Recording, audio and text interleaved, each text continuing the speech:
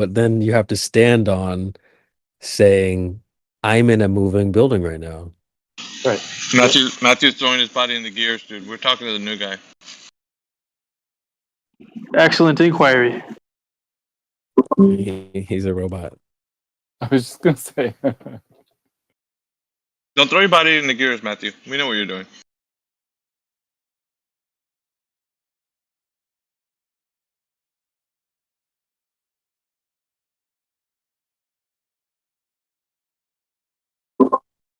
I have inquiry for Polly Nimbus. Robot 1 to Robot 2. Come in, robot.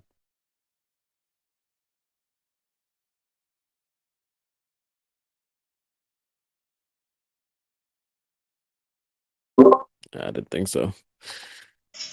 Matthew's like, no, I'll save you. Man, that photo is crazy. We can't even survive on the other continents if we wanted to. We don't even have magic. Bro, where do you guys find guys like this? Do you speak any English? Do you speak any English? You got the one guy coming from college class, and then you got this guy. Polar opposite. Yeah, right? The quexological of the doxapolitical of the axiomatically. Like, oh my word. Sounds like Gregory. Not really, though. Where's Greg at?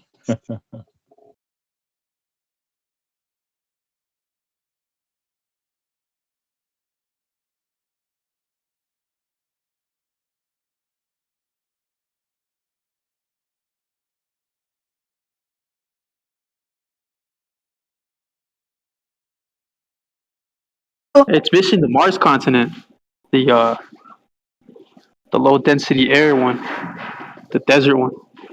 I don't even think you know what you're saying. What did you just say right now? Translate. Stupid. Hello, translate.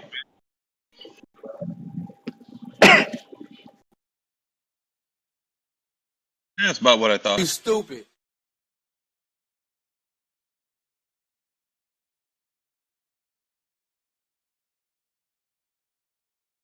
This is the best they have to offer. It's crazy. Unreal. This is Glover A game, man. That's it. This is they're like stuck in season 1 or something, bro. We're over here in season 9 and shit. Season 9. Season 9. It's all up to you, Polynimbus. You have any evidence that the Earth is a globe? Or are you just, a brain in a jar sitting on a shelf somewhere? Nothing can be truly known. Let me ask the jar.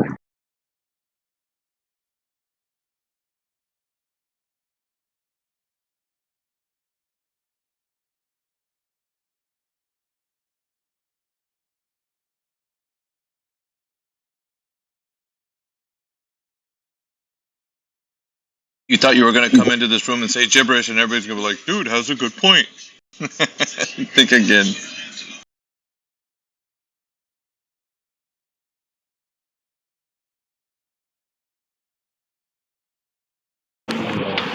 Veracity remains supreme amidst the facade of erudition. Yeah, just be quiet. That's all.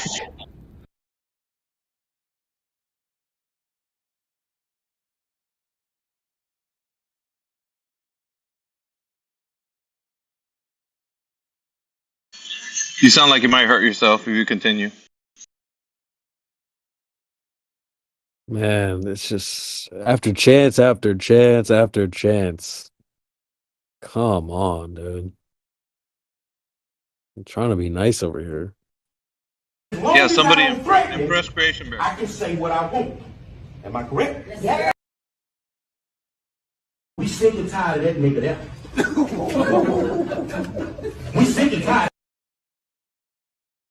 No, the trick is you ain't gonna impress Creation Bear with fancy words. You impress him with logical thinking. So you got any logical arguments, Paulie? True, true. Nimbus.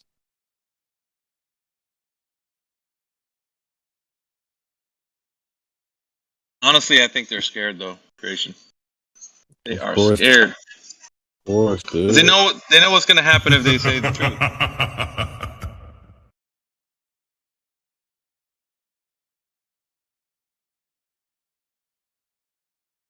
They gonna I run could see behind Mexico some from my house. Explain that. Well, that's probably because you live near the border, dude. Duh. See how quick that was? I didn't even think, dude. I have the reflexes of a freaking mongoose.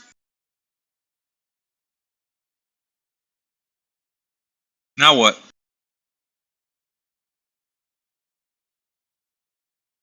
You're not ready for this chat, Polly. You really aren't.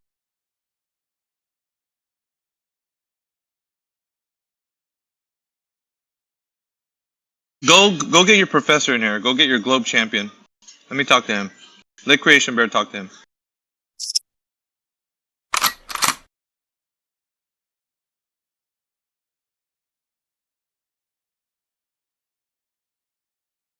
Can you do that? Nope.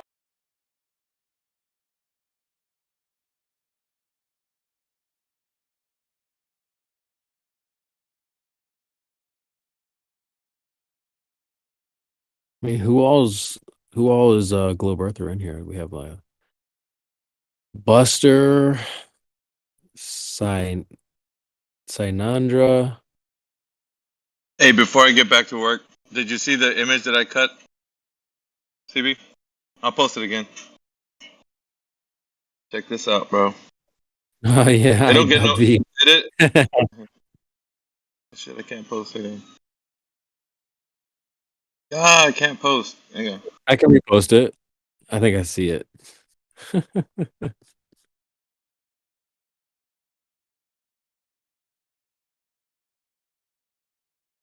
Not a hill of water.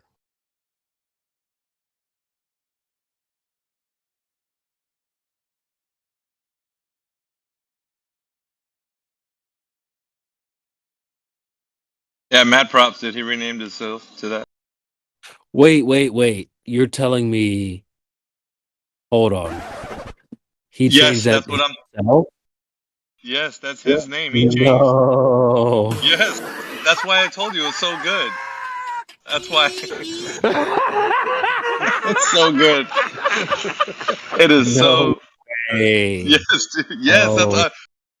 And here's the thing, though, because you started this a long time ago, and I can't say you created a monster, but you created a monster like this. Wow. He named himself. Oh wow. Are you sure my somebody didn't change his name on like the mods or whatever? No, mods can't do that. Not here. Oh, okay. Because sometimes you can change somebody's username. No, he did that of his own free will.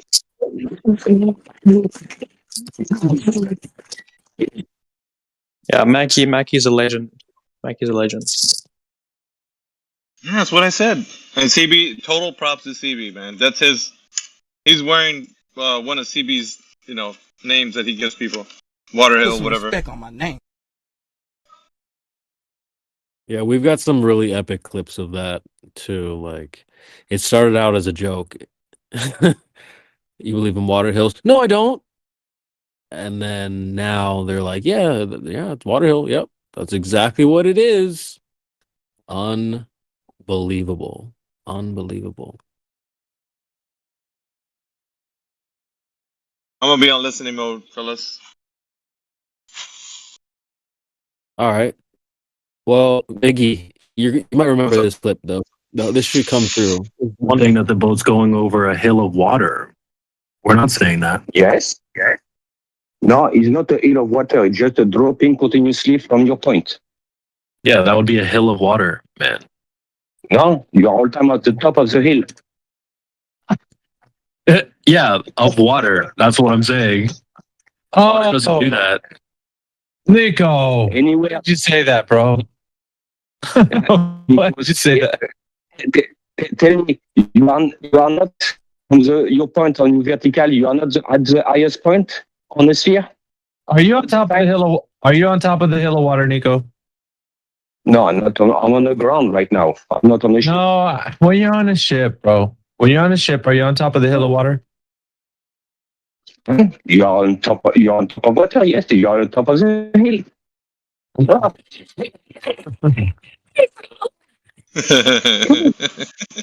Where you at, brother? Contradictions, eh? I like the way he says Lord. in his French accent. Yes, you're on top of the hill. I'm on top of the hill, yeah. No, Well, there's yeah, I nothing don't know, hill French or of water. German. French for sure. No, but there's nothing hill of water. So 100% mad respect for Mackie for changing his name, dude. Like that on his own. Like nobody changed it. He did it himself. So props, dude.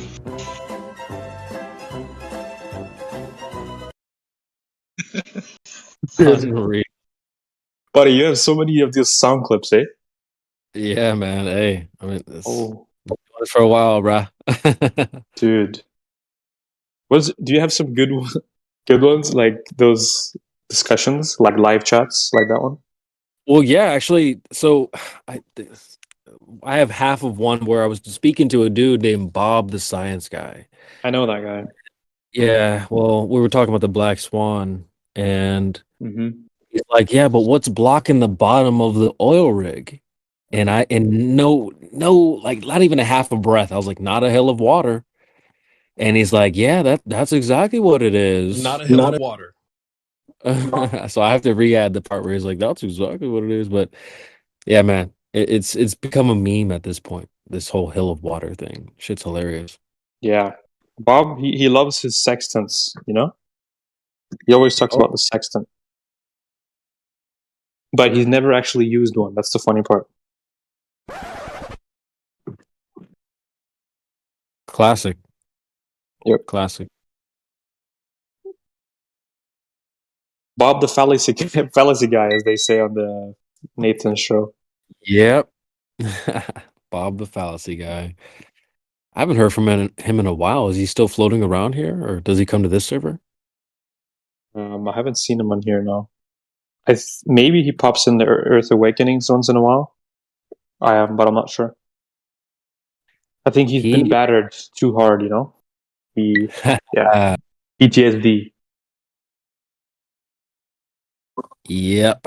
That does happen. That does happen. Yeah. Well, if you're out there listening, Bobby boy, we're ready for round 2 anytime. Round 2. Fight.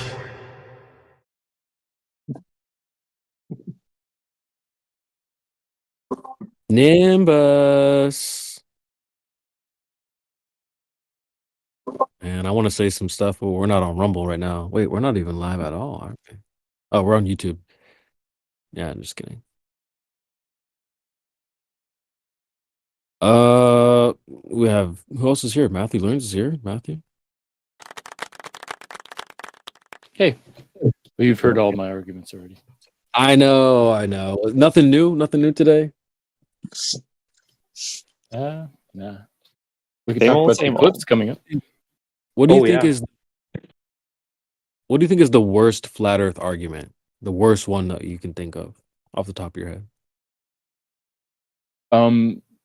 Generally they're the memes, like if there's a picture of a globe with water dripping off of it. or like a tennis ball spinning and everything's flying off the tennis ball, stuff like that. Okay. Yeah. They're entertaining though.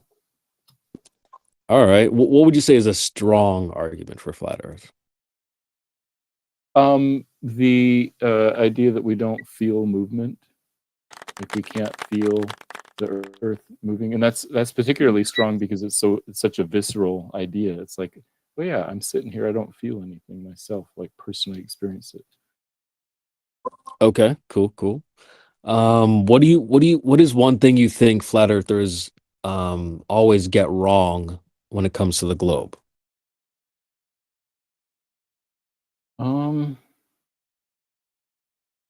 I That's a good question. I don't know if there's anything in common. In general, I would say it would be helpful if flat earthers understood a little bit more about kinematics and physics, something like that, maybe. Okay. Could you maybe expand on that just a little bit for for those in the back? Sure. So, for example, sometimes I hear people say, "Oh, rockets could never work in the vacuum of space because there's no air to push off." Um, so that sounds like a compelling argument. However, it's just Newton's first law of every action and reaction. So that's an example. If you understood physics, you realize there's nothing wrong with rockets working in a vacuum. That's a separate question whether the vacuum exists, but I'm just saying stuff like that. Okay. What is one thing you think, because you've been around the topic for a while, what is one thing you think mainstream doesn't understand about flat Earth? I think they don't understand that it's not just a disk floating in space, because those kinds of memes were popular at a time, and so they think that maybe flat earthers think that the Earth is a flat disk. Just in Yeah. space. Okay. I would probably agree with that. It's a great answer.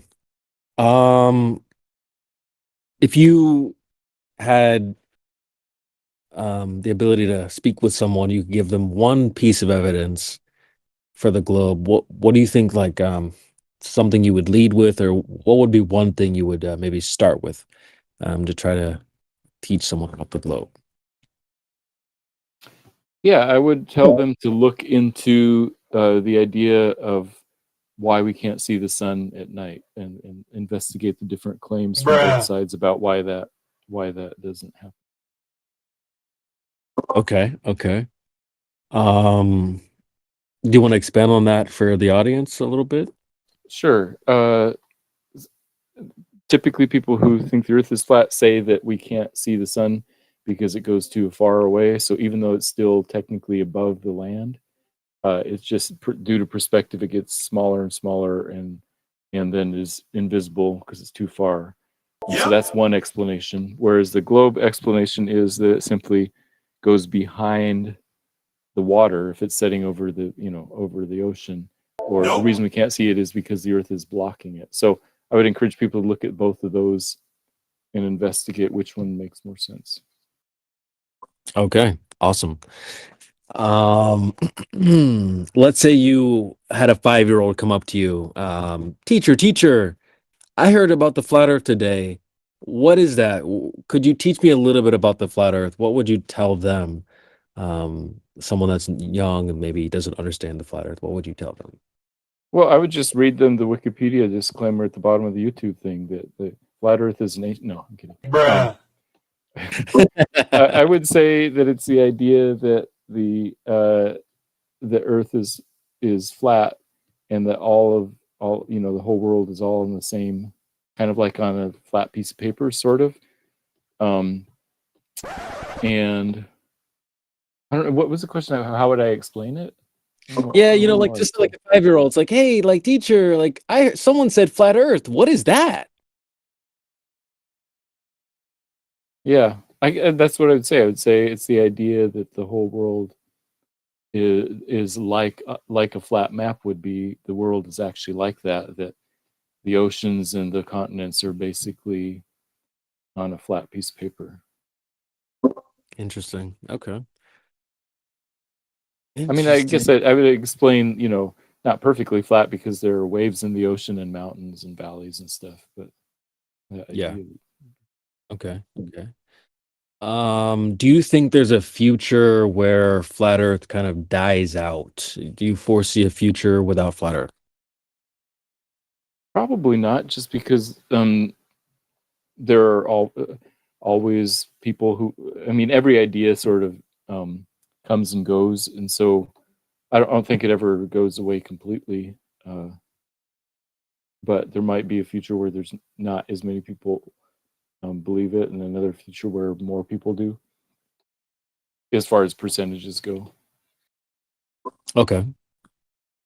Do you think eventually there will come a time where like some just absolute bombshell of truth for the globe will come out, or do you think that already has come out? Because I know you're one of the folks that will say that they're not really trying to go out of their way to prove it, but do you think that maybe in the future something will happen where it'll be just absolutely, there's no questions about it? Do you think there'll be some sort of bombshell evidence to come in the future? I guess I would say that that type of bombshell evidence already exists, from my perspective. But as far as like the next thing, I would say if 300 years from now or sooner, space flight and visits to the moon became common and cheap, then it would be very hard if anybody could spend, $50 and go to the moon for the weekend. I think that then it would be hard to convince anybody that the Earth is flat. I don't know if that will happen, but it might 500 years from now. Okay. Let's say there was a future, maybe in the next, I don't know, maybe 10, 15, 20 years, and we can take a space flight. Would you be up for that? Would you be down for taking a space trip? Generally, my answer has been no, because I think it's still pretty dangerous. But I am aware that things that are dangerous become routine. So if you were to ask me, in 1920, hey, there's this new contraption called a flying machine, the Wright Flyer. Would you want to take a ride on it? I'd be like, I don't think so. But here I am, 90 years later saying, I don't mind flying in a commercial jet because it's been made pretty safe. So who knows how soon space flight will become very safe and routine. If it does, then I might consider it. Okay. And then in terms of like price, you did mention if it was cheap, but what if it was a little more exclusive? Do you think you'd pay, I don't know, let's say a plane flight costs 200, but the space flight costs 1,000? Like, are you dropping a bando for a space trip, do you think? That's a good question. So yeah, I was gonna suggest $1,000 is kind of like a price. Also, maybe I'd say something like this: 50 times the hourly minimum wage, which is 50 times 20. I think I would for $1,000. I probably would. Probably for $10,000, I don't think it would. So it's somewhere in that range. Yeah, that does seem like that would seem like the range if they were going to attempt to do something like that. 1,000 seems like pretty reachable for a Unless lot of all my people. cryptos moon and I become fabulously wealthy, then ask me again. I'll shell out 10,000. Why not? Okay. So how do you foresee that working? Is it they just go up and then orbit for a while, or how do you foresee space travel working? Are they going to a certain location? Are they going up and then making laps? Are they going up and then down?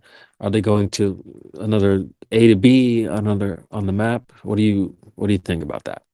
Yeah, it's probably going to be similar to what is already claimed to be happening. So some like Blue Origin, they just go way up high, experience a few minutes of weightlessness, and come back down in the same place. There has been space tourism on the ISS where some billionaire goes up there and hangs out for a couple days and does a bunch of laps, a bunch of orbits. So I would expect space tourism to look like that. Also, there may be, a fast way to get from London to LA would be a rocket that takes you there. So I think there'd probably be several different options. I don't know what would be most popular. Yeah. What would you prefer to do? Would you rather just kind of go up and then come down? Would you prefer to like go to another spot on the Earth, or would you prefer to maybe go to another place out in the solar system? Honestly, it depends on how their bathroom technology is. If they have like these, you know what I mean? Like if it's just a couple hours, I'm fine. But if I don't want to go somewhere for a few days, if there's those little suction potty, I don't know. Right. Okay, so assuming the technology is pretty checked out and it's all good to go, would you be down to go to a place like the Mars or the moon or something like that? I could see the moon being a possibility, but Mars is just from physics, it's going to be a 6-month trip, so that's a little bit much. How long would the 6 trip months be to? Damn, yeah, that seemed like a long time. What about the moon? How far would that be? The moon, you could probably do it in 3 days each way, maybe 2. Wow. Damn. That's still kind of long, but I'm sure people would attempt to make that trip. Wait, Yeah. does Matthew think we went to the moon? I do. Holy shit, Matthew. You're losing your freaking mind, dude. I got a question. I got a quick question. So you say, what was it before? You said SpaceX, they fly up and then they land straight back where they started, right? That was Blue Origin. Oh, Blue Origin. Okay. Yeah, sorry. I thought it was SpaceX. But anyway, so they take off. They don't really go straight up, do they? They always arc. And as soon as they start to go nearly horizontal, they switch cam view, onboard cam view to the Earth, right? You're talking about basic, yeah. So basic rocket launches. Their goal for orbiting, putting things into orbit, is not to go just straight up, but to get going really, really fastly sideways. So then, how do they come straight back down to right where they started? What's happening? Because Blue Origin doesn't do that. For those ones, they do just go straight up. Didn't they take William Shatner's evidently straight up, as you said, into orbit? He was no, it wasn't orbit. Those ones didn't not go orbit. into orbit. Yeah, sorry, not orbit, but yeah. So he experienced brief or whatever short-term weightlessness, and then you're saying they came straight down. Yeah, well, pretty much. I mean, I don't know how far off they were from the launch site.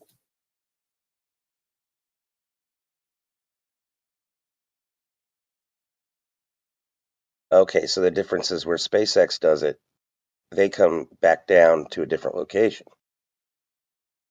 Yeah, in fact, if anybody here was from Southern California, there was a great launch like Monday.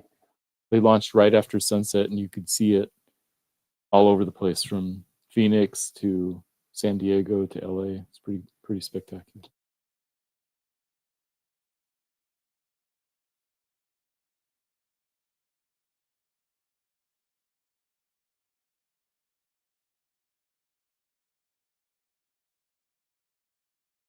Matthew, what do you think of the NASA roll program when the shuttle would roll over at the same exact point every time they went off?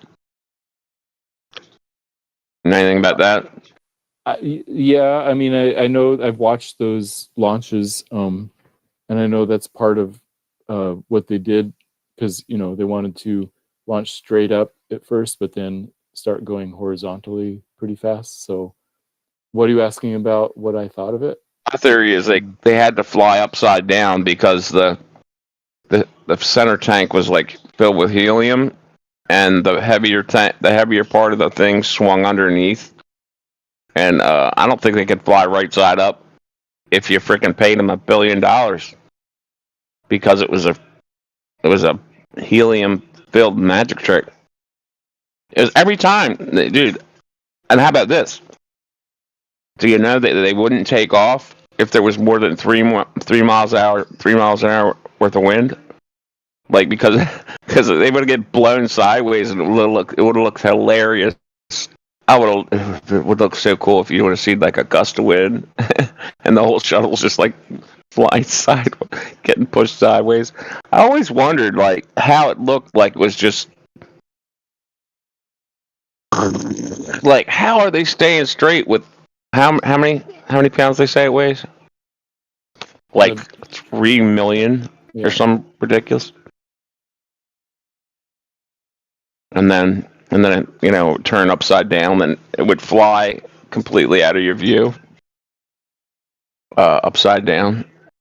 What are your thoughts on that? I don't know why they turned it upside down. I think there's some engineering reason why, which. Well, they say they had to turn to turn the antennas back at Earth to get, because the satellites weren't getting good enough reception. They had to turn the antennas back at Earth.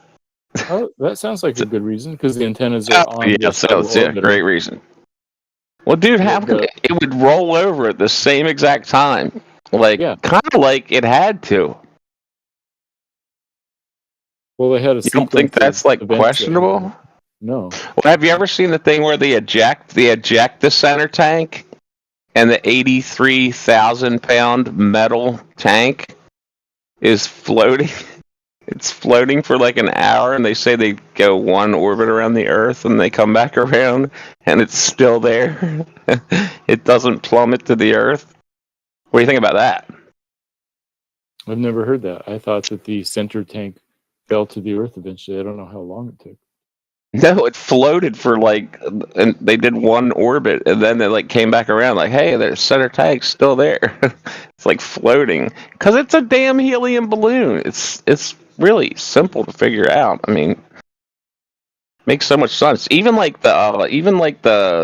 69, like 1969 launch, you could tell that thing was kind of looked like was barely moving. It's because it was a balloon, man. So that's my theory. Yeah, big things do often look like they're barely moving. Like if you ever watched an A380, the biggest passenger plane in the world, if you ever watched one of those take off, it looks like it's barely moving when it takes off. Well, how about this? They say they're going Mach 3.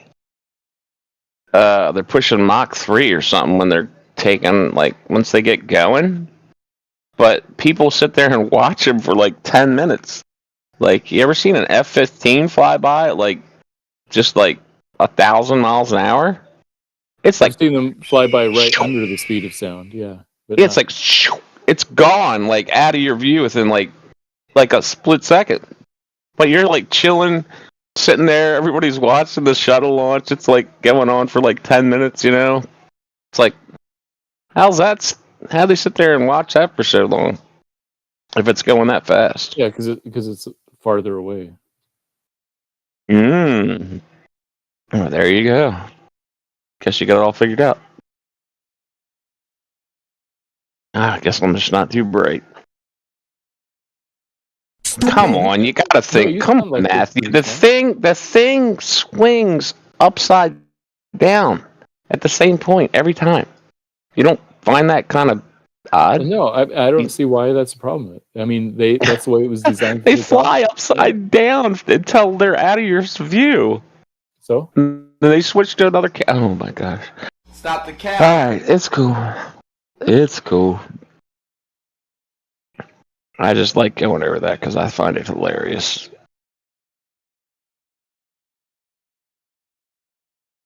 Hey, Matthew, what is the highest altitude you've been to? Airplane?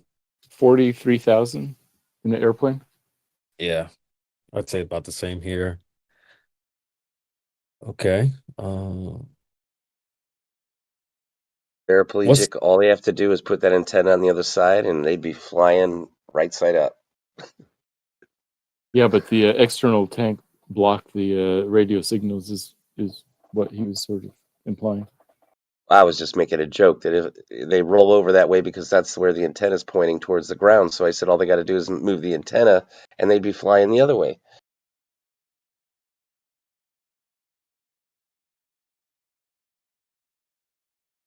That'd be a simple solution, wouldn't it? Yeah, we wouldn't have to fly upside down. You just put the antenna on the other side. Well, Australians are already doing that, so. Oh, you know what? It was really dumb to go to the shuttle because the rocket was a better magic trick. Because it kind of, even if it turned sideways, you couldn't really tell up or down. I think that's why they discontinued the whole shuttle thing, because it was so obvious, NASA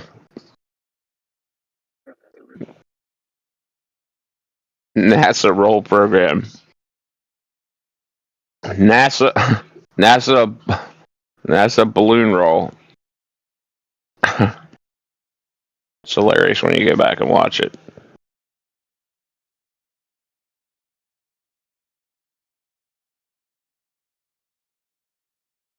So, Matthew, do you believe that the American flag is on the moon? I do. Oh Lord. Damn.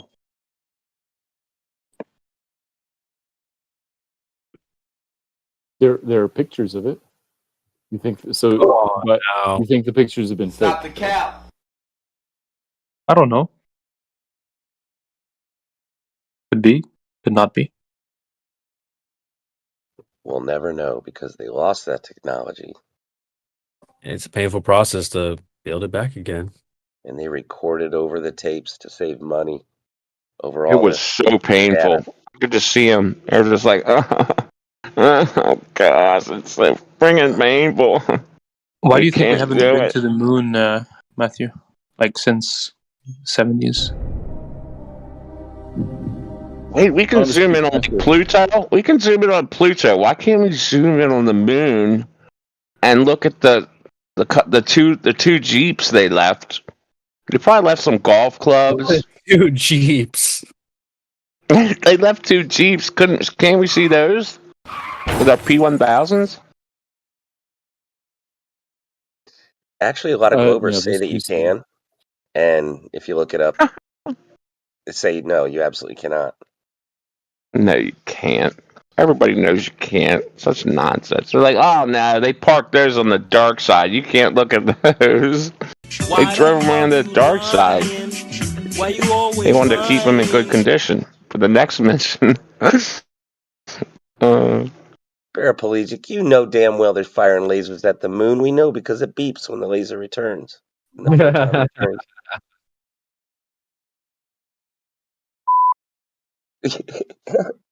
Wait, that was it. Freaking lasers, bro. I need to add that to the soundboard from them. Since it's Matthew Learns AMA, I want to ask Matthew, why do you think that flat earthers doubt the globe? So many flat earthers are skeptical of what authorities say in general, like the governments, lie to us all the time, and so why wouldn't we assume that maybe they're lying about this also? And in general, they prefer to have knowledge about things that they experience personally. So, trusting authority figures is problematic in their view, and so this is just one of those things. All kinds of things that they don't trust the government about, which is fine. Can you have knowledge about things you haven't experienced personally? Yeah, I would say I have beliefs about things I haven't experienced personally, and I think that some of those beliefs are strong enough to count as knowledge. It depends on what your epistemology, which is a study of how you know things to be true. And some people are generally more skeptical. Some people are more gullible. Some people are more believing. So it depends on where you land on that spectrum. Yeah, authority figures haven't Matthew, been what wrong about anything recently at all, and in the if you think years we ago. I'm sorry, go ahead, finish. That's it. All right, so if we went to the moon, right, and you seen the guy go to where's it? Goddard Space Museum. He goes and he asks the guy. He said, "This is the LEM they landed on the moon." And he says, "Yep, it's the very one." So he goes up and he measures the opening of the LEM, and I forget how wide he said it was. I think it was like 24 inches. And then he asked the guy, he goes, "Well, the backpack's this big on the little, the spacesuit." And he goes, "How did they take off the spacesuit and everything and throw it out the hatch and then hold their breath and then get out and put it back on? Because they couldn't fit out the hatch with it on." And then the guy's like, "That's it. You're out of here. No more show and tell for you." Have you ever seen that?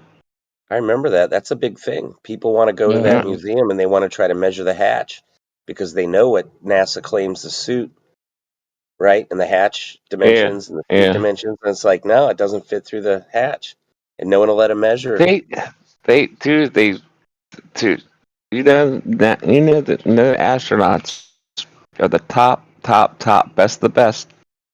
They trained them to hold their breath in the vacuum of space, throw their suits out, go really quick, and then put their suits back on. That's the way they did it. Yeah, I haven't heard that, but I don't know anything about the size of the hatch or the suits or anything. But I imagine they tried to make the hatch as small as possible.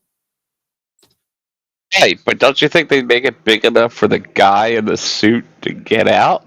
And Yeah, if it's I would assume so, for smaller, sure. if it's smaller than the guy wearing the suit, then what can you pretty much figure out, Matthew? Yeah, if the hatch is smaller than the astronaut plus the suit, and there's no way for them to get out, then something's wrong. Very freaking good. Maybe hope for Explain you, what was Matthew. wrong. He insinuated that you're wrong. What do you mean? Matthew, if tell me this: if you came out as a flat earther now, do you think you'd be fired from your little teaching job? No. Dang. Stop the cap. Well, I sure hope not. Are you still like a pretty sure math professor? So I've always been just a part-time teacher. I work in the Office of Digital Learning, which is the office that puts together videos for online classes. But meanwhile, I sometimes teach a math class, sometimes teach a computer science class, 1 or 2 or 3 classes a semester. This semester I'm teaching Intro to Computer Science. Oh, nice. I'll give you this much, man. You sure stick to your frickin' story. Well, and you're not a complete asshole either. So thanks. I got to figure out if you're a complete liar. I don't know about that, but no, I at believe least you're not. You're not an asshole.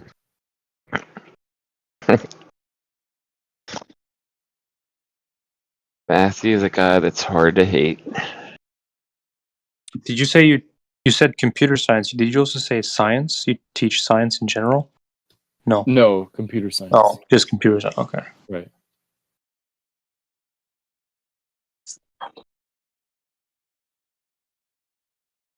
I'm teaching them C++, and they have this. They're supposed to write a small little arcade-style game by the end of the month. So we'll see how they do. Nice. Like Pong or Snake or one of those type of things. Do you have any students that talk about flat Earth? Back when I was teaching the large math classes, and I had hundreds of students a year, there was somebody who was asking questions about it, but it's pretty rare. Okay. What kind of questions would they ask? Because I teach at a Christian school, they were typically questions about like reading scripture literally and taking that to mean that the earth doesn't move and that it's flat. Okay. What kind That's of funny response to me. would you give? Well, people always say, well, they read it literally. And it's like, you mean they just read it and recited it like as it Right. states. It's like, well, you're not supposed to take it literally. I mean, you can read it metaphorically, or I think it's a distinction between metaphorically and, word for word, literally.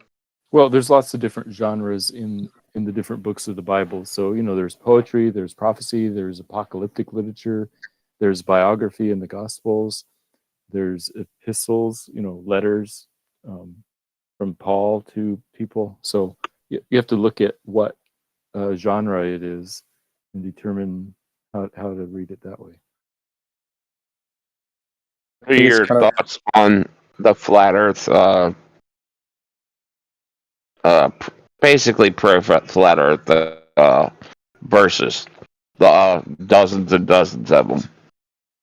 Yeah, I think all of those can be legitimately interpreted metaphorically or non-literally without compromising on the authority and inerrancy of Scripture. The Earth hangs on nothing. Do you think that pretty much proves the globe? I don't think it does, because I think that is under the same thing. It's in it can be interpreted metaphorically also. I'm glad you're not the poser that says, "Oh yeah, it definitely proves the ball." Well, You're not so yeah, complete, the not purpose is complete we need to poser. read Scripture for what it's there for. And I think that answering 21st century questions about the exact nature of the world we live in isn't the main purpose of Scripture.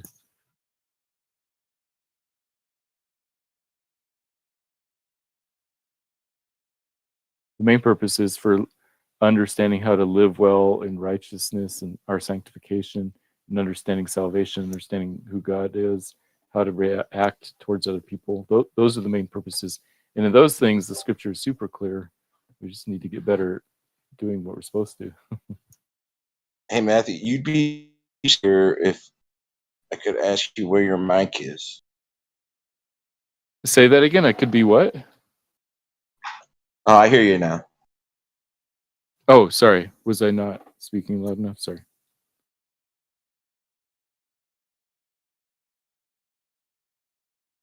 So what's the acronym for Bible? Bible is a word that comes from Latin, biblios or something. So I don't think it's an acronym. Basic instructions before leaving spaceship Mother Earth. Ah, okay. Like grace, God's riches at Christ's expense. Those are actually technically backronyms, which is like, hey, there's this word, and then you sort of invent something that means that. Kind of like Delta means doesn't ever leave the airport, or Ford is fix or repair daily. No, Ford is found on roadside dead. Duh. Right. what is your interpretation of the scripture saying that Earth is immovable? And so my answer to all of these types of questions will be that I think it's legitimately okay to read that metaphorically. In that one, that same word is used metaphorically in other similar verses. So I think it's okay to say that it doesn't move means it's set in its position in God's economy of being, the great chain of being. It's not talking about physically moving, it's talking about its place in God's creation. Okay. Yeah, that's the thing with all these things. It can be interpreted in many different ways.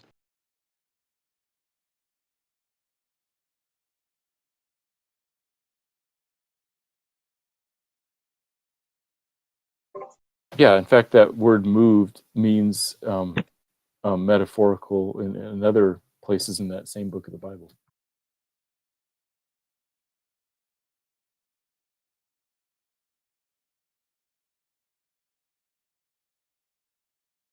Do you believe the religion of scientry is replacing a god for children growing up these days, and the internet and Nike shoes can be their god instead? So first of all, scientists often claim too much authority. They're like, "Oh, we're scientists. We are like the pinnacle of truth." And I'm like, "No, you're not. That's scientism. Philosophy is higher than science." And yes, some people falsely use science to try and say science proves God doesn't exist, but that's not true. All truth is God's truth. And in reality, I think all of God's truth coheres and perfectly matches true science. So, there is no contradiction. Everything that's true matches everything else that's true. Anyone know of any other references or any references whatsoever in the Bible about moving pillars?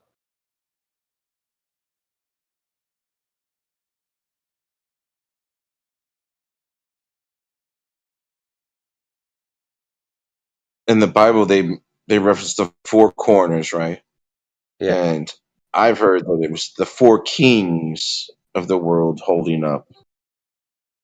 Then any references of four kings moving?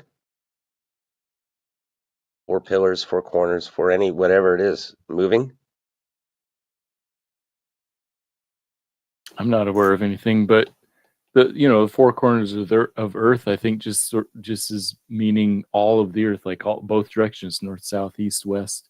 Like that's what that means. And so if we try to like put exact physical dimensions on it, I think we're reading too much and reading more meaning than is meant there.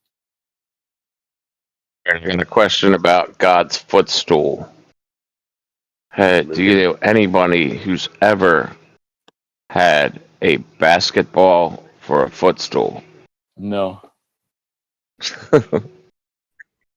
Yeah, I tried to use a basketball for a squatty potty one time. Didn't turn out. Back when I could walk, I was trying to reach something up on a really high shelf, and I tried to use a basketball to get up there instead of a step stool. And it didn't freaking work out too good.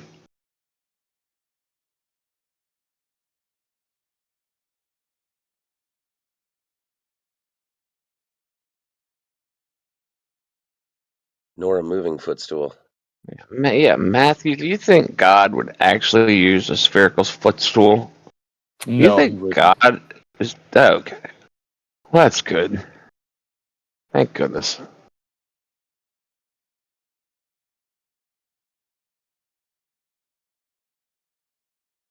I'm sorry I'm being so sarcastic.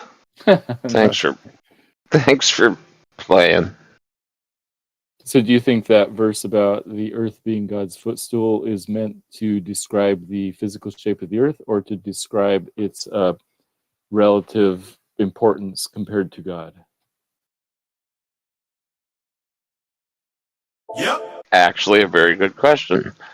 Yeah, I think I've had long discussions with my buddy who says that every one of the flat Earth ones is metaphorical, but he says that it's clearly talking about the Earth. When the Earth hangs on nothing, he's clearly talking about the ball. And he also thinks that God's finger is what holds all the water onto the ball while it's spinning, because God can do miracles. And I said, yeah, I don't, can't deny that he could do it if he wanted to, but it would have to actually look like that, and you'd have to see it, and then you could, if it matched what you saw, maybe. But yeah, we have long discussions about that, and the Jonah and the fish, or like, did God feed? Did he feed everybody? Did he really feed 7,000 people with a couple fish, or was he feeding them knowledge? I don't know. I'm just a lowly coffee roaster. So I think in general, we'll find out that those things that we were taking metaphorically were probably more literal than we thought. And let me give you an example.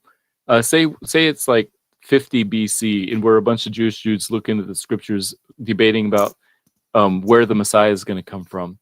And somebody says, oh, well, he's going to come from Bethlehem because here's this verse that says that. And somebody else says, yeah, but it says he's going to be called a Nazarene, so maybe he's going to be from Nazareth. And some other dude says, no, you know what? It says I've called my son from Egypt. And so, but people be like, well, that's probably saying that, he's calling him from, because we know he's going to be from Bethlehem. That is just metaphorical, meaning that he's going to be a stranger, or people will reject him as a foreigner, and start arguing about how all these are metaphorical, how much of it is real, and that type of thing. But then lo and behold, here comes Jesus. He actually literally physically fulfills all of those prophecies. He was born in Bethlehem, but then moved back to ended up going to Egypt, and then he came back from Egypt and lived in Nazareth. And so all three of those were true, even though they looked like, before he was born, they looked like contradictions and shouldn't be taken literally. Lo and behold, they were fulfilled literally. So I'm open to that idea.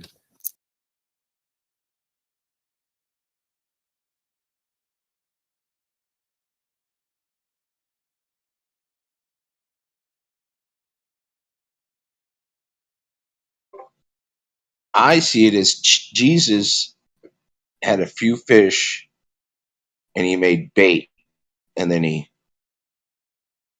caught more fish and fed everybody. But people recognized it Do as you a believe when they miracle. say Jesus, Oh, go ahead. when Jesus turned water into wine, did he do it magically, or did the water nourish the grapevines and then? It seems pretty clear that people thought of it as a miracle, and that Jesus knew it would be something that sort of kicked off his ministry. And so I think that at the time people saw that as something supernatural happening. And I think What if that it something was he was supernatural. what if he just made them feel like they were drunk just being around him because he was such a badass? Well, look, I mean, if that you could want to be. like, yeah, if you want to like find naturalistic explanations for all these different things in the Bible, fine.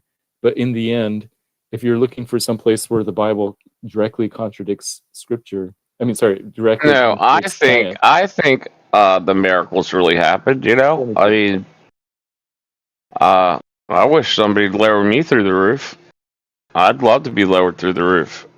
You know, and Yeah, be not totally. crippled anymore. That'd be awesome. Yep, yep.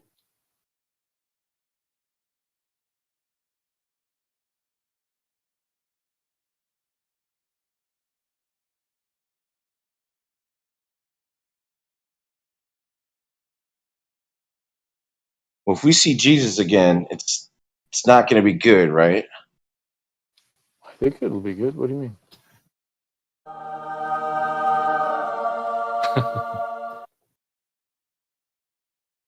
The second coming of Jesus, isn't it bringing the end You know, times? as long as you're a Yeah, good boy, yeah. you'll It be depends on good. which You'll be side. alright. You took out the mark of the beast. You're freaking yeah. You're shit out of luck.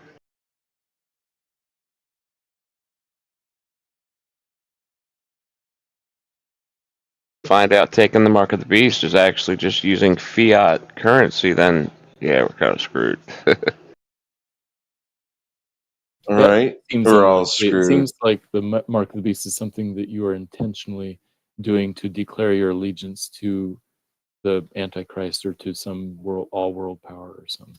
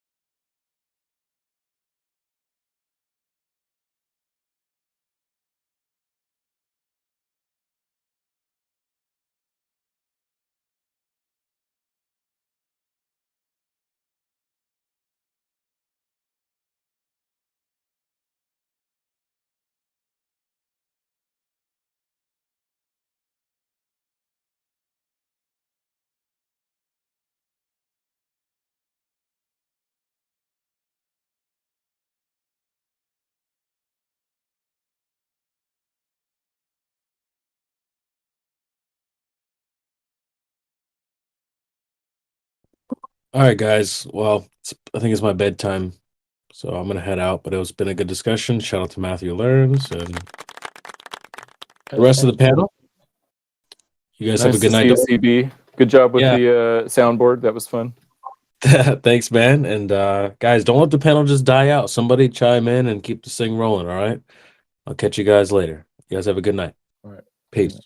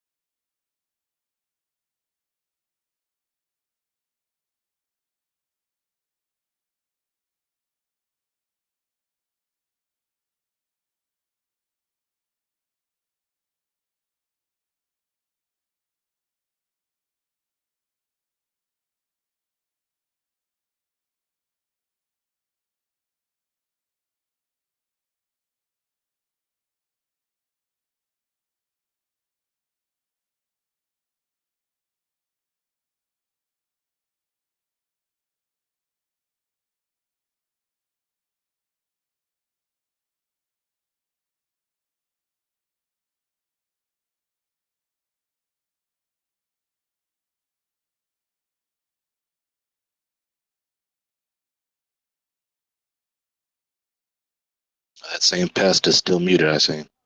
Is there anyone?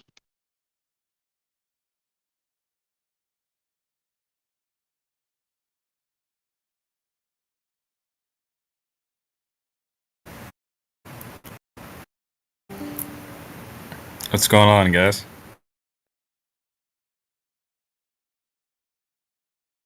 What's going on, Gregory? So you have that argument yet? Said what? So you have that argument yet? What argument? To prove the Earth is a ball. Come on, man. I didn't come to argue. Just chilling, you know. Okay, so no. All right. Gotta be so hostile, man. All right.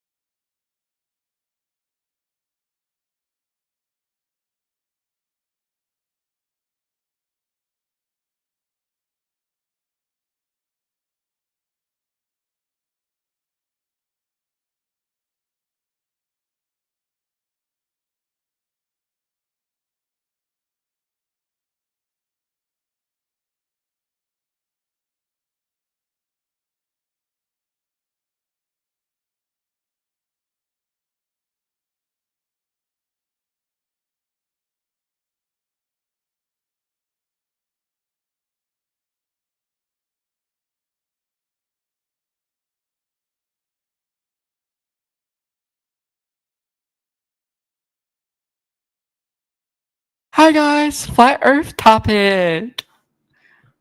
What do you guys think about the flat Earth? I don't know. Try to ask in a more genuine voice. I'm being very genuine. All right, I'm bored of this.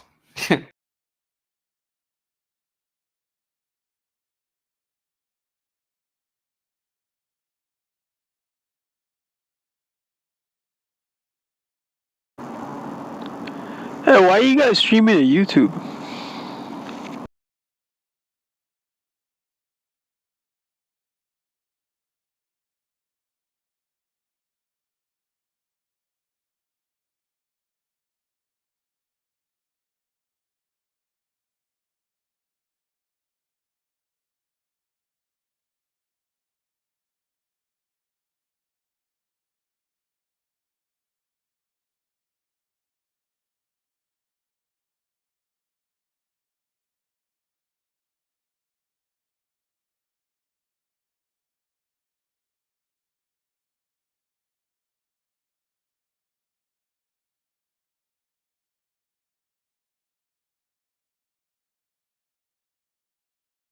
Someone asked why we're streaming to YouTube. I have no clue.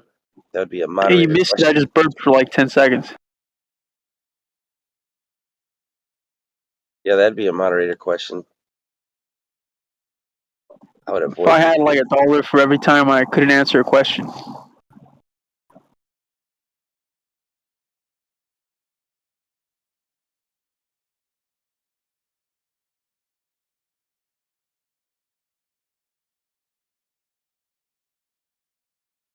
I have the weirdest fucking fever, man. I think I'm going through a genetic modification. Some sort of bacterial disease or something. I think I'm degenerating. I'm pretty certain I'm degenerating. Either that or somebody gave me another vaccine in my sleep when I was sleeping in the wrong store. I took a nap in the fucking shop.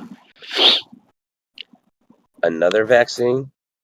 Yeah, one time I woke up and I had a fucking band-aid on my left shoulder. Talk about that stuff here, man. This country's fucked up. It's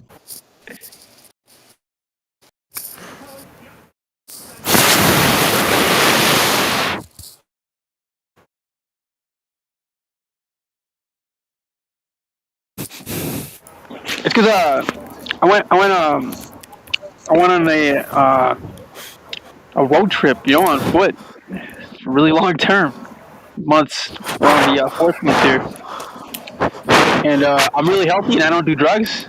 I don't really sleep around, so I don't have diseases. So I think people are taking advantage of me. You know what I mean?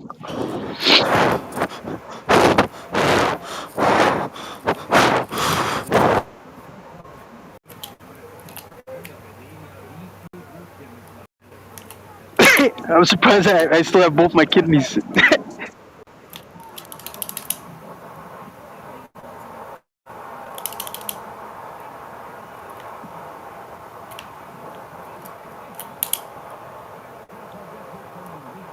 I think you're hot micing, Sir Isaac. Oh, my bad. No sweat.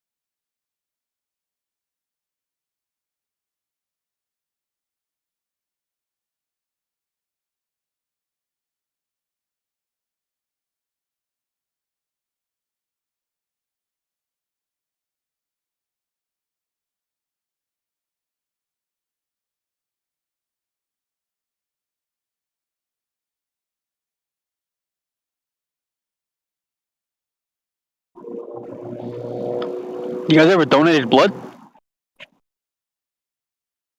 Dude, you My gotta wife stop has. talking about that stuff. Oh, I missed it. My wife did. Yeah, I don't really believe in donating blood.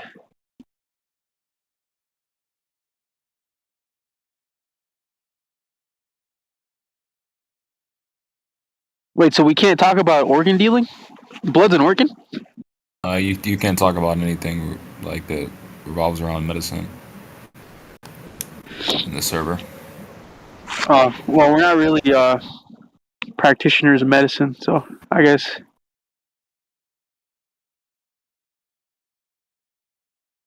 I don't think it's medicine though to like. I kind of agree. I'd be more along the lines of it as a donation, voluntary donation, right? But I Yeah. understand.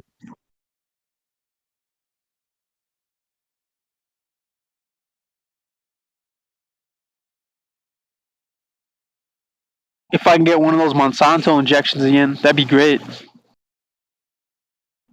I'm just kidding.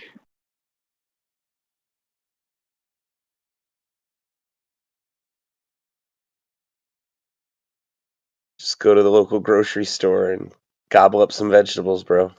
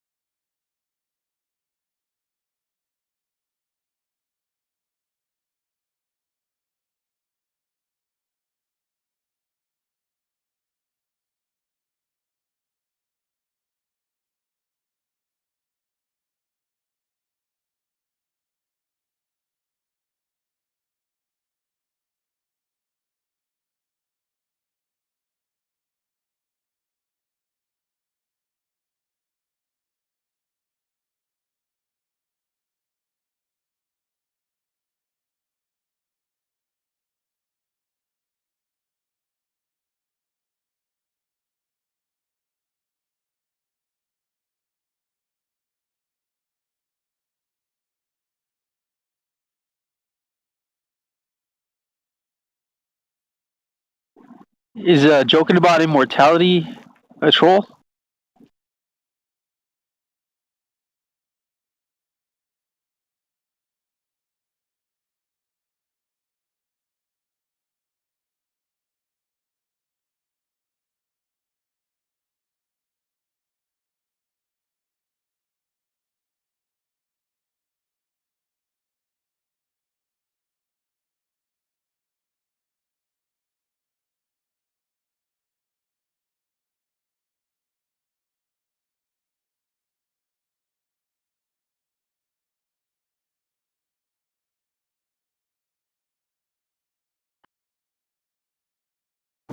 Hey, this is that one channel that goes dark when the admin and moderator leave, right? And everybody starts acting fucking evil as hell.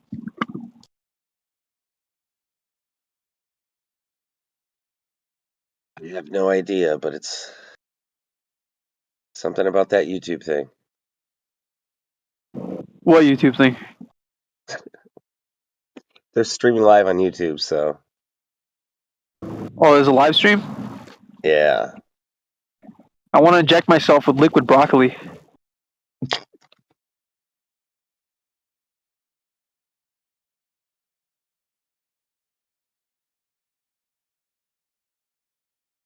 It's strange. It's totally dead tonight. There's nobody on the 24/7. No one on the Earth Awakenings, and they're all here. Very few of us.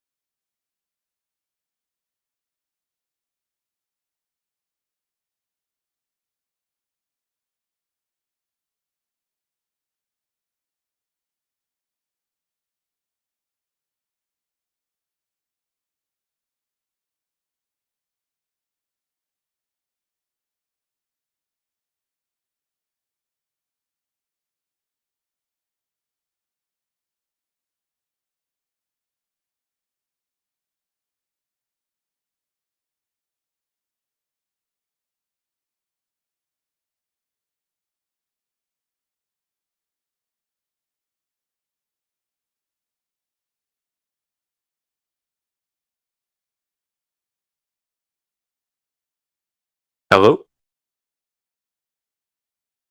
Yo. Is anybody here like a flat earther, generally speaking? I'd say generally speaking. Oh, you are?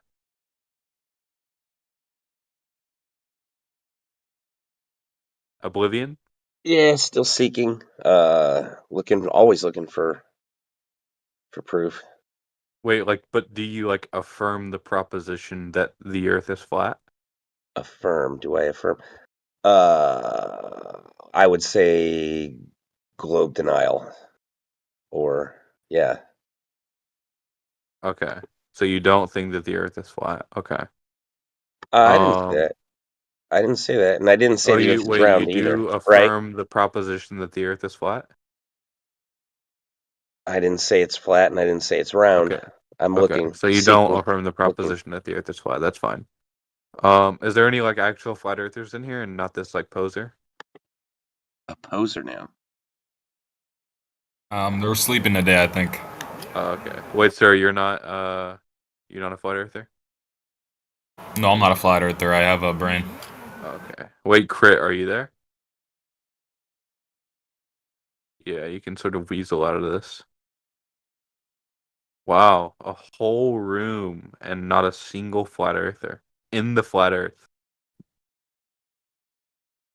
That's fucked up. I think we conquered this one. What's your point? Do Yeah, you have man. a point? What was that, Oblivion? Do you have something to say? Do you have Do I have yeah. something? Well, yeah, I probably have like some things to say. Do you have like a more specific question or? No, that's it, because you're not saying Okay, you shit. don't have a more specific question. You just want to ask like the most vague question in like human history. Okay, awesome. Yeah, because you're asking a bunch of stupid shit, so I'm asking, do you What want to was get the your stupid point? Do shit you have that I something to asked? say? What Is was there the stupid anybody shit? who affirms the proposition? Is there a flat earther in Yeah, here? how is Hey, that Crit, are stupid? you in here? How is that Crit's stupid? not here. So I'm like, so do you have something to say? Yeah, Or? just calm down. How is the question? Is there anybody that affirms the proposition that the Earth is flat stupid in the Flat Earth Discord? You don't know? That doesn't You didn't seem think very that far stupid ahead? to me. Hold on. No, don't let him like weasel out of this. You didn't think that far ahead, Oblivion? How is it Do stupid? you have something to say? Do you Are have you gonna wait? So notice how that doesn't answer my question. Do you have a claim? So you notice how that doesn't answer my question, What? Oblivion? Do I give a fuck? Okay, so yeah, you ran away from the question because you knew that if you did answer the question, you look more retarded in the conversation than you did previously.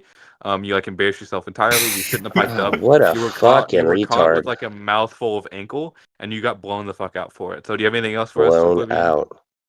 Yeah. Do you have anything else? You come in a room and ask Yeah, you look stupid terrible in this questions. conversation. You shouldn't move to meta again after you got fucking demolished and like I don't know why you keep doing this to yourself. Like you have like a embarrassment like kink. Is that your thing? Okay, I think he's done. I So think this you guy realize- always I think runs you off realize at the he's like a mouth. retard. Okay. He's always running off at the wait, mouth. we got Flat Earth Batman in here. Are you here, Flat Earth Batman? Yeah, I'm here. I love this. Yeah. Do you have like a sound argument that sort of establishes the conclusion that the Earth is flat? Not a sound argument. I just know. Okay, it's you don't flat have a because sound argument. I've- Okay. No, awesome. hang on. There's nothing to argue about because I've been out there. Okay. Does and anybody I've else in the viewed it room have like all a sound flat. argument that sort of establishes the conclusion that the Earth is flat, or are we just gonna like ramble all day? Oh, maybe Alpha. Alpha, do you have like a sound argument that sort of establishes such a conclusion, or?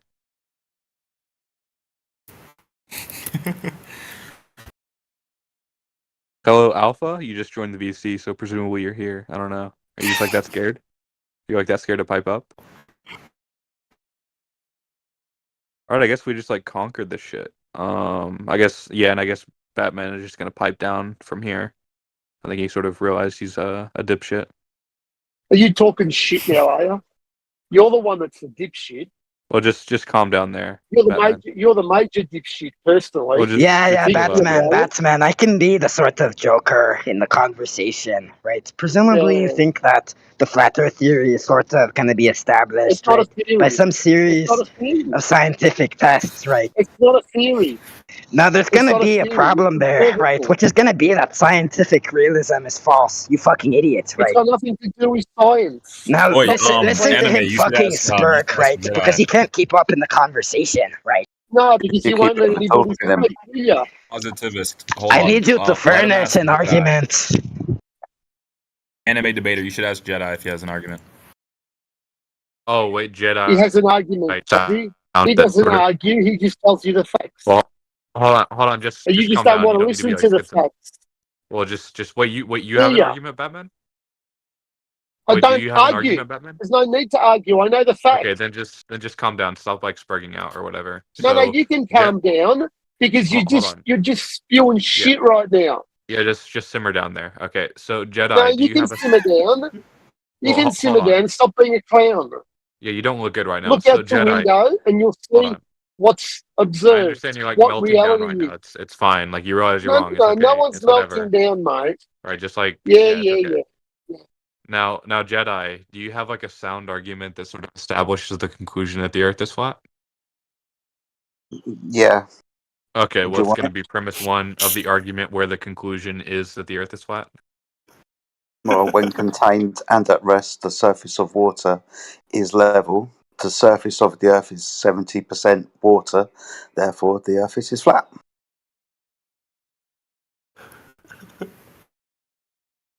He's muted. Anime Jedi. He's muted, by the way. Oh, is he? Oh, okay. The anime debater is muted. Might want to unmute him if you want a response. Oh yeah, so premise one was when contained and at rest, the surface of water is flat. Is that what you said? Right. Yeah, when contained and at rest, the surface of water is level. Yeah. Okay, and then is that all of the first premise? No, being as we're told that over 70% of the surface of the Earth is water, therefore the Earth is flat.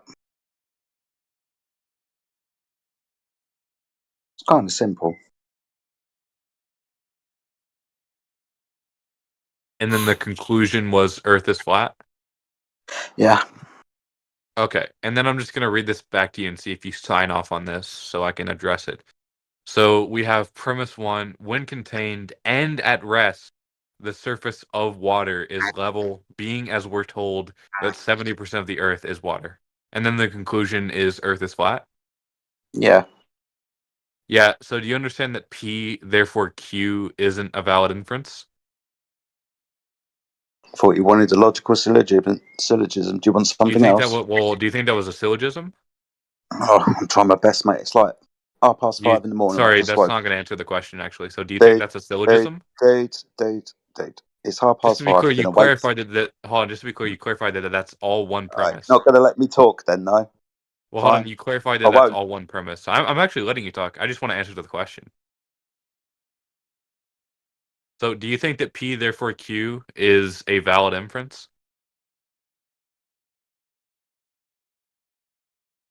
Sorry, Jedi, I don't know why you're like running from the question. Are you I'm just gonna not running like from the pipe question, down mate. and embarrass yourself? Keep talking. No, You you don't just know? keep talking. Dude, you just keep talking through me. So I'm Oh, not so going to you'll engage in notice a that when I conversation. asked the question, I No, actually I'm not waited for going you to to engage in a respond. conversation with you. That's Jedi, are you correct. gonna answer the response, question? mate. No, not to you, no. Okay, so you realize you're wrong. You ran away like a cockroach. No, I'm still and here. I've you've sort of decided gotten not to obliterated speak in the to you because I conversation. don't think that you're here in good faith. Even So if I I think like your sort of time formulated here is your done as argument, well. So you can shut up because you're not even letting me speak. Mate, I've been awake for 5 fucking minutes and I've just come into this fucking shell. You've asked me to show that the Earth's flat. The surface of the Earth is water. Water, as we know, when contained and at rest, is level, flat, horizontal, if you will. So therefore, if the surface of the Earth is water and it is level, what do you end up with? A curved surface or a flat surface? You can type your fucking answer.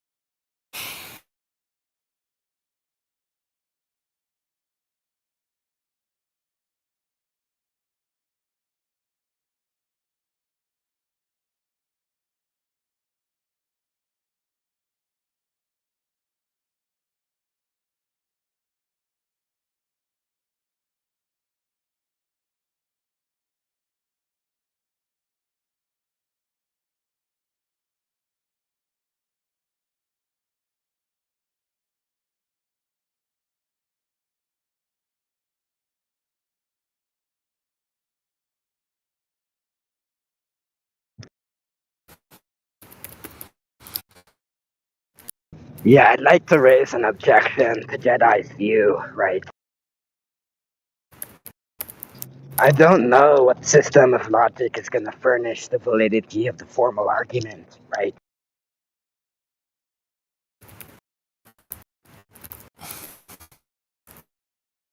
Can you describe to me the surface of water when it's contained in a rest? Yeah, so that's a fucking dodge to the question, right? I'm gonna try again to get a fucking answer. No, see, people are swearing me What's at gonna fucking furnish up the this validity? morning. I'm not going to put up with it. I'll engage in a decent conversation with a decent human being, but if you're going to be a prick, I'll treat you like one and I won't engage with you. All right, let's try again. That's a dodge to my question again, Mr. Jedi. Looks like I'm the Sith, right? You haven't actually answered the fucking question. Let's try again, right? So what system of logic is gonna furnish the validity of that fucking argument, right? Is it gonna be classical or non-classical? Dude, I'm not in the mood for this type of Yeah, argument. you're not in the mood to fucking answer questions Again, you're because you're just a going to piece of talk shit, through me. right? You're a fucking What the scumbag. fuck is this? What the Yeah, fuck is this? you're fucking dodging. Shut the fuck up, you ignorant prick. I'll have a conversation with you, but don't talk through me, mate. I've been awake for 10 minutes. You'll get the fucking rough end of me. Try again. Yeah, why is this fucking scumbag muting me instead of answering the question, right? Because you keep talking through me, I thought I made that plainly Yeah, clear. I'm talking through you because you're fucking dodging, you moron, right? No. You don't know what's happening in the conversation precisely because you're retarded, right? No, I'm not retarded. I'm just trying to ask you. Yeah, you are, So right? water is described as when contained and at rest. What is it? Now, what system of logic is going to furnish the validity of that inference, Dude, right? I'm just talking about water. It's quite simple. Oh, that's not what I'm asking you about, right? I don't I'm care what precisely you're asking asking me. you. I don't care what you're asking me now. I've made my argument. You don't seem to want to Yeah, so engage that's I'm with it specifically. You just keep mumbling about something that is kind of non-relevant. Yeah, I Trying don't to know why ask your you mod a abuse. simple question. What to describe the surface of water when contained and at rest? That's it. Just do that. Yeah, so that's you. That's just dodge number 3, right? No, I've Just let tried me this with know the when you're last going to one. answer the. Not interested. I've asked you to describe the surface of water when contained and at rest. That's what I've asked you to do. Let me know when you'll answer the question I forwarded, right? I'm not your fucking hostage, sunshine. Yeah, keep mod abuse. No, that's not me. That's somebody else. Probably somebody who's got a little bit of sense as well. Because Probably another fucking. Well, you seem to be swearing a lot and quite upset. Does anybody else want to describe the surface of water when contained and at rest?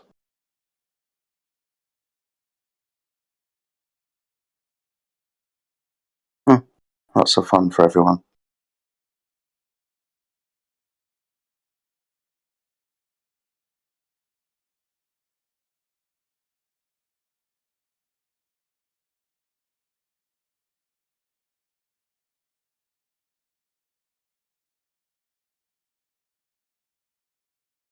What's going on, Jedi?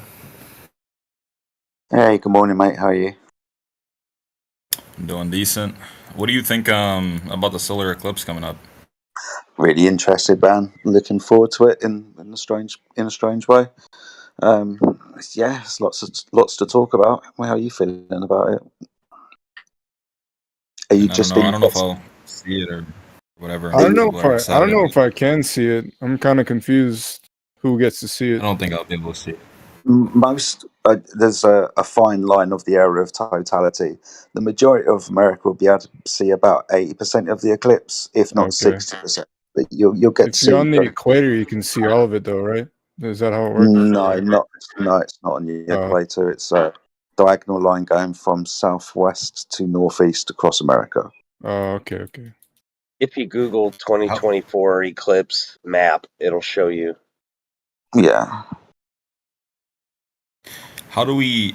My question to you, Jedi, is how would you explain an eclipse on a flat Earth? What? Like, what a is it? solar Damn, bro. I'm not solar seeing eclipse. shit. A solar eclipse. Well, that's just the moon getting in front of the sun, isn't it? Damn, dude. I live in fucking Virginia. Shit's not hitting me. Did you not see the one in So do you believe 2017? that the moon? So you believe that the moon and the sun? Yeah, are the same size? I actually saw that one. Yeah, I remember it. I had the glasses and shit to look That's at it. pretty cool. It wasn't a total eclipse though. It Um, was like kind of.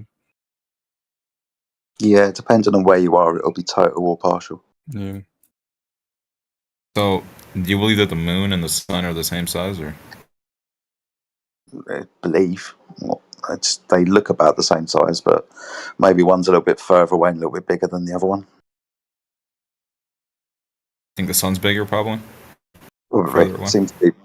Yeah, if the moon's in front of the sun, then the moon will probably be closer.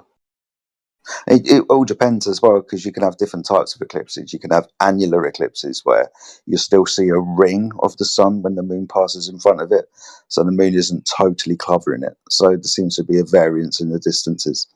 Sometimes it's fully covered, a total eclipse. Sometimes it's not fully covered, an annular eclipse. Ring of fire, that's how it's called. You've had 3 eclipses over your country in the last 6-7 years anyway. To have 2 total eclipses is quite a phenomenon in itself. I think on average, if you're in one spot on the Earth, you should only see a total eclipse like once every 300 and something years. I think it's 399, but I can't exactly remember. But to see 2 total eclipses in the space of 7 years is quite phenomenal. And you've had 3, and one of them was an annular eclipse. So that's kind of mind blowing, really. It doesn't usually work like that. Yeah, interesting for sure. Mm-hmm. I don't know how I would picture it on a flat Earth, but Something I don't really understand the orbits that the sun takes around the flat Earth either, so I don't get how that works. But yes. Hey. But other than that, I think it's quite interesting, especially with the religious and biblical connotations with this sign in the heavens. I think the Christian community, I know the Christian community are kind of really interested in this sign in the heavens and what it could preclude.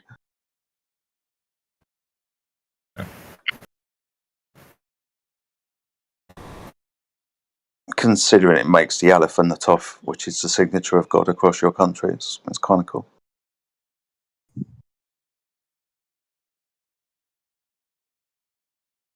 God is literally it's only signed. 3 days away now. Yeah. I mean, I'm in the UK, so I'll be watching it on TV. I have actually seen one solar eclipse. I think that was in 1999. Solar eclipse passed across the UK in northeastern Europe. That was pretty cool.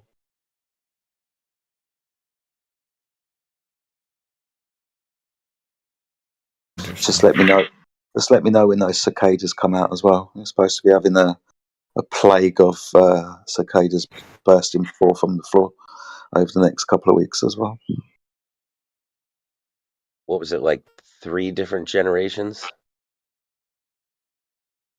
Yeah, 2 or 3. I think 2 or 3 different generations. Yeah, they expect millions of them. So I don't know, guys. Get your golfing sticks out. Get your weed whackers. Get your wellies on. What's a whaley? Oh, it's a boot. Basically. Yeah, at least cicadas, they're not a big deal. Now I imagine it times 2 or maybe times 3. Still not a big deal. Okay. Well, just let me know when it happens. It's supposed to be quite an event in itself. We don't get them. Have you guys like, I don't know if the flat Earth community has like looked over it or like tried to like explain it. Have you guys done that? What, the moon get in front of the sun? Yeah. Moon gets in front of sun, mate. That's what we're supposed to observe, isn't it? That's the moon getting in front of the sun. I'm saying like I mean, I just don't know how I'd picture it on a flat Earth. Is it just like hovering over moon and the sun are like hovering over the flat surface, and the moon gets in front of the sun, and then both like kind of aligned? I mean, I don't know. That's basically what it is.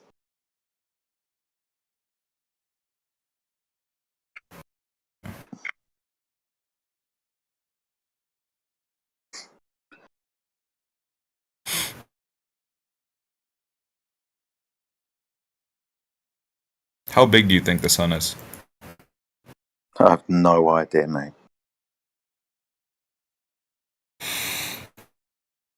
mean, because it's a we lot. have, you know, I light know. on Earth that emits like radiation and whatnot, but obviously, the sun has to be somewhat large or somewhat really powerful, right? If we get all of our energy from the sun, essentially, right? Yeah. So, I know a lot of you guys want to say the sun's not like 90 million miles away, or probably not as big as they say it is, but I mean, the Earth is really big, and you know, it gives us energy and stuff. So,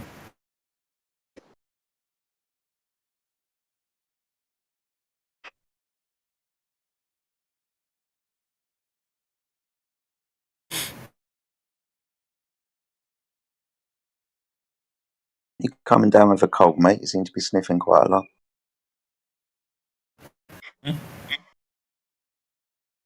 I said, are you coming down with a cold? You seem to be sniffing quite a lot. nah, I don't got a cold. All right, man.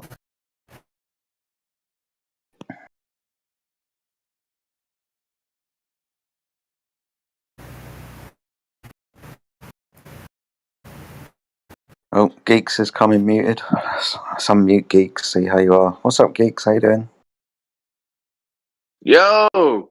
Yeah, Heretic didn't like what I was saying because That's a mute right there. See you later, geeks. There you go. The boss has spoken. I'm not even the one who banned him. Really? But he wants to go right back to saying the thing that got him muted in the first place. Not too bright, this one. He's not, is he? Let's see what he says to that. See if it'll be any less stupid than anything else he said. Go ahead, geeks. you're a coward. All right. Okay, how about this? What am I afraid of? Me? What specifically about you? The fact that I might embarrass you. Okay, with what? What are you going to Okay. say that's going to embarrass me? Take your best shot. No, not in here, because you got a little mute button. Oh, how embarrassing for you. Yeah. Well, that's embarrassing for you. Poor guy. For some reason, if I have a mute button, even if he's given the floor, he can't go ahead with embarrassing me. That's correct. I'll embarrass you on mutual ground. Nowhere I'm else. sure you will. But you Anyway. won't. You won't. Anyway, got any proof that the world's a ball? Speaking of embarrassments. Why don't you meet me on mutual ground, coward? No, I guess that's a no, right? Is this the mutual grounds guy again? Yes, it is. I remember somebody was trying to get Heretic to join some other VC or something. It was the same asshat. He's the only one who says that. And you won't do it, will you, No. coward? Okay. I mean, I did open up your mic so that you could go ahead and embarrass me, but you need special terms. Maybe you're the coward. Nope, you're the coward because you won't meet me on mutual ground, coward. You're coward because you won't do what I say. Yeah, You're I the think one- it's... You're the one. Anyway, yeah, you got nothing. Nobody cares about you enough to follow you to another room. Haven't you figured that out yet? You're just not relevant enough, dude. You come to us. You follow us around. It's not like we sit around and go, where's Geeks? I got to go to that VC Geeks is in and show them up. Literally nobody thinks of you like that because you're irrelevant. That's why you're following us, not the other way around. How embarrassing for you. Embarrassing for me. Yeah. Tell you what was embarrassing is when you brought your friend in the other day. That was fucking embarrassing, man. What was that all about? He was a dickhead. Well, look at him. Can't imagine that the company he keeps could be much better. I wouldn't be caught with this guy. You know, I really respect people that come in here or anywhere, make a claim and back it up, rather than coming in and asking someone else here to make a claim. You know what I'm saying? Come in and they just barge in and just say, "Is there flat earthers here?" Somebody, like what they did to Jedi. He just woke up. He's not even awake for 5 minutes, and he comes into the shit show. It seems like these guys want to debate with water. Yeah, right. Maybe you shouldn't have anyone debating you at all. Maybe you should just talk to each other. Can you describe the surface of water when contained at the rest gigs? Nope. Shit, this is really hard. What have I woke up into today? Not in I might here. have to go and make coffee. When you don't have the mute button, then we can talk. We need to mute people who add nothing of value or substance to the conversation. Or I actually when find someone it hard. says something that you might be scared of. Oh yeah. Well, it is kind of scary how stupid you are, I guess. So I guess I could agree with you there, somewhat. You're the more intelligent one, so why are you frightened of meeting me where you don't have a mute button? Well, I'm frightened of that level of stupidity. And I don't want to let it run rampant. That's also a frightening prospect, you know. So you are that's frightened. good So old you mute are button. frightened. So you are Yeah. frightened. Yeah. I'm not frightened of you. But then talk Wow. then. Too low Have the IQ to have any conversation. fear. If you're Can't not sense any scared. threat or danger. As long as we're Yeah, clear, you're frightened of me. That's fine. Frightened. Yeah, that level of stupidity needs to be quarantined. It is frightening. You're right there. You are frightened of me. I'm not frightened of you. Then talk. Nope, not in here. Then you're a pussy. Nope. Geeks. Heretic Yeah. pussy. Geeks, I are you literally- saying I'm going to call you a pussy cannot for make the rest of your life now. You can do whatever you want. Pussy. So why are you in here? Oh, Gregory's joined up. I think That's he's a here very good question. to try to call people out of their own VCs for some reason. Kind of weird. I do find it interesting that I'm only able to ever talk to flat earthers in voice channels. I mean, I could just sit here and let the goofballs come to me in my own room, or I could join you in one of your stupid rooms. I think I'll just stay here. Yeah, let's do the second one. Let's do the second one. Well, feel Some free of to these go on persons ahead. speak into their microphone from outside the house. Without the mute button, you have no power.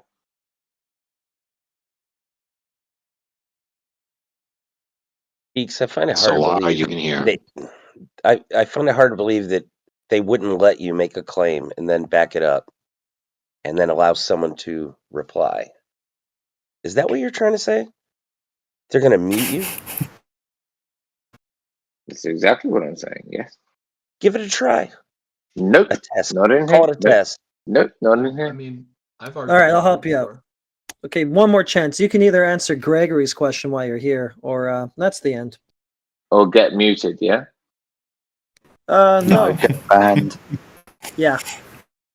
Oblivion, case in point. Sorry, I missed that. I totally missed it. Okay, we're moving on from you. See you later, geeks. Bye-bye.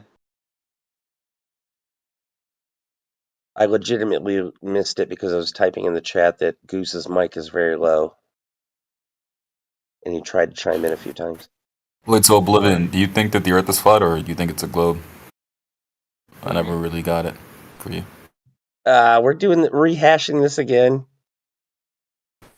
It's a simple question, dude. I just want to know what you believe. You were here when we did this before. What do you mean did this before? That's what started this shit show when this other guy came in. I mean, I'm not pinning you to it. I'm just asking you what you think it is. I'm not And saying how it's it's a ball. It's not a ball. I don't believe it's a ball, but I'm skeptical of it. So you're just agnostic, and you're skeptical of the globe. You want to call these terms? You want me to be pinned down to a term and define my terms? It's weird. I'm gonna assume you're just skeptical of the globe then. Oh, the other guy that came in called me well, what do you call me? A poser. That's what he called me. That was weird.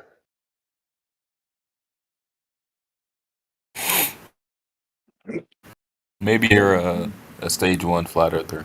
Who knows?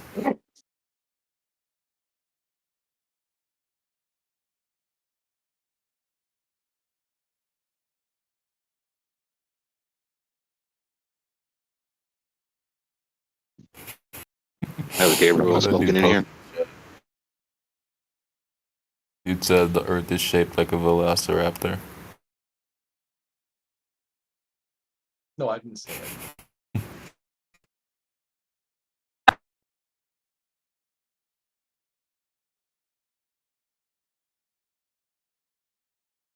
Are you there, Gabriel?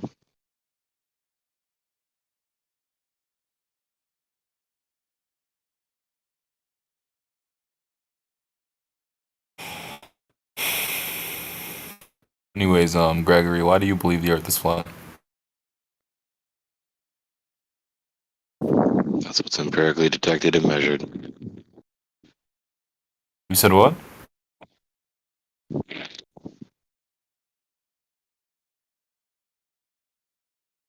Your mic kind of cut out there.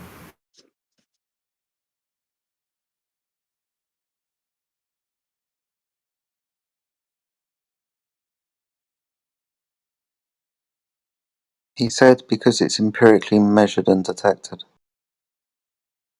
Did you measure it, Gregory? No, I didn't do the act of measuring it, no. Who measured it for you? Can't name them. Huh?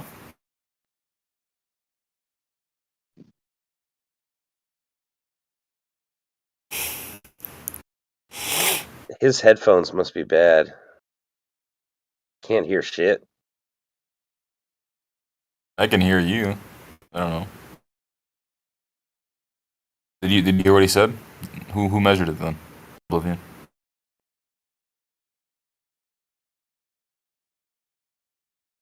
You gotta listen to him. He spoke. So you don't know what he said either. Okay.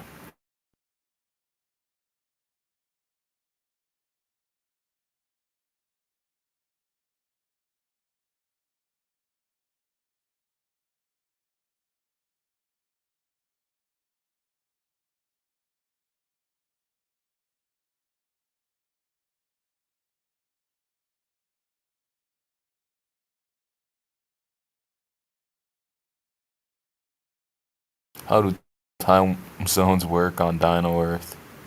You know, Jedi, that's actually a pretty good question to ask for the flat earthers. How do you guys explain time zones and whatnot? And Sun does Antarctica, is it that. Antarctica? Sun does that. Getting 24 hours of sunlight. Time Does zones it? are artificial inventions. Would you say, Jedi? I really don't understand what you're saying for some reason. Maybe it's the way your mic is, but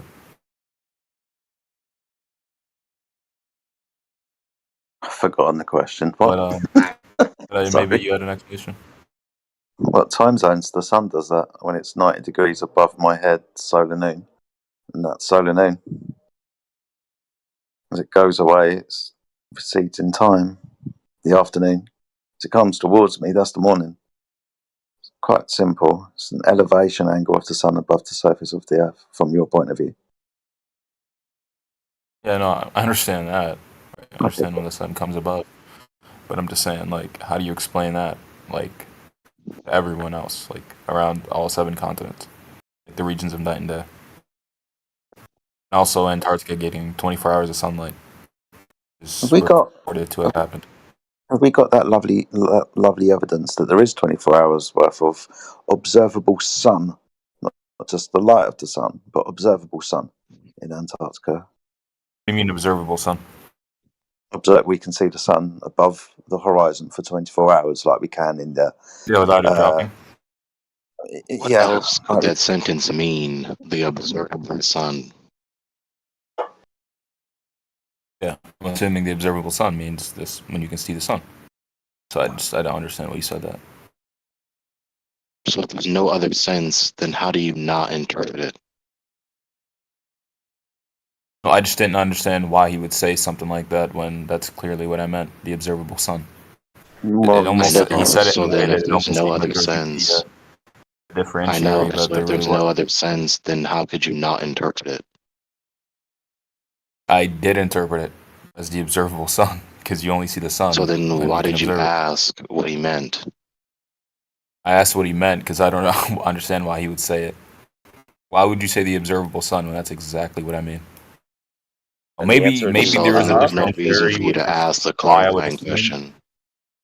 No, there was a reason because if he said the observable sun, when obviously I'm talking about the sun not dropping, I'm assuming he's talking about something a little bit different.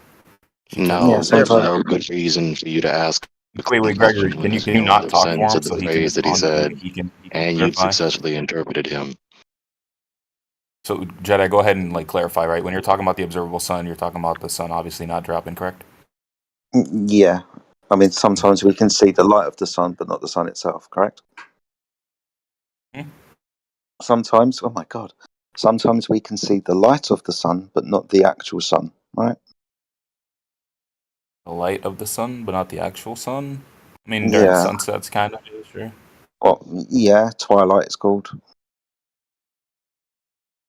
Wow, I thought it was obvious. Now all Have of you a seen sudden the it's not. 24-hour sun videos, Jedi? Say what? Have you seen the 24-hour sun videos on YouTube and stuff? I've seen them in the Arctic. I've seen them from say northern Finland and Norway. I've seen those ones. The ones that seem to come from Antarctica have usually got a CGI what is it, wristwatch that have been plastered in front of them, repeating clouds, this type of ambiguousness. So it'd be Or the interesting. sun Don't believe they're moving in real? an exactly horizontal line, which is not how the sun behaves. I've been demonstrated to not be 100% fact. Yeah, So those videos aren't true then. unless you can provide me with 24-hour footage that isn't manipulated in some way. The ones I've seen are usually time lapses and whatnot. Oh yeah, time lapses is fine. We're gonna have time lapses. That's cool. I'm just looking for ones that haven't been manipulated in some way. Yeah, maybe Or I'll also find one for videos you. where the sun didn't even move 90 degrees.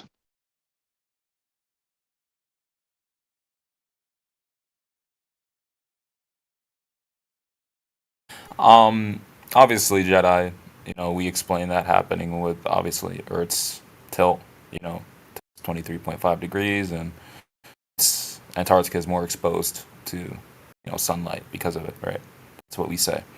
And what do you explain that with? How do you explain seasons and whatnot? Season. Okay, so seasons. You mentioned your tilt, 24.5 degrees, right? Now, this is just latitude lines. So obviously we have the equator and we have the tropics, Tropic of Cancer, Tropic of Capricorn. Both those tropics are at 24.5 degrees. The sun would appear to move around between these tropics throughout the year. When the sun is the Tropic of Cancer, which is in the north, 24.5 degrees. So when we have summer in the north of the equator and it's winter south of the equator. When the So sun the sun is travels. like, Okay. just want to clarify, the sun is kind of like hovering over those regions more on purpose. Yeah, if you want to use that, yeah, I guess. I like the Do way you you have say like hovering. did you model that? I know you you're able to say it and kind of explain it, but do you have like a model for that we can Yeah, kind of there's check loads. out? I can even show you sun maps that are done on a flat circular Earth that show the sun's movement and time zones and seasons and stuff. But I'd love to see it, man. they're known as sun maps. Yeah, I'll see if I Presenting a can do. illustration of what Jedi just explained is not a logical prerequisite for his statement to be truthful, correct? Would like to see. I just would like to see a visual of it. I didn't ask you that. No, you didn't ask me that, but I'm asking. That's what I'm asking for, a visual. And if he has a visual. So you're not going to He answer my doesn't. question? No, I don't really care about your question. I was just wondering if you had a visual for what he said. Yeah, typical. Yeah, I know you want to argue, Gregory, but just looking for a visual. I'm not a representation Jedi. of this. Get your facts straight. Oh man, you really got me there, Gregory.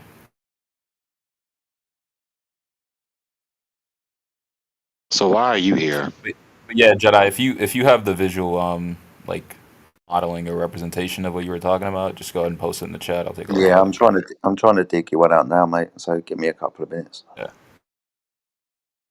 The baby child, Gregory. Yeah, is so gonna come since after me you're right now. determined to be condescending and dismissive and avoidant, why are you in here? I'm not actually being dismissive at all. I'm really just talking to Jedi. I'm not talking to you. I know you're trying to argue. You're not even trying to have a discussion. You know, everyone knows here that you're bad faith, so you should probably just shut up and stop being a man-child that you are. Yeah, everyone knows who I am by now in this voice channel and in this server. So the fact that you're trying to make it out that I'm some sort of dishonest pretender that doesn't actually add any informative substance to the discourse is patently indicative that you're trying to project your errors onto me. So you're just exposing yourself Errors. as being a bigot. What errors have I committed? Yeah, the ones you just did. Yeah, what were they? Yeah, of course you don't know, because fools are No, blind it's to not that I their don't own know. I'm errors. asking if you know, because I don't think you know. What are the So errors? if you know, then you Gregory? don't need to ask me, do you? Gregory, You know what they are are, so the just errors, correct them. Gregory?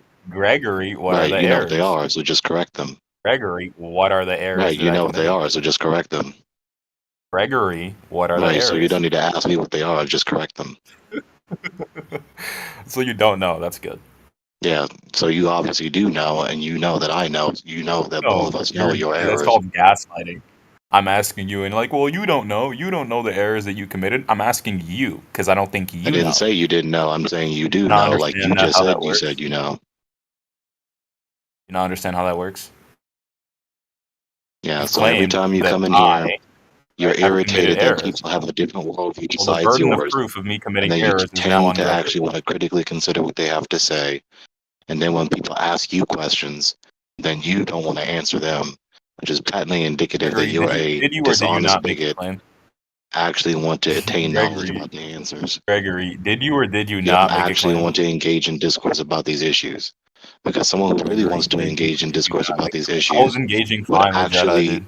engage the questions being asked to them. But you dodged the questions that I asked to you. You're just trying to talk your way out of this.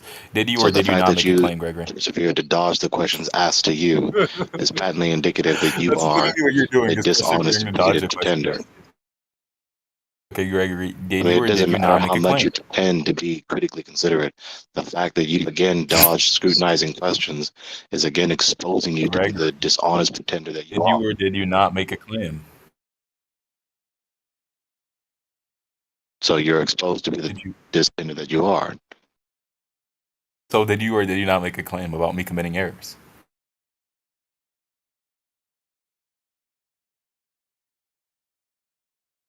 Gregory. Gregory?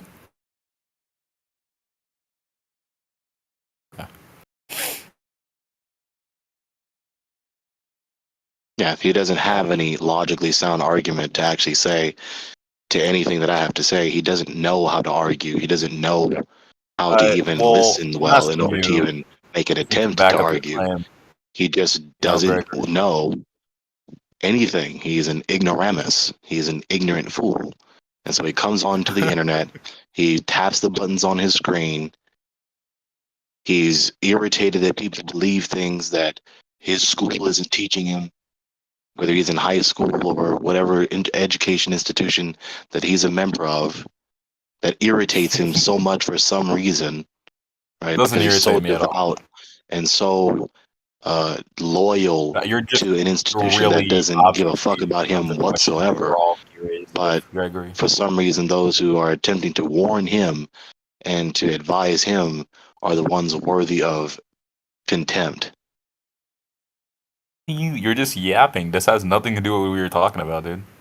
Right, like made there a just claim. is no. I made Obviously, errors. The just burden listen of to this type I'm of the one person. making the No claim. You reasoning with now them. must back up your claim, There's Gregory. no amicable cooperation with them. They don't offer anything good. Offers nothing of any good. Just like Even Alan, his you have pretense of errors, but being I'm just politically considerate, it was easily exposed. Like he doesn't even like realize or even care to take to heart that he's been exposed. If he really wanted to be critically considerate and attain have I knowledge been about the exposed, issues, he wouldn't dodge my scrutinizing questions. What do you, that's literally what you're doing. You made a claim, Gregory. And he's still projecting.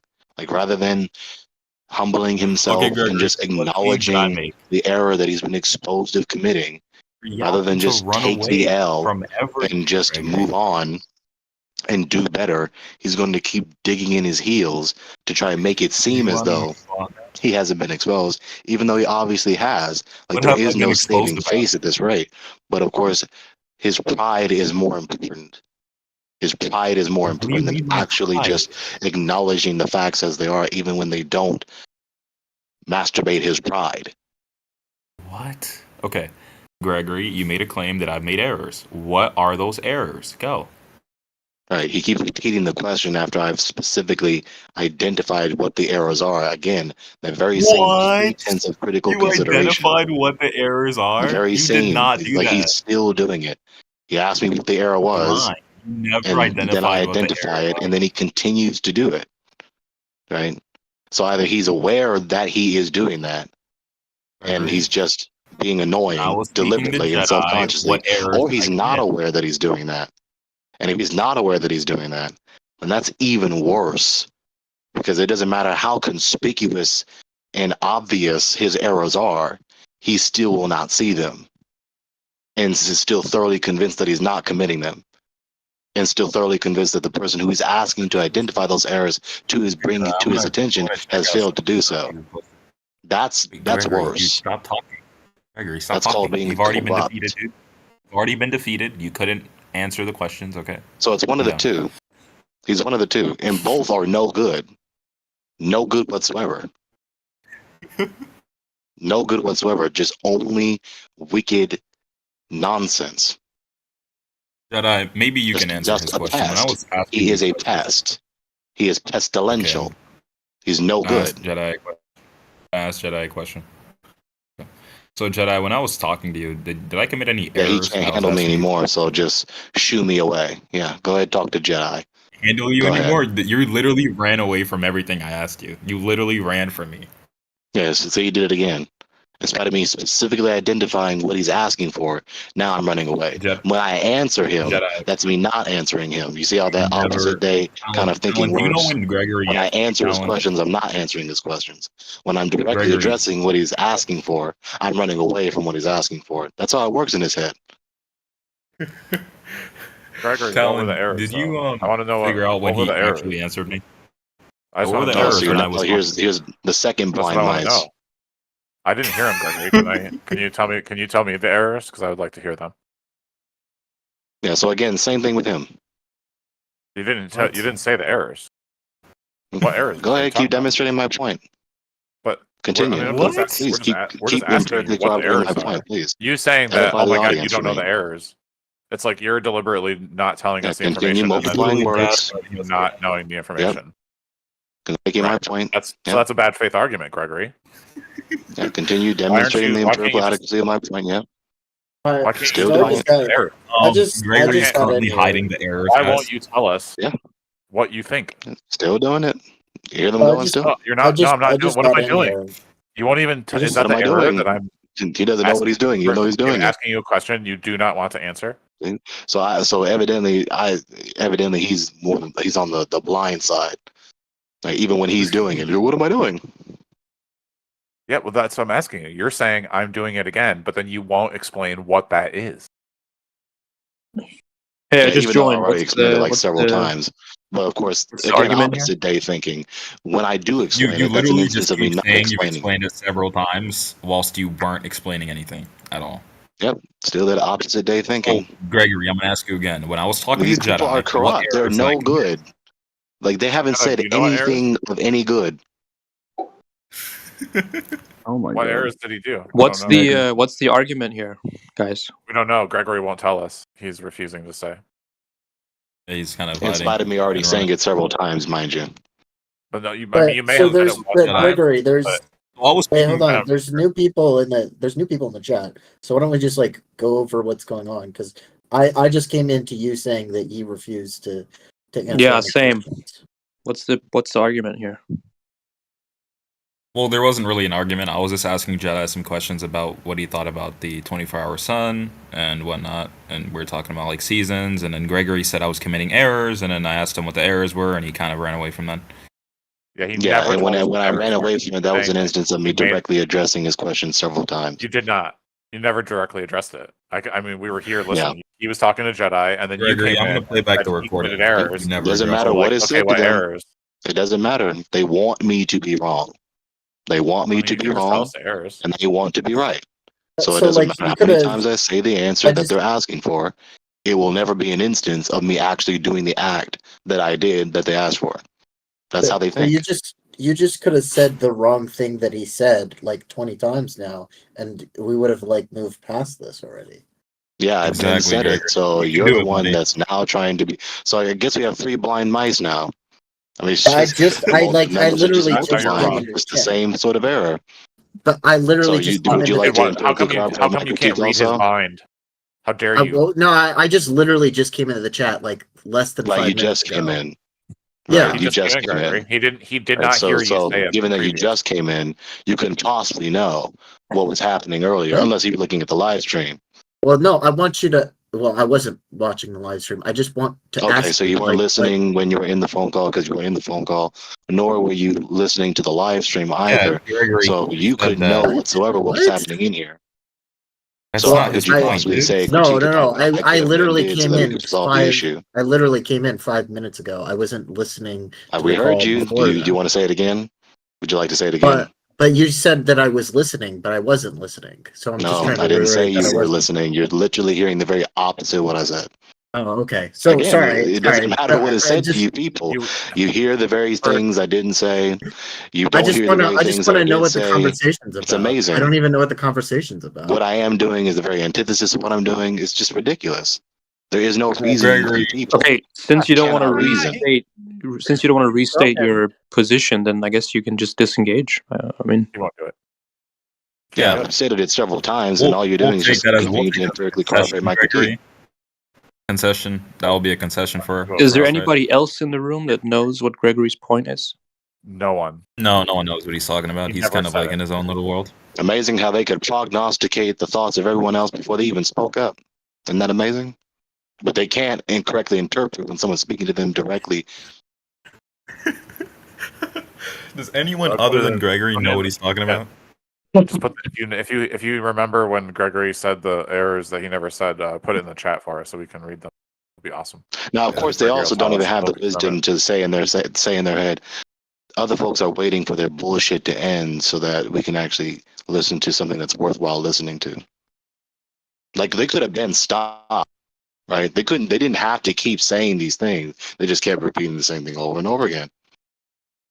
And you could have just stated the errors that I committed when I was talking to Jedi. You could have done that as See, well. there it is again. See? They just love to hear themselves speak. That's exactly what fools love to do.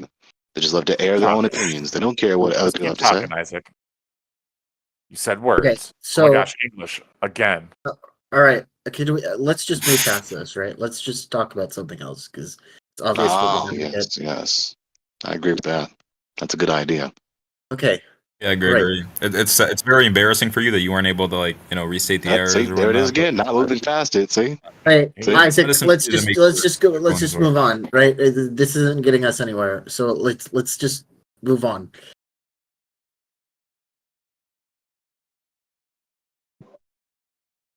So, Jedi, would you like to talk to him about this model I That is need. not logically required for your previous statements to be true.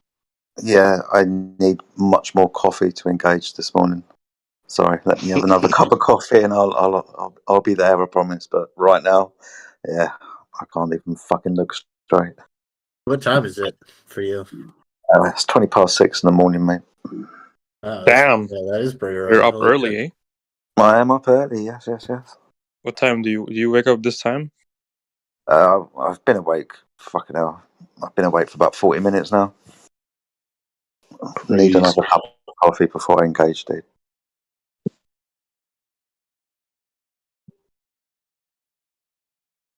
What is it that you've posted though, Jedi? What is this? All this?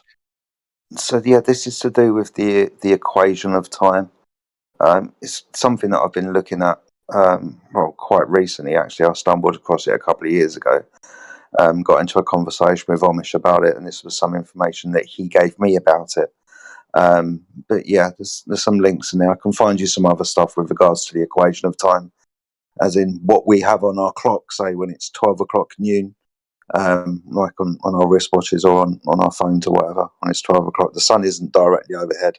It can be anywhere between like 16 minutes further past that zenith of 90 degrees above your head, or solar noon as it's called. So it's just the difference between the sun's actual motion across the earth, or rotation, whichever you want, and the way that we keep time. There's discrepancies in it. It's not as clear cut as everybody thinks. So it's worth looking into.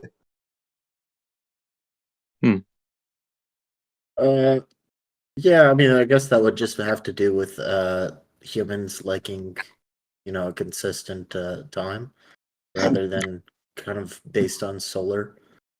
Yeah. If you compare it was like a wristwatch to a sundial, obviously the sundial is going to give you the solar time. Your wristwatch is just going to give our interpretation of 24-hour days, right? What is the negative positives here? Like, what's the point? We were talking about the sun earlier, and I stumbled across this, so I thought I'd put it in.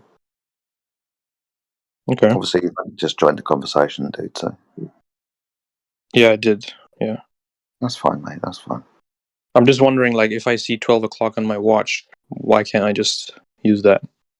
You can. Okay. It's very good. It's very good for like making sure that you get your train on time. This is one of the main reasons why we have times, trains, commerce, that type of shit. So we get to work on time, but it doesn't exactly correspond to people coming to the server and asking, "Well, how to explain time zones?" Well, that's the path of the sun across the earth. But it's different when we look at our wristwatch time to solar time. There's discrepancies in it. It's not always the same. Okay. It's called the equation of time if you've not looked into it before, my friend. Yeah, I'll look into it.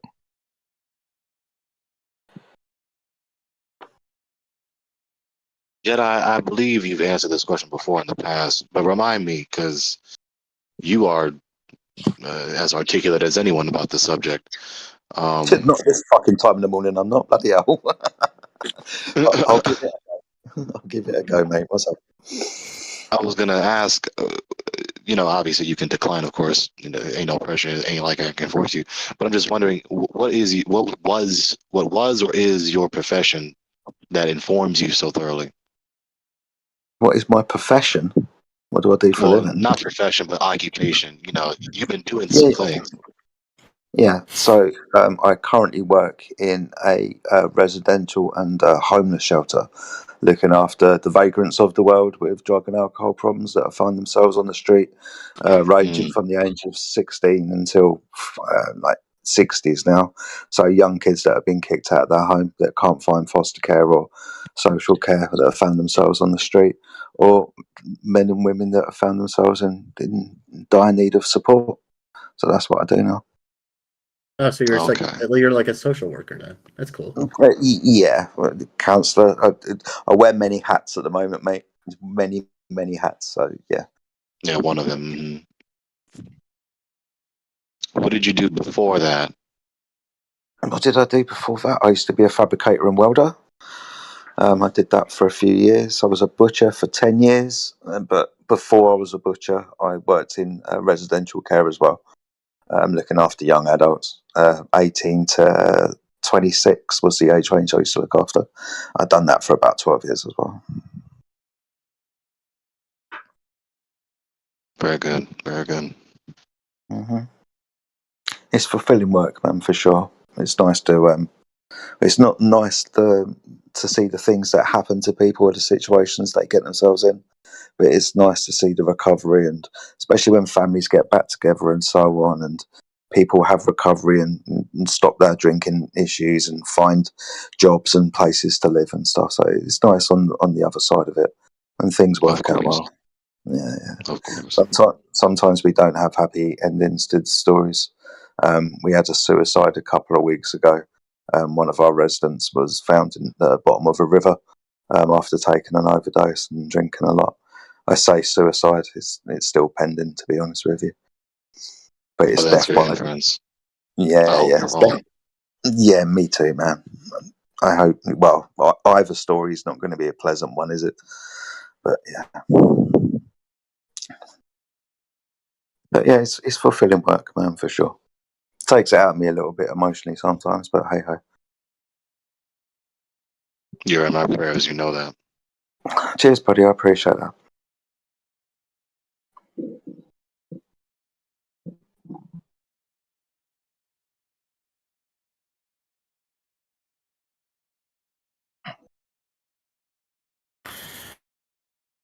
Yeah, Jedi. So I posted one of the 24-hour suns or the midnight sun from Antarctica. But most of the videos I see are time lapses. I'm trying to find one if there is any of them that are just uncut. I don't know. So yeah, no, that's fine, man. I think I might have excuse me. I think I might have seen this one. The thumbnail looks familiar, but forgive me, mate. I'm not going to have a look at it at the moment. I will get round to looking at it though. So what I do is I'll save it to my watch later, and hopefully I'll get to watch it at some point today. I can't watch it just now. Yeah.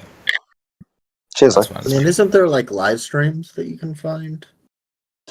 I don't know if there are. Or To be is there honest, like live Antarctica is just not a place where a lot of people live and whatnot. So Well, yeah, I guess we have scientific research stations out there that are manned primarily throughout the summer months. I mean, I think the rough estimate is about 1,500 people in Antarctica really at any one time. Various research stations. The number fluctuates, of course, but that's a rough estimate. Yeah. And that's not me just putting numbers out my arse. That's what we're told. And this is another one, I think. Wait. Trying to just figure out what this one is. So this one is at the South Pole, and it's from 8th to 13th of March. Basically 5 days. Back in 2017. So the midnight sun. In March. Yeah, so it went from March 8th. Well, this is like 2017. But it was from 8th of March to 13th of March, 2017. Okay. Oh yeah, here we go. I found a whole website for it. Some live streams. Cool stuff.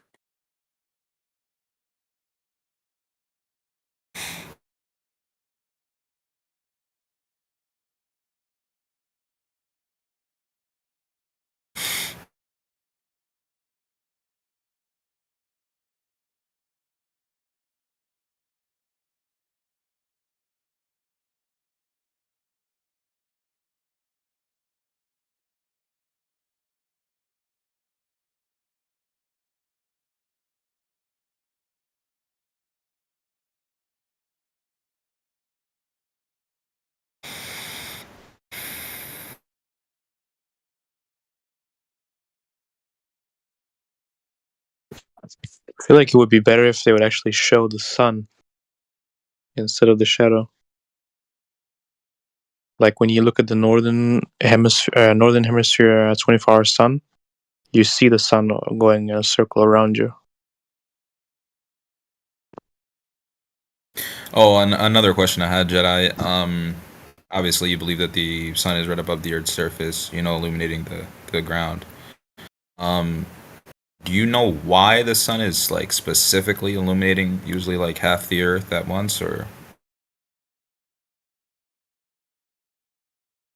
you know why that is? It's possible that it's a local focus light, which I need because the Earth is so big and that light's so small. In respect, then it's only going to illuminate a certain portion of that surface. And it's just because we have one light that's above the surface doesn't mean that one light is going to illuminate the entire surface. The surface could be massive. The Earth is huge, so it's just possibly a local focus light.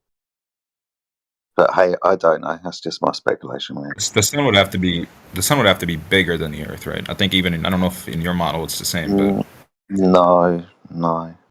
I don't think the sun is bigger than the Earth. the only reason I would say that, even in like the perspective of like the flat Earth model, or like just me visualizing the flat Earth, is because the sun like does just give us so much energy, right? And it emits just a lot of radiation in general. So I think it would be safe to assume that something does all that is pretty big, or or big at a great enough, distance. but Especially when you go up and you don't see it. It's just big enough to illuminate a certain portion of the Earth, leaving the rest in darkness. That's how big it is.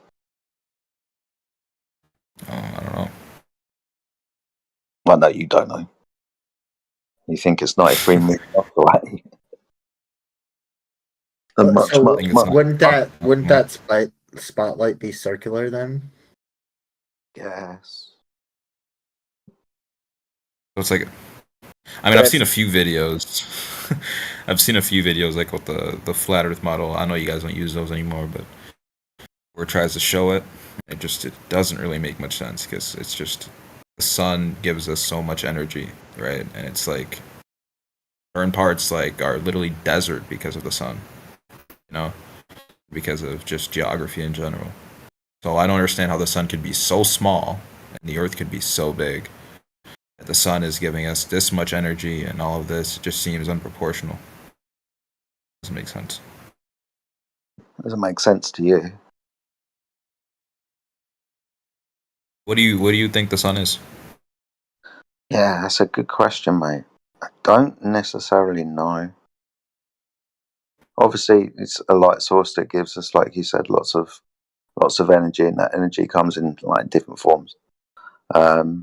But yeah, I don't exactly know what the sun is, mate. Can speculate,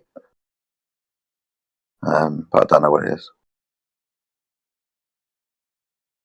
Do you find it a little disconcerting that you can't really provide alternatives to this? You just have to seem to say, well, I just don't know.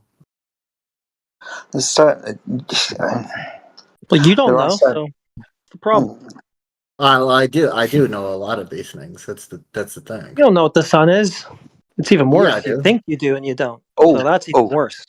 That's a good I question. do actually know what the sun is. What do you think the sun is, mate? Okay, well, it's a ball of plasma that is radiating out light energy. Okay, so what evidence have you got for it being a ball of plasma? So there's a few things. We know from stoichiometry the contents of spectroscopy. Spectroscopy. Yeah, that's sorry, my bad. Spectroscopy. Spectroscopy. We know from spectroscopy the contents of the sun and what it's burning off right now. Okay, so I've done this a few times before. The spectroscopy data that we get from the sun is a continuous spectrum, isn't it? Is a continuous spectrum? Yeah, so we have two types of spectra phenomena. We have continual lines, or we have discontinual lines. And discontinual lines are where we get those dark spots. So, do we have continuous or discontinuous solar spectrum? So I don't really know what you're referring to, but we are when we're talking about spectroscopy, Mhm. we can do this in a number of different ways. We can look at how the energy or how the light excites certain electrons, and when those electrons fall back down to their valence position, that's where they give off that information, right? Yeah, you didn't want to follow my line of questioning, mate, did you? The reason why I brought it up is because the spectroscopy data that we get, sorry, the spectroscopy data that we get from the sun proves that it's not plasma. It can't be a plasma for the type of spectrum that it gives off. The spectrum that it gives off shows that it's a condensed matter. A condensed matter is a solid or a liquid, not a gas or a plasma. Now, the standard model of the sun is kind of being refuted at the moment and has been for, well, the last 150 years since we had the standard model of the sun. Them saying it was a gas plasma before we even had spectroscopy. But the spectroscopy data that we do get kind of demonstrates that it's not a plasma. And that's not just me saying that. I can provide you with many doctors, PhD physicists, and so on that say exactly the same thing. That cannot be a gas plasma. I can find it. Okay, so the thing about the sun is that it's under an immense amount of gravitational pull that will that changes how it looks. So I don't know what you mean by discontinuity. As you go along. Wait, no, I mean this is true. Like there's a lot of gravity. Cite it. Yeah, go ahead and on cite it then. the gravity of the sun. Yeah, and how that affects the spectral analysis of it. I don't know how it affects the spectral aspect of it. I'm just saying that. What are you talking for? I'm just saying that saying outright that it. Hey, listen. There's another problem with your spectroscopy claim about the sun. Is the sun inside of or outside of the container? What container? Well, the one that would be holding the gas here. We don't have a container holding the gas here. Well, then how's there gas here? It's pulled in by the gravity of the Earth. Oh, can you show that with a scientific demonstration? And show gravity with a scientific demonstration? Gravity containing air. Gravity contain. I mean, we can look at the Earth. That's gravity containing. That's just looking at something. Air. Do you have a scientific demonstration? That would be an experiment. Well, I mean, not one that you could perform on Earth right now. But so that would be a no. Since that's the only place to perform experiments would be Earth, so that would just be a hard no. You don't. You just have claims. Well, so I mean, if we were cosmic gods, I could probably show you an experiment that's what it takes to scientifically validate your so-called scientific claim. You will need to be a cosmic god. Uh-oh. No, I'm not saying that. I'm just saying that we can do observations of our surroundings and see that, well, we are on Earth and the air is being compressed by the gravity of the Earth down towards. Okay, so you have a scientific demonstration for gravity compressing air. Earth does that. Okay, so this will be a scientific demonstration. Scientific I don't know what you're asking for. Well, it's called an experiment. So not all science is just done through experiments. You can make observations of the world around you and make conclusions. You're just going to look at things and then, right? So you're just going to look at things and then declare things about them. No, I'm looking at the natural world, and then we're creating laws and models based off of what we see in the world. Oh, how are you going to create those? You're just going to make them up, or do you have some sort of scientific experiment that you could apply to this to show something, or what are you doing? I mean, in some instances, we do have scientific experiments that give us this data, but in other instances, we just can collect that data from the world around us. We don't need a scientific study to show us certain things. You're being really vague. You said in some instances you didn't say what those are, then you finished off with we don't actually need one. So Well, you're asking me to give you an example of of gravity containing of air, and I just yeah, because gave you you said that. it does that. So that would be a reasonable thing to ask for. No, you didn't. You just said the air outside, right? That would be the thing in contention. Well, yeah, because the Earth, that's what the Pointing Earth is doing currently right now. Yeah, so how do you know that? We know that gravity exists, and we know that gravity has impact on the matter around it and pulls so- matter towards its center. Yeah, I didn't ask you what you know. I asked you how you know it. How we know that gravity exists?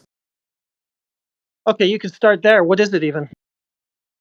Gravity is a warping and bending of space-time. Okay, and the warping and bending of space-time contains air. Yes, because it pulls matter towards larger bodies. Well, technically, it wouldn't be pulling anything, but how do you know this? Well, it is pulling, right? It's No, bending the no, space-time, and that is pulling in matter around it towards. That's its why it's center. called So that's why it's called a pseudo force, because it isn't actually pulling on anything. It would just give sort of like the apparent like effect that it is. But I'm asking you how you actually know that the warping and bending of space-time is something that causes air pressure. You want to go into the differences between special relativity and like No. I Okay, want to know how so you we know that can- the warping and bending of space-time causes air pressure. Okay, so if you don't want to get into that, then we can just use Newtonian physics to describe gravity, which describes gravity as a force.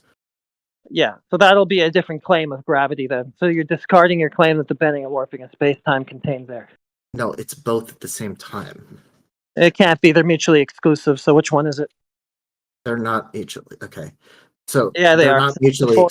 They're not mutually. One's a pole, one is literally not. Yes, they literally are, because one's a force. One will have things pulling on one another. The other doesn't. It's actually curving the space-time, which causes the effect that things are. Well, it looks like things are pulling on one another. They're not. That's not actually mechanically what's going on. Newtonian physics still works in special relativity.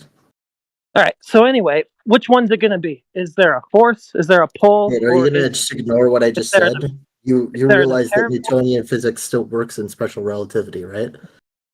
No, it does. Well, okay. Special relativity is without the bending and warping of space-time. So you're not going with the bending and warping of space-time then? No. Yeah, general relativity. Special relativity. Wait, Newtonian Okay, physics so still you're having a lot of works trouble during even special deciding what relativity. gravity is. Yeah, so you're having a lot of trouble even deciding what gravity is, let alone getting to the point where you can demonstrate that it causes air pressure. You know the differences between Newtonian physics and special relativity. Yeah, I've been just stating them to you over and over again. And special, actually, like I said, doesn't incorporate gravity. That would be general relativity. So all I need to know is how you know gravity, whatever you're going to define it as, actually causes air pressure.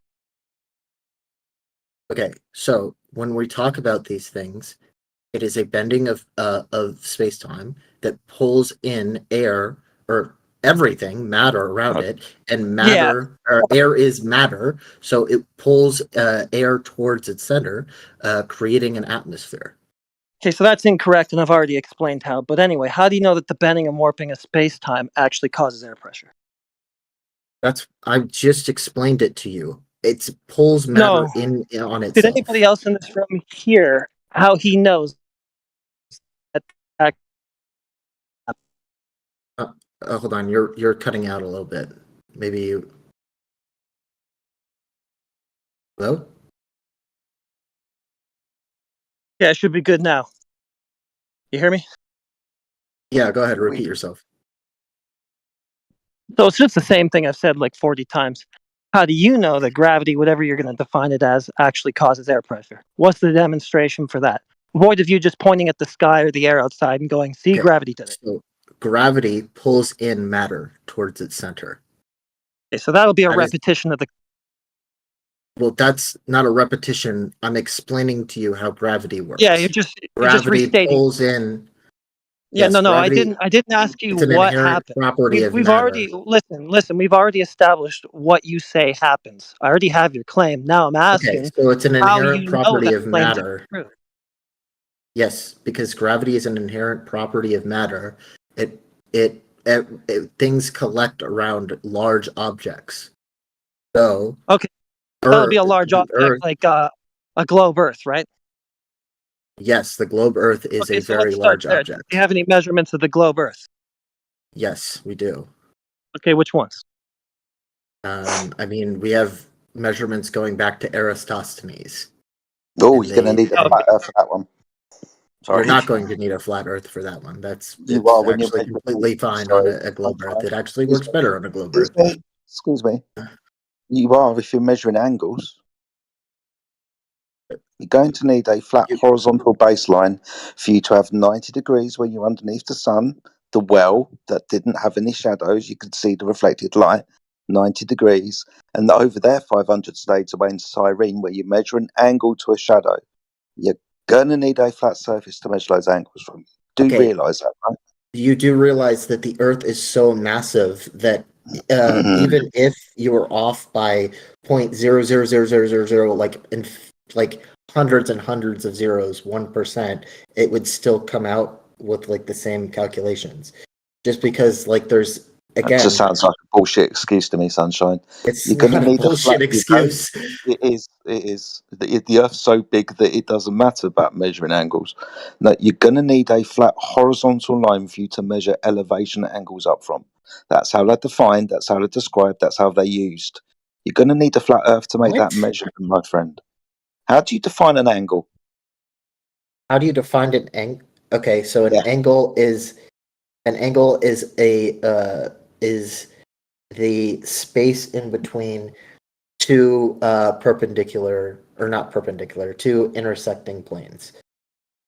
So two straight lines meeting at the vertex. Yep.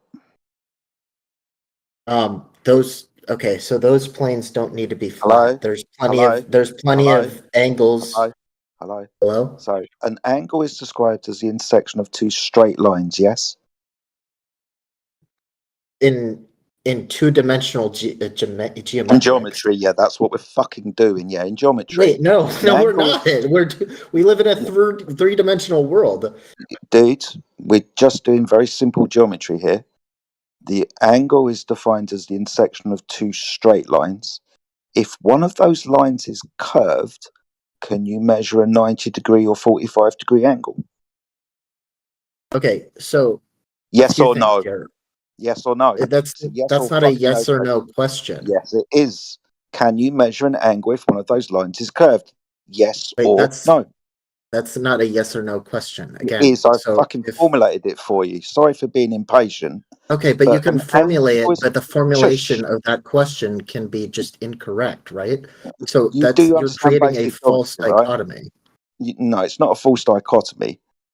You've got Okay, two choices: wait. a straight line or a curved line. Can you measure an angle if one of those lines is curved? Yes, you can. Can you? Yes, you can. It Okay. takes So how do you do that then?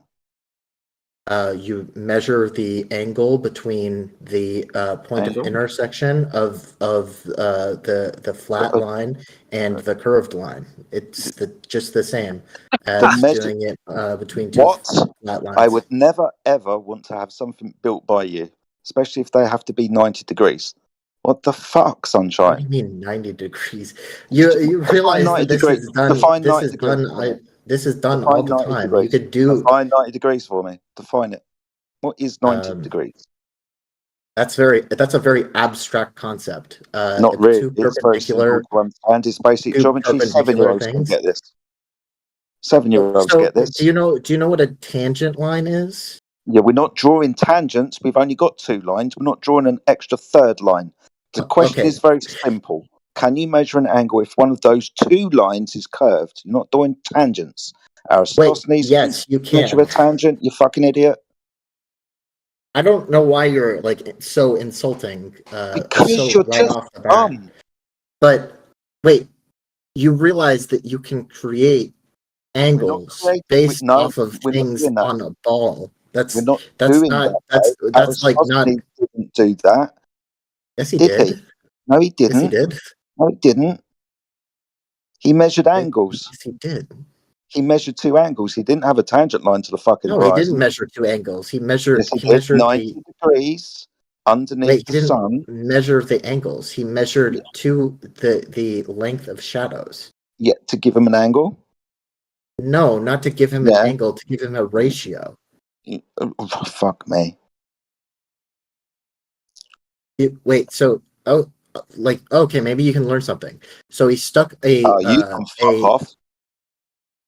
You can learn I'm something, trying mate. to I I'm can't trying to really understand what an angle is. What's an angle? Tell me what an angle is right now. Fucking learn something, you inconsiderate shit. The fuck? So I mean, we could just like go over what Eratosthenes actually did. He stuck two sticks in the ground. Well, not him personally. No, him he and an didn't. assistant. No, he didn't. He had a well. What? A well. The sun was observed down the well. A perfect reflection at the bottom didn't cause any shadows on the side of the well. 500 stades away in Alexandria, there was a pole that caused a shadow. He measured the angle and length of the shadow. Okay, so what he did is he had two sticks, right? No, he One of didn't. the sticks he placed. Trust me, you'll learn something today. He had two I've done this sticks. for 9 years, mate. This isn't Great. the first time I've spoken to Hey, somebody. you know what? I hold on. actually want to learn something. Hey, could you Please. clear this up for me real quick? I got Sure, a quick go ahead. question. Yeah. Ask Okay, your so question. shadows will diverge on a curved and a flat surface. So how did he know that it was actually a curved surface to begin How with? did he? Well, so sorry. Repeat the question. Yeah, you'll get diverging shadows on either a curved or a flat surface. So how did he know which one it was to begin with? So you're asking how did he know? Because we know that that light rays come parallel to the Earth. How'd you know that? Or sorry, not Parallel not to one parallel another. to the Earth. Yes, Not parallel to one another. Yeah. So how do you know Sure. that? Sure, we can look at the shadows that are shown on the moon. Pretty circular. What do you mean circular? I'm explaining to shadows you on how the we know that. Yes, by shadows Yeah. on the moon and how the shadows that they create on the moon, and from Like the which ones? shadows we can. What do you mean? Which ones? Yeah, which shadows on the moon? Show us. You can do this yourself. You can look at the moon and you can see the shadow that appears on the moon. So you can do it yourself then too, right? Yeah, that's what I'm explaining to you how to do it. Oh, so you must have done it then, right? I mean, I can do it right now if you want me to. Okay, go ahead Is and a do new it. moon? Yeah. Hold on. Yeah, go ahead and do it and get back. Thanks. Phases. Phase of moon. Phases What's of the, moon. what's the moon phase today? Oh boy. This is how You're not going to be able to see this during a new moon, right? Because like that's just Yeah, no like shit. super crescent at the moment. It's coming up to new moon in about 3 days' time. Oh, it will be when it goes across the sun. We have the solar eclipse. Perfect. So yeah, I'll Really go crescent, outside. really And then I'll look at the crescenty, moon, mate. and then I'll come back and tell you that I looked at the moon. But you'll also be assuming that the moon's light source is the sun, right? No, I don't have to look at the moon's light source at the same Oh, time. okay, so what does this have to do with the sun's light? Because the sun is illuminated by the moon, or sorry, the moon is illuminated by the sun. Oh, right. So what I just said a minute ago. Yeah, I don't have to look at the light source at the same time, though. I can just look at the moon. I didn't ask you to look at it. I asked you how you know what its light source is. Oh, yeah. Well, I know it's the sun, so there we go. Yeah, how? Because because the sun is giving off light and it illuminates the moon. So just say the same thing again. Just repeat the claim, and that's how you know the claim to be true. Okay, so what else is it then? Oh, okay. So now ask me what it is. I don't know. You made the claim. Well, yeah, I made the claim, and I just told you why the claim is real, because we see the light on the moon. You made a circular argument. I know because I know. It is because it is, basically, is what you said. No, we just see the light from the sun on the moon. Oh, really? How do you see that? By looking at the moon. Okay, can you be more specific? I mean, that's how it's as specific as I need to be. The light is shining on the moon, and I see the light on the moon. It's a bit And how do you circular. know? Yeah, it is. How do you know the What? source of that? Okay, how do you know that the source of the moon's light is the sun? How do you know it's not just some self-illuminating thing? Oh, we know it's not self-illuminating because we can see shadows on the moon. Okay. You sure that's not just pareidolia or are those actual shadows? What do you mean pareidolia? Hold on. Well, you're just seeing things and just associating them with other things that Well, you you think just that keep using all these words and you don't know how to use them. So, like, when you say these words, they're The like claim? out of context. The tendency to perceive a specific. So it's like, you see a cloud formation in the sky, and to you it looks like a dinosaur or something like that, It's not actually that, but Oh, okay. your Yeah, brain is sure. associating it with this other thing that you think of, right? But so I don't know what you think. Well, how do you know you're not just looking at an image in the moon and going, oh, that's a shadow, but it's actually not that? I'm not looking at an image. I'm looking at the shadows that are on the moon. We can see that the moon is like there's shadows on the moon. Oh, so you're not looking at we can image. see craters on the moon. We can see parts of the moon illuminated and other parts not illuminated. Like, All right, so this let's recap really quick. So now we're talking about craters on the moon, and this is how you know that the sun's rays are parallel to one another. How? No, you're asking me how. You just asked me how I know that the sun or the moon doesn't create its own light, and it's just Yeah, because that was at the foundation of your claim of parallel sun rays. It would be the And I'm light explaining to reflecting you. off I'm the moon explaining from to the you. sun. Well, I'm explaining to you that we know that the light from the moon is reflected off of it because we How do we see know the that? shadows Oh. from a light source. Much in the same way that you could actually do this yourself.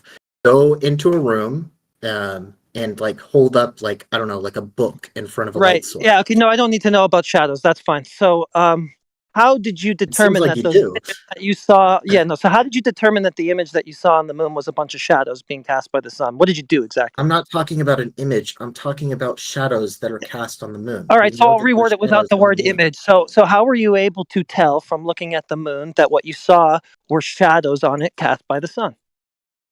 Because I Or can cast look by at the things moon obstructing and the I sun's can light. see them as I can see the shadows. Well, that's just a circular argument. No, you're asking me shadows a circular question. You're asking me how I know the shadows exist because I'm looking at the moon and I'm looking at the shadows. I'm asking you how you know that what you're identifying as shadows are that. Because that's what they are. That you're So that's just asking me to identify the things that I'm identifying Yeah, it's just completely circular. How did you do that identifying? by looking at it and saying that's an absence of light. That's what we call a shadow. That's a shadow. Okay, so how do you know that that absence of light is caused by something blocking the light from the sun arriving at the moon? Because that's how shadows work. Not necessarily. I can shine a flashlight from my cell phone right now and cause a shadow. It doesn't have to be the sun that's the source of the light for a shadow to be cast. I know, but so to create a shadow, right? The object that is it. Okay, so to create a shadow, something No, I don't has need to to know be about that. blocking No, the no, light. no, I don't need to know What do you about that. mean you don't need to know about that? I'm just need to know how describing a you know. shadow to you. No, I don't need to know about that. I know how shadows work. I just need to know how you know that what you saw were shadows on the moon and the source of the light was the sun. So I sorry, I just saw a meme inside chat. I'm looking at the sun and I am seeing that shadows exist on the surface of the sun. Those spots on the sun are dark. Something is blocking the light from getting to those parts of the sun or the moon. Sorry, I said sun. I meant moon. They're stopping the light from getting to that part of the moon. That's how Okay, shadows work. And how do you know that the light that you're looking at was from the sun? What other light source would we be talking about? I don't know. Maybe it's a self-illuminating thing of some kind. But then it wouldn't have shadows. Oh, If maybe it it's was just not projecting self-illuminating, light in there spots. I would don't be know. no shadows on it. Yeah, maybe it's just not projecting light in those spots. I have no clue. I'm asking you how you know what you claim to know to be the case. By using inductive reasoning and seeing that there's shadows on the moon. That's how I'm getting to that conclusion. That's just a circular claim, though. You just keep saying, That's well, the not shadows. a circular Oh, claim. shadows. That's using reasoning to look at the moon and say there's shadows on that moon. So, to recap, you were going to tell us how the Earth was measured to be a ball. Then you had to divert to parallel rays because that was You at the kept foundation. asking me these Claim. questions. Ball This is measurements. why we're going Now- down. You're now- asking me more and now- more fractal questions. Well, because you have all of these assumptions built into your claimed measurement of the Earth being a ball. It's not an assumption. It's reasoning. I'm using And actually, we reasoning started to with come gas to these pressure. conclusions. You were saying that large mass. If you have just fractal questions over everything, of Yes, we're so not. I'm going to recap. So we started with gas pressure. You said that that was caused by gravity, and that would be caused by masses. So large objects, like what you claim the Earth to be, a ball. I asked you how that ball was measured. Then you went to Eratosthenes. At the foundation of that was parallel sun rays. So we had to ask you, how do you know that those exist? Now you're waffling about craters on the moon and what you imagine to be shadows on it, et cetera, et cetera, et cetera. How do you know that the moon's even a physical, solid object? How do I know the moon is a physical object? Because it Solid object, let's say. Okay, so again, we're in even further fractal territory from where we are before. Well, the problem is listen, the problem is that you keep this is where you're going with this. You're complaining about the fractal questions, but you're asking the fractal question. All right, so what we're doing is elucidating the fact that you have a claim built upon assumption, on top of assumption, on top of assumption, etc. No. I'm not assuming anything. I'm just saying, like, assumed hey, this is what you keep cutting in with like these like one-liners, like you think it's a gotcha. But like you keep asking these fractal questions and then getting mad that we're going down fractal paths. Nobody's getting keep mad. asking the questions. And maybe you're getting mad. I'm just elucidating the fact that you have a stack of assumptions and no real evidence for anything that you claim. I'm not assuming anything. I've not made it a single assumption here. So how did you know that the sun's rays were parallel? By looking at the shadows on the moon. Really? Okay, so describe your process looking at the so-called shadows on the moon. How did you arrive at the conclusion that those are actually shadows? Okay. Can you go into detail with God. your process? Because you looked at the moon and you did this, right? Yes, I did. So when you look at the moon, are you done with your questions? Do you want to ask any more before I go on? Are you going to go on? Yes, but you keep asking me questions. You're not going on, right? You're just talking about the conversation now. Well, no, I'm just asking if you're done with your questions so I can answer them all I at would really once. like to be done with them and hear your answer. Okay, so parallel light rays come from the sun and hit the moon. Okay, how do you know that? Because light goes from a source until it hits an object, and that either that object absorbs the light or pushes the light away. Like it hits the object and the light goes off.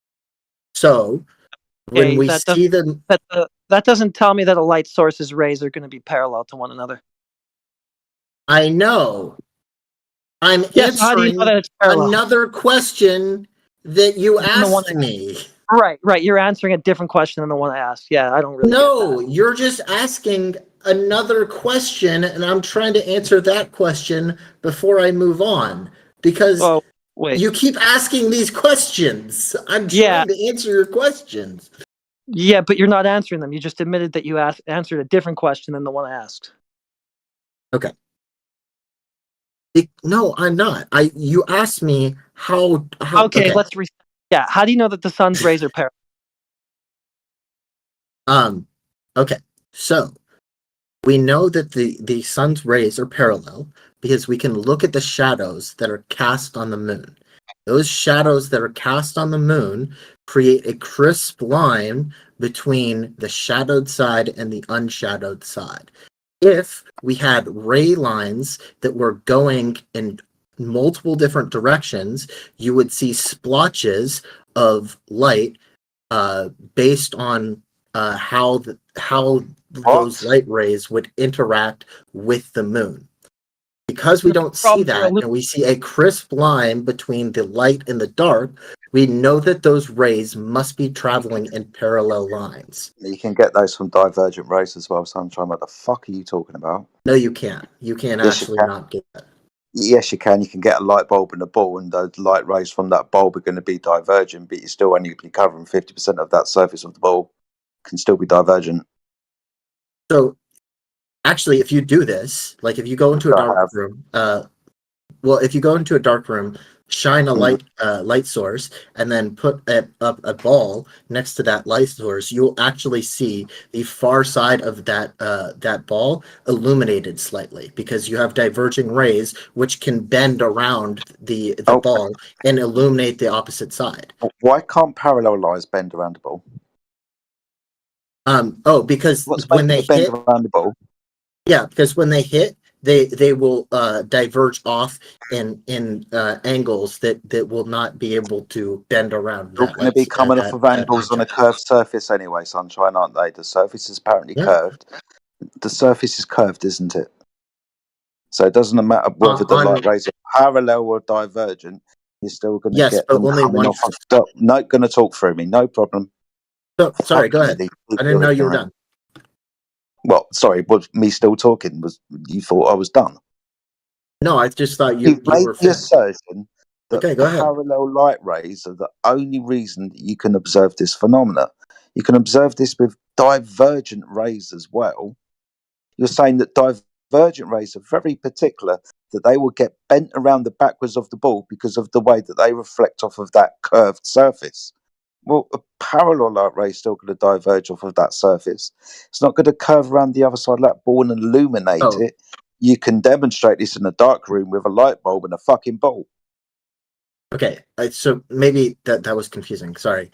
So when I'm talking about these things, a light source in a room, like if you turned out your lights right now and had like a single flashlight, those rays are not parallel, right? Because they're diverging from a single point. When you have a light source that is far enough away, that's when you start to get parallel rays. So you're a certain distance now as well. Wow.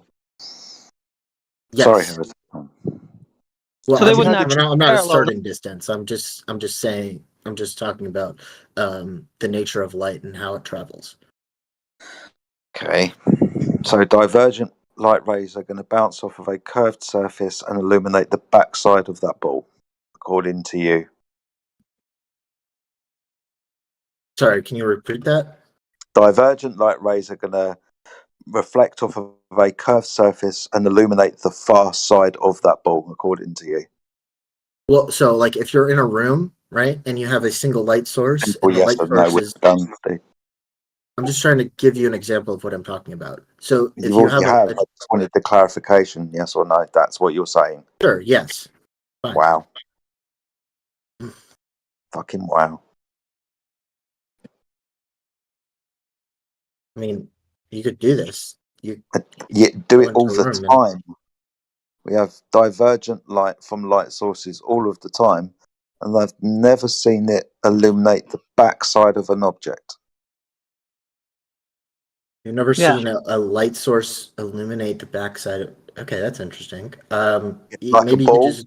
when you shine a light on it, you're only going to illuminate one side of that ball, and that other side is going to be left in darkness. But according to you, if those light rays are divergent, the backside of that ball will be illuminated. That's weird. Yeah, that's pretty stupid. No, it's not. I mean, you could do this yourself. I'll tell you what, you do it. You do it. You do it. I have done it before. Yeah, Rick I've bollocks. Sure, yeah. Fucking You could say that bollocks it's you have, bollocks, man. but Stop bullshitting. it's not that difficult. And no, it's shining a light on a ball. And according to you, if those light rays are divergent, the backside of that ball will be illuminated. Not fully, but yes, they will see. There will be light rays on the back side of that. Now. You're going to start backpedaling now. That's not backpedaling. I never said that it was fully illuminated. I just. So you don't actually have any evidence for what you claim. You just look at it. You just look at the moon and just interpret things about it. Imagine what its light source must be. It's all kind of like guesswork and interpretation. You don't actually have any direct evidence of any of this. So if you have a better explanation for the illumination of the moon, then That would be a burden love to hear reversal it, too. So but- that pretty much just completes the failure. Well, I'm looking at the light sources that are around the Earth, and I'm saying, well, that one is a light source, so I'm going to say that light source is illuminating the sun, the moon. Yeah, how do you know it's not just some self-illuminating thing? Because there's shadows on the moon. How do you know those are shadows? Because I looked at them and I determined that they were shadows. So just a circular argument again. That's not circular. That's not circular logic. They're just dark spots. Maybe the light's just not projecting from there for some reason. I don't know. Maybe the moon's not even a solid object. Maybe Okay, it's some. Do you know what Occam's razor is? Do you understand what Occam's razor is? Yeah, I do. Let's see if you do. What is it? It's the assumption that the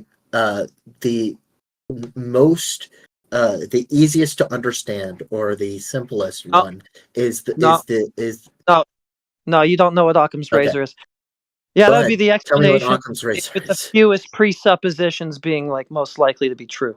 Yes, the simplest ones. What are you saying? No, one with the least presuppositions involved. So you have a whole stack of them. So that definitely wouldn't be anything that you're putting forth. Wait, you're assuming that the light given off by the moon is like from the moon No, I'm itself. No, I'm not. I never said that it was. I asked you how you know it's not.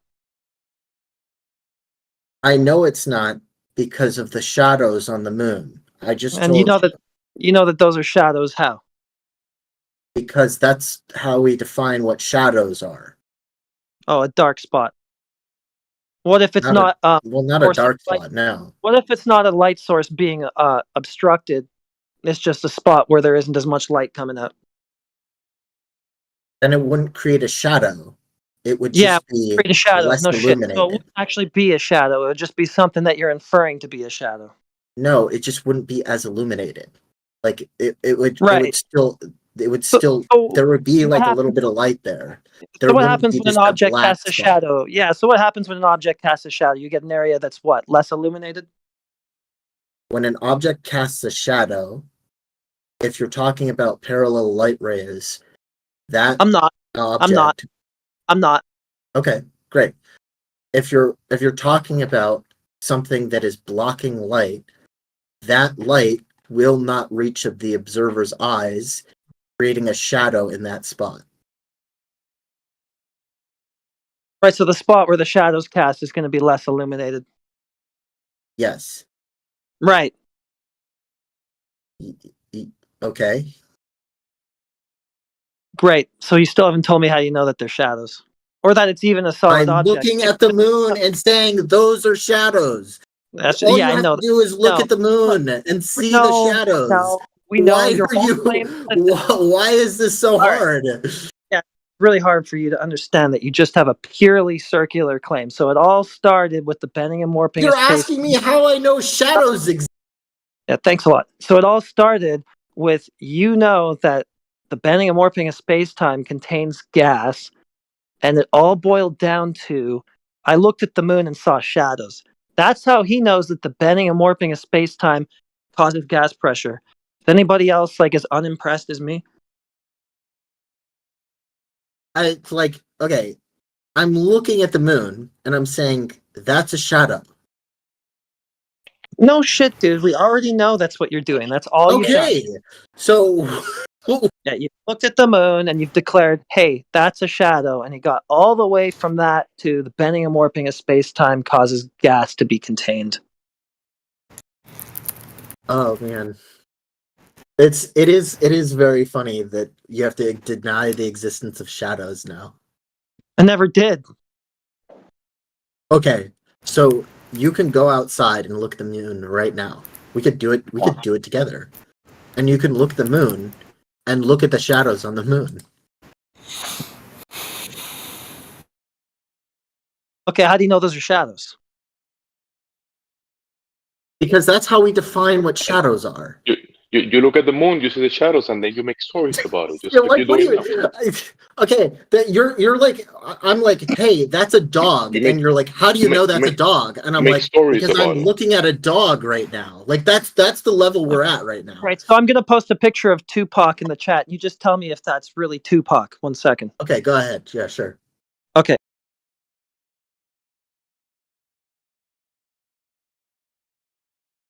I'm waiting for the Tupac picture. I love the.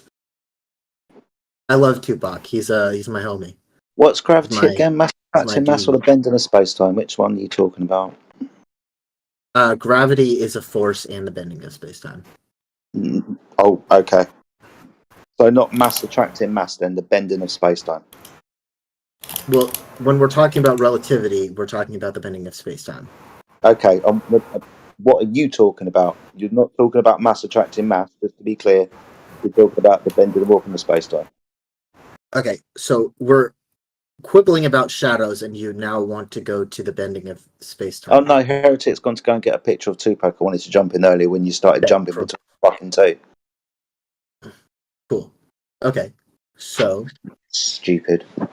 Oh, that's not Tupac. That's his hologram that they. Wait a minute. How can you tell? There's a shadow on it. It must be a solid object. I've seen that video before. I've seen. Well, don't you see the shadow on it? So that must be a solid object. You think that? Okay, but you know what a hologram is, right? Yeah. Yeah, that's the point of this. Okay, so it's light. Yeah. Yeah.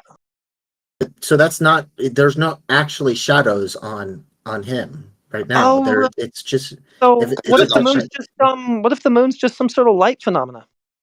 They look like shadows.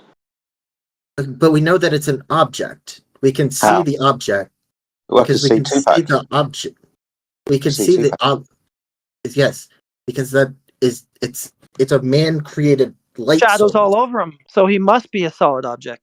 But it's not actual shadows. That's not real shadows. But you just Really? told me when I see a spot that's less illuminated than one around it that must be a shadow because that's what a shadow is. All of a sudden, that's not how it works. Oh man, it's really tough. It's really tough out here. So a shadow is created when something is blocking a light source. The difference between that and the Tupac hologram is You know the what Tupac hologram is? hologram. What? You know what hologram is, mate? Okay. Real quick, let me ask him this real quick. Hello, real quick. Do you know that a light can look black? Do you know that a light can look black? A light can look completely black to the observer. A white light can look black. So there you go. That's not a solid object. Hold on. How do you know that the moon's solid? So what you mean by black is a human conception of light, right? You there's actually thousands of wavelengths of light that you can't see that are bouncing around your room right now. You have radio. And when a light not bounces with irrelevant. another light, one cancel the other one, and it will look black. Oh yeah, it's called destructive It will look wave completely black. formations. Yeah, that's called There you go. destructive wave formations. Yeah, I know. So like cancellation? Yeah, basically the wavelengths. So maybe are the moon is canceling just each some other sort out. of like phenomenon. It's some sort of effect, some sort of light phenomena or something, and Okay, there are so- just areas where you have wave cancellation or destruction, like you said. I'm now going to Interfer- go back to Occam's razor, where you now have to believe that the moon is some sort of like nebula ball that is canceling light waves out on its surface, or just believe that shadows exist. Maybe it's just light phenomena. and you have some sort of- Which one's Yeah, maybe more it's just some likely? sort of light phenomena, a luminary, as it were, and you just have some sort of destructive interference of light patterns there. Maybe that's all. I don't know. I'm not saying it is. I'm just asking you how you know It what you seems like claim. you're not saying a lot. that's what we seem to be getting down to. Yeah, I haven't claimed anything yet. You've done all the claiming. It's true. I have made a lot of claims here, and you've just asked me what a shadow is. No. Well, basically, I was asking you how you know any of the stuff you claim to be true. Because it's a shadow. I can see what a shadow is. Because that's so how we just define shadows. Circular argument. Okay, yeah. It is kind of funny that we've gotten down to the point where flat earthers now have to deny shadows and the existence of shadows. They don't. It is They pretty don't. funny. That's just a cope that you're rolling with right now. We don't. No, I'm not coping right now. I can look at outside and I can see shadows on the moon's surface. Well, I saw a shadow on Tupac, right? So that's a solid object, right? That's not okay, but that's not an actual shadow. You realize that? I already right. explained that to you. So maybe the thing in the sky isn't an actual shadow either. That doesn't make any sense. Okay. All right. Well, it's been fun, guys, but I gotta go to bed. It's getting late. Bye.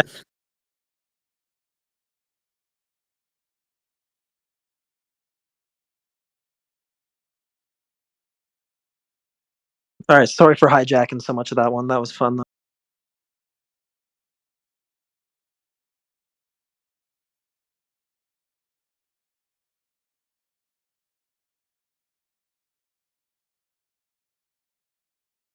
Damn it, Lost Jedi.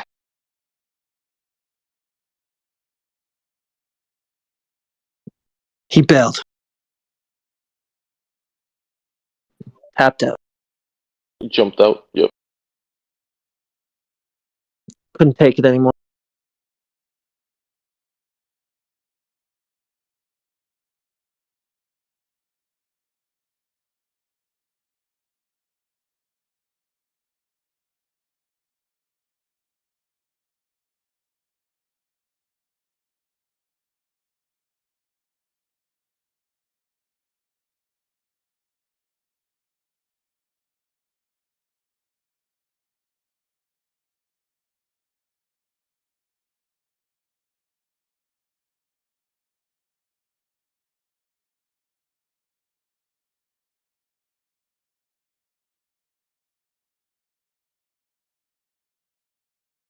All right, Reality Man, you're up.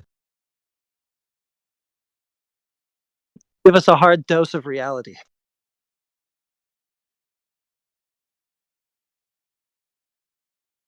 Give it to me straight. Or curved, your preference.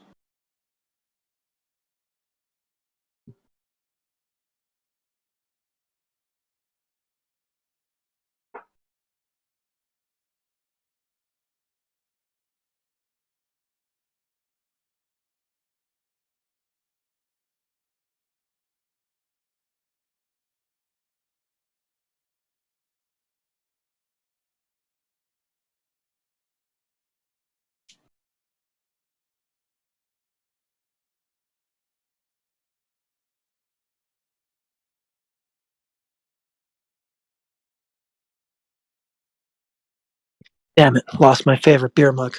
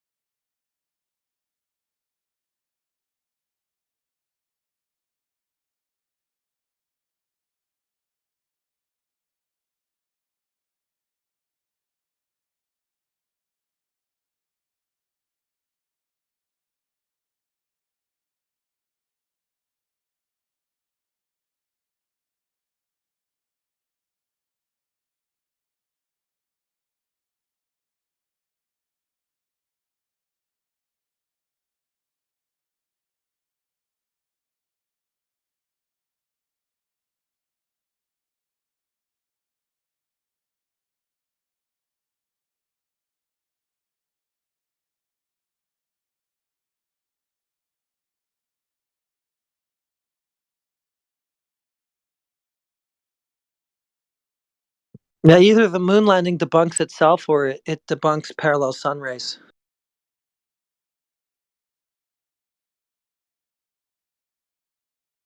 Should have made him choose. Nice.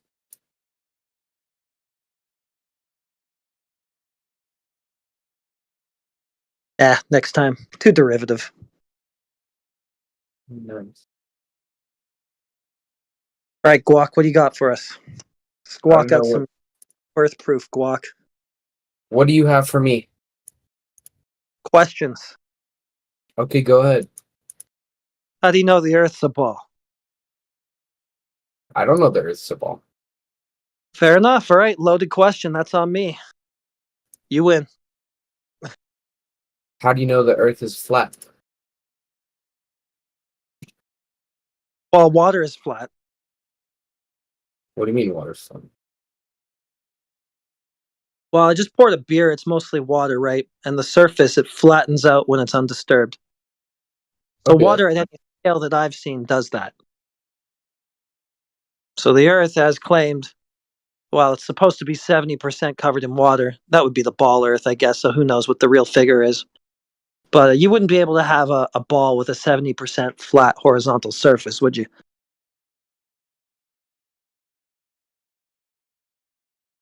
I believe you.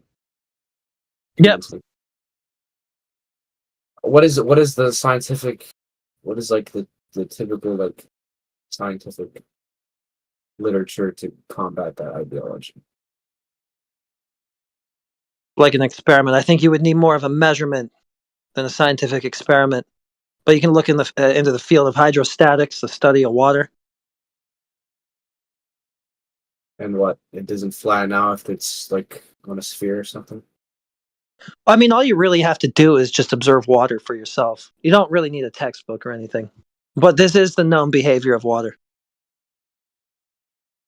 It just flattens out. Well, the surface does. The rest of it conforms to the shape of whatever container it's in. Right. You know this, though. Yeah. So you're saying You need, because you need a physics book to like, you know this, right? yeah, of course. But how is the shape of the Earth or the typical spherical shape of the Earth? You know, how does it contradict that? Well, spheres have curved surfaces, not horizontal surfaces. Right. The gravity, or we can think of, like, if I said to you that, like, it's like, what's it called? That you've taken like high school chemistry course before. It's like Le Chatelier's principle, right? It'll do whatever it can to prevent the change in the system, so it'll flatten out. So like it'll just move to wherever it flatten out, right? And gravity. Sure. And so, you know, I don't really think that it would disprove that ideology. I think they work in tandem. Gravity causes water to lay flat? Yeah. All right. I would say so. In the spherical sense of the Earth, yeah. That's what I would Well, that's a contradiction right there. say. Yeah. Flat in the spherical sense? Well, I'm saying like, well, That's gravity Mary causes water. Thatcher type stuff. Well, gravity causes water to stay flat in the sense of the world because it's a sphere. Is what I'm. It's like what I mean. So that would be gravity causing water to stay curved, not flat. So that would be a contradiction. Well, I mean, it depends on perspective, right? Like, No. Yeah, it does. Well, you might perceive it as one thing, but objectively, it's either one or the other. Can't be both.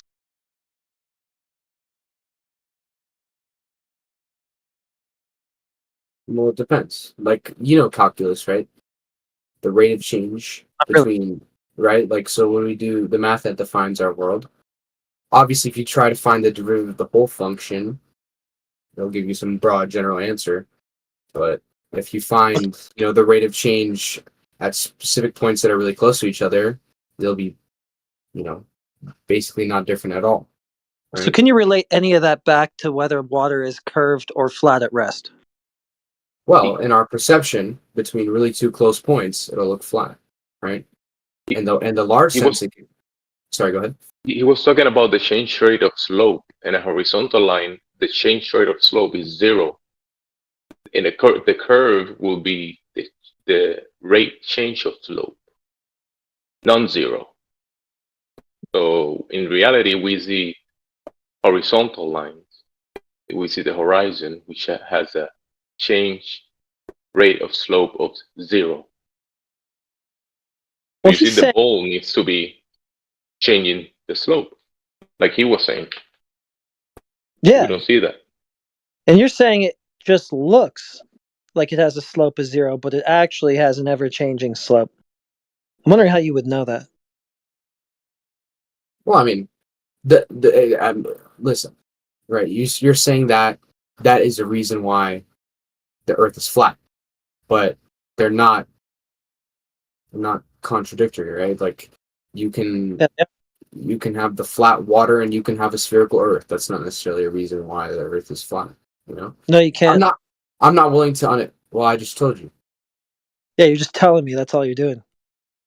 Okay, well, you don't believe it. No, you can't have a ball or a sphere with a flat surface. That's nonsense. If I showed you the rate of change between two really close points on the sphere, it'll be practically flat. On a small Practically scale. flat. So you're telling me that you basically experience calculus. it. All right, so you're telling me that you experience it as flat, but it's actually a sphere. Yes, because we're small and the Earth is big. Well, okay. How do you know that then? How do we know that? Yeah, you experience it one way, but you tell me it's the other. So how do you know it's the No, other? you're getting confused. I'm not necessarily asserting that the Earth is spherical because of that. I'm just saying that it doesn't mean that the Earth can't be spherical. Yeah, it does. If water is flat at all scales, it definitely No. can't be spherical. It can't be spherical. Why can't it be spherical? Well, because if it's flat, then that wouldn't be the surface of a sphere, because a sphere would have a curved surface. Well, it's flat in our perspective, but it's curved in the large scale perspective. Well, how do you know that? Have you seen it from the large scale perspective? No. Well, how do you know that then? Well, I'm Your just mama's saying so they're fat not she saw from the large scale perspective. I'm just saying they're not contradictory. That's all I'm saying. You can't just assert that one is wrong and one is false, right? Like, I'm not saying that the Earth is round because of that, or spherical, but I'm just saying that just because the Earth, that is the case, doesn't mean that the Earth can't be spherical, you know? Well, okay, so is it flat or is it curved? Because to say that it's experienced as flat isn't the same as saying it actually is, but you keep saying it is, yet it can still be a sphere. So what you really mean is it's experienced flat, it's actually something else. Yeah, it's experienced as flat. Because objectively, it wouldn't be flat if this was a sphere. That would just be your experience of it. It would be curved. Is there any evidence that it is? Well, it's experienced as flat. It's not actually flat. The water in your cup is not actually flat either. You keep saying that. You keep saying that it's experienced one way, it's actually something else. So how do you know that it's this something else? Because it's not. Look at the water in your cup. It's not flat. Curves at the bottom. What do you mean? At the bottom? I'm talking about the surface. No, but it curves, right? It's not exactly flat. It has a meniscus. No, it doesn't. It does. I'm looking at my water right now. I can tell you that it has a little meniscus going on there. So what, you're telling me that it curves up a little bit where it contacts the glass or the cup or whatever? Yeah. Okay, so that'd be the wrong direction. Is it curving in general over that whole surface or just where it contacts the glass? Generally, like, yeah, let me take a look. I don't think it does. Reporting for duty, sir. What'd you? It just looks horizontal straight across to me. No, it has a little There's some meniscus. surface tension where it's contacting the glass. Like, that's not what I'm talking about.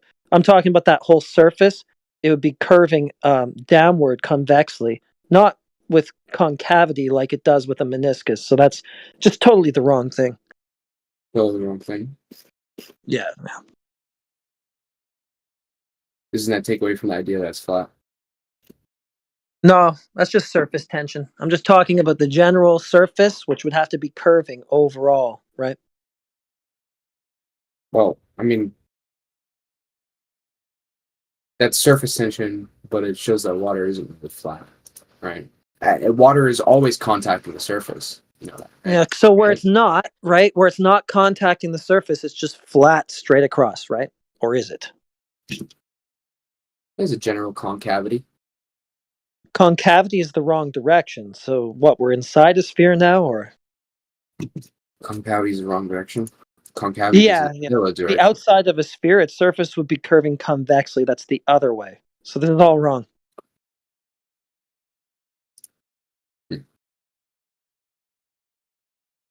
I think he's talking about a meniscus, Yeah, he is. which would be concave. Yeah, he's got it all backwards. Plus, it's not the general surface of if you're talking about a glass or a pool or anything like that. Not talking about like a little beaker or something.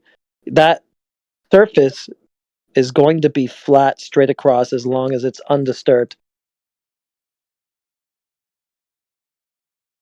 So okay, so then if I cover like a ball with water, right, and the water is curved, no, genuinely just, and like there's a little bit of water that hasn't dripped down because of gravity, it's curved. What does that indicate to you? The water wouldn't have been sticking to the ball because of gravity. It would have been surface tension. Yeah. No, I'm not saying it's sticking to the ball because of gravity, but I'm saying the water that hasn't fallen off. So then Yes, it's droplets that haven't fallen off are there not because of gravity.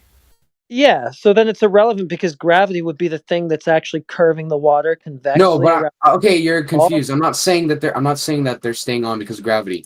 Yeah, I'm so saying it's just that the water relevant droplet. example. It's not what we're talking about, right? What are you talking? Well, let because him we're finish. talking- The water droplets what? I just said like the water droplets that stick on, right, that kind of cover the surface of the sphere. I said that they that have not fallen off due to gravity, right? I didn't say that they had. Oh, I say, got you. Okay, what about them? Yeah, right. They're curved, right? They're not flat. No. They aren't curved. Take a ball. Talking about general wetness. You like, for instance, let's say you came out of the shower. Your skin's wet, right? Right. You're gonna have a layer of water on you that's not curved. The actual droplets in other places where it's dry will be, because the surface tension will be curved. They're droplets, right? Right. But it has nothing to do with the globe or gravity or anything. That's surface tension again. Okay, so let's assume that I have a ball and I put some grooves in it, and I put it with water and I cover it with a film. Like, what's going on there? By your voice, I'd assume you have two balls, but accidents happen. Okay, you get what I'm saying. You get Say it again? Like, assume that I take a ball, right, like a wooden sphere, and I carve some grooves in it, pour some water in the grooves, and I cover it with a film, right? What's going on there? And like, I just turn it around. Like, is my globe, like, is that ball flat, or is it? I think you've proven then that you need a container to Well, no, that container okay. Then you made a container with this film that you covered it with. Right, but then that's gravity for the planet because it has a big enough gravitational pull to keep the water. I've done a bait and switch now.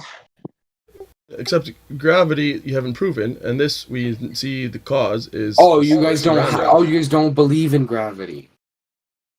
No, you have to. If you make a positive claim, you have to prove it, right? So, sure. Oh, okay. If No, you're saying then gravity is saran wrap, then that's something else.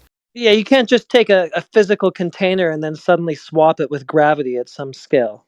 Well, okay. Well, you guys. Plus, there would be a physical container anyway if you're talking about a lake or an ocean. They're in basins, they're in containers too. Well, So no, gravity's they're not not really covered at the top. They're not covered at the top. You know what I mean? No shit. They Well, don't need to be. They can be in open containers because they're Right. liquid, not a Right. Well, they're in open containers, but we can't use that same idea for this ball because the gravitational pull of the Earth supersedes the ball's gravitational pull. Oh boy, so that's a whole other thing. Anyway, can So you you show guys that don't believe gravity is actually curving any body of water with convexity over its surface?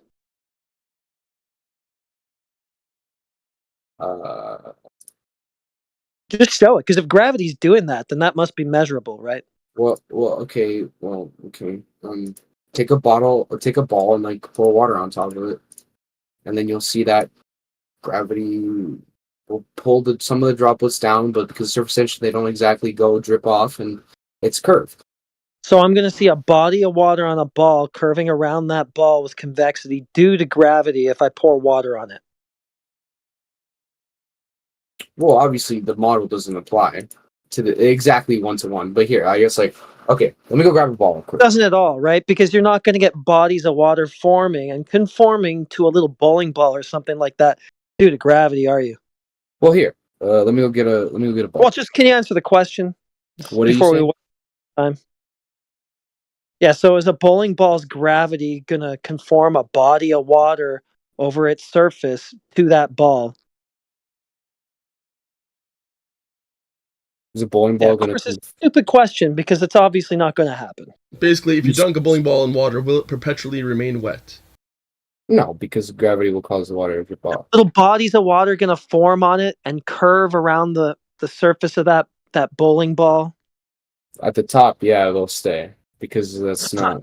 The surface tension. It's just going to be drops of water. It's not like you're going to have a body of water forming in some little, I don't know. No, because surface tension is it's like a force, right? So it's the force that, you know, the X component reacts with the X component of gravity, right? And whichever one supersedes the other is going to take over, right? And obviously gravity is more powerful. Bowling ball's gravity is not going to cause pools of water to collect on that ball. because the bowling ball's gravity is infinitely like super It small. doesn't even exist, but just for the sake of entertaining, your claim. No, it does. Oh, gravity doesn't exist.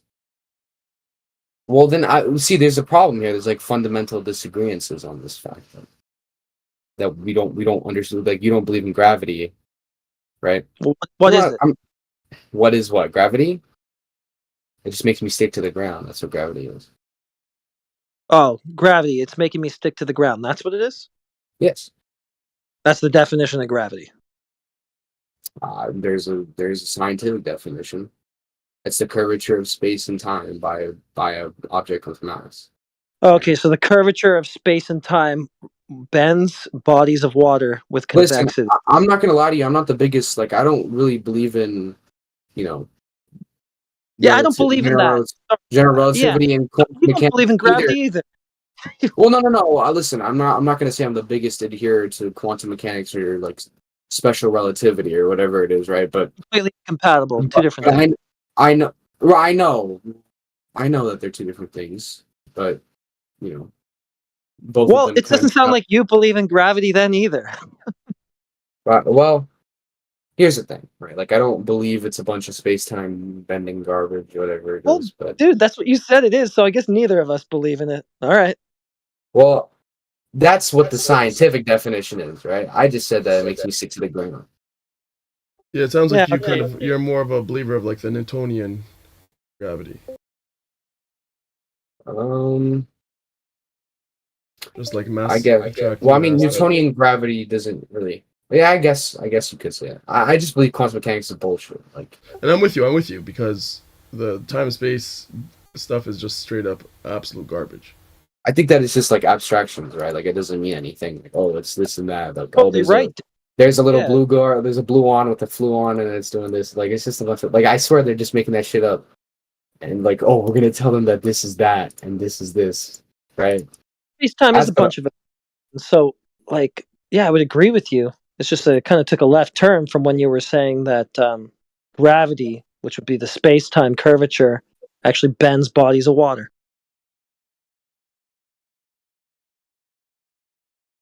But that's okay. I mean, it seems like we kind of agree, so whatever. To be honest, right? I'm not going to exactly argue against flat Earth because, right, that'd be against my character. I don't believe a lot of stuff in scientific literature because I believe it's bullshit, right? So I'm not going to fight with you on that. As a matter of fact, I'd be more willing to agree with whatever you're saying. I just said that they're not like you were saying like how. Like water's flat on a spherical surface, it wouldn't be flat. It would just, whatever it was. I just thought that they were not like mutually exclusive, but I would probably agree with you if you elaborate on some of the other stuff you say. So, like, are you religious? No. What are you? Well, probably without realizing it in some way, but I'm just going to go with no until you call me out. Call you out for what? For a date. Well, if you can spot where I'm religious, then I'll concede. But as far as I know, no. Okay. Where did our universe come from? I don't know.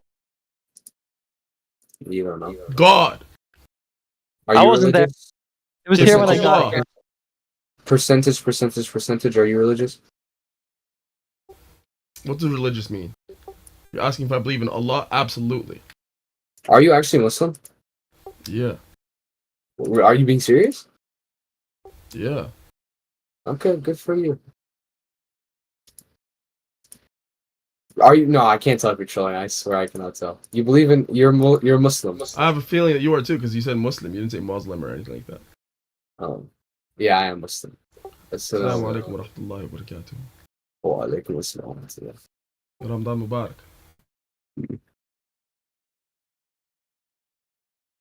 So you believe the Earth is flat?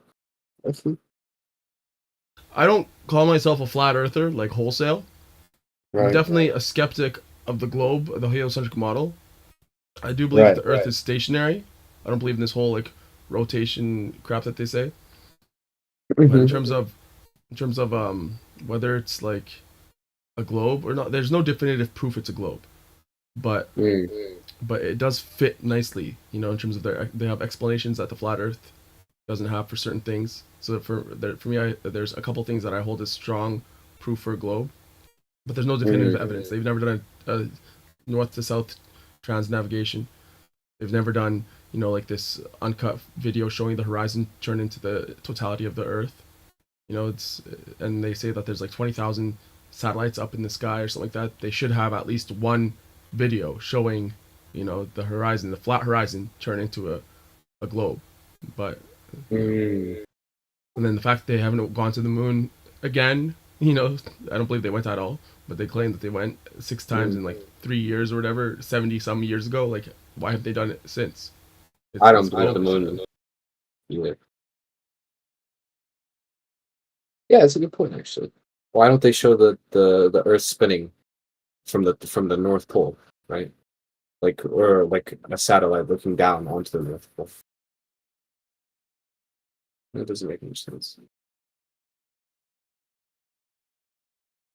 You'd only notice it spinning if you have a reference, like a point of reference in frame. But yeah, it is possible. It is possible. They just don't do it.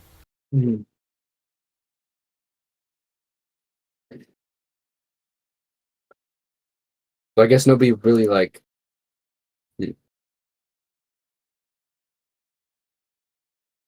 Mind you, the earlier, like the early scholars in Islam believed it was flat. Like if you read Tafsir ibn Kathir and stuff like that, and you like on the plain reading of the Quran, you would say that, you know, that it's flat.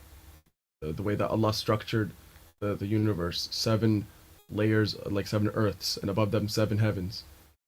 You know, the 7 skies, it's all layered with it's 500 years of walking in between each one. You know, it makes it sound like, and then, you know, وَالْأَرْضَ بَعْدَ ذَلِكَ دَحَاهَا. You know, there's a lot of, and you know, a lot of different ayat that say, that give that idea, like that it's flat or spread out. You know, but you could argue that's just, it's like you said in the very beginning, that locally it's all spread out and flat, but in totality it's, you know, if you zoom out a lot, then it's curved. But who knows? Allahu A'lam. But yeah, I guess so. Where are you from? I live in California. Cali? I used to live in Cali. Really? Where do you live now? Not in Cali, but I used to live in Claremont. Okay. Interesting. What are you doing on Discord, actually? Go and live your life. Damn, I just got back from the masjid, man. Oh, alhamdulillah. How was it? Long? Alhamdulillah, it was good.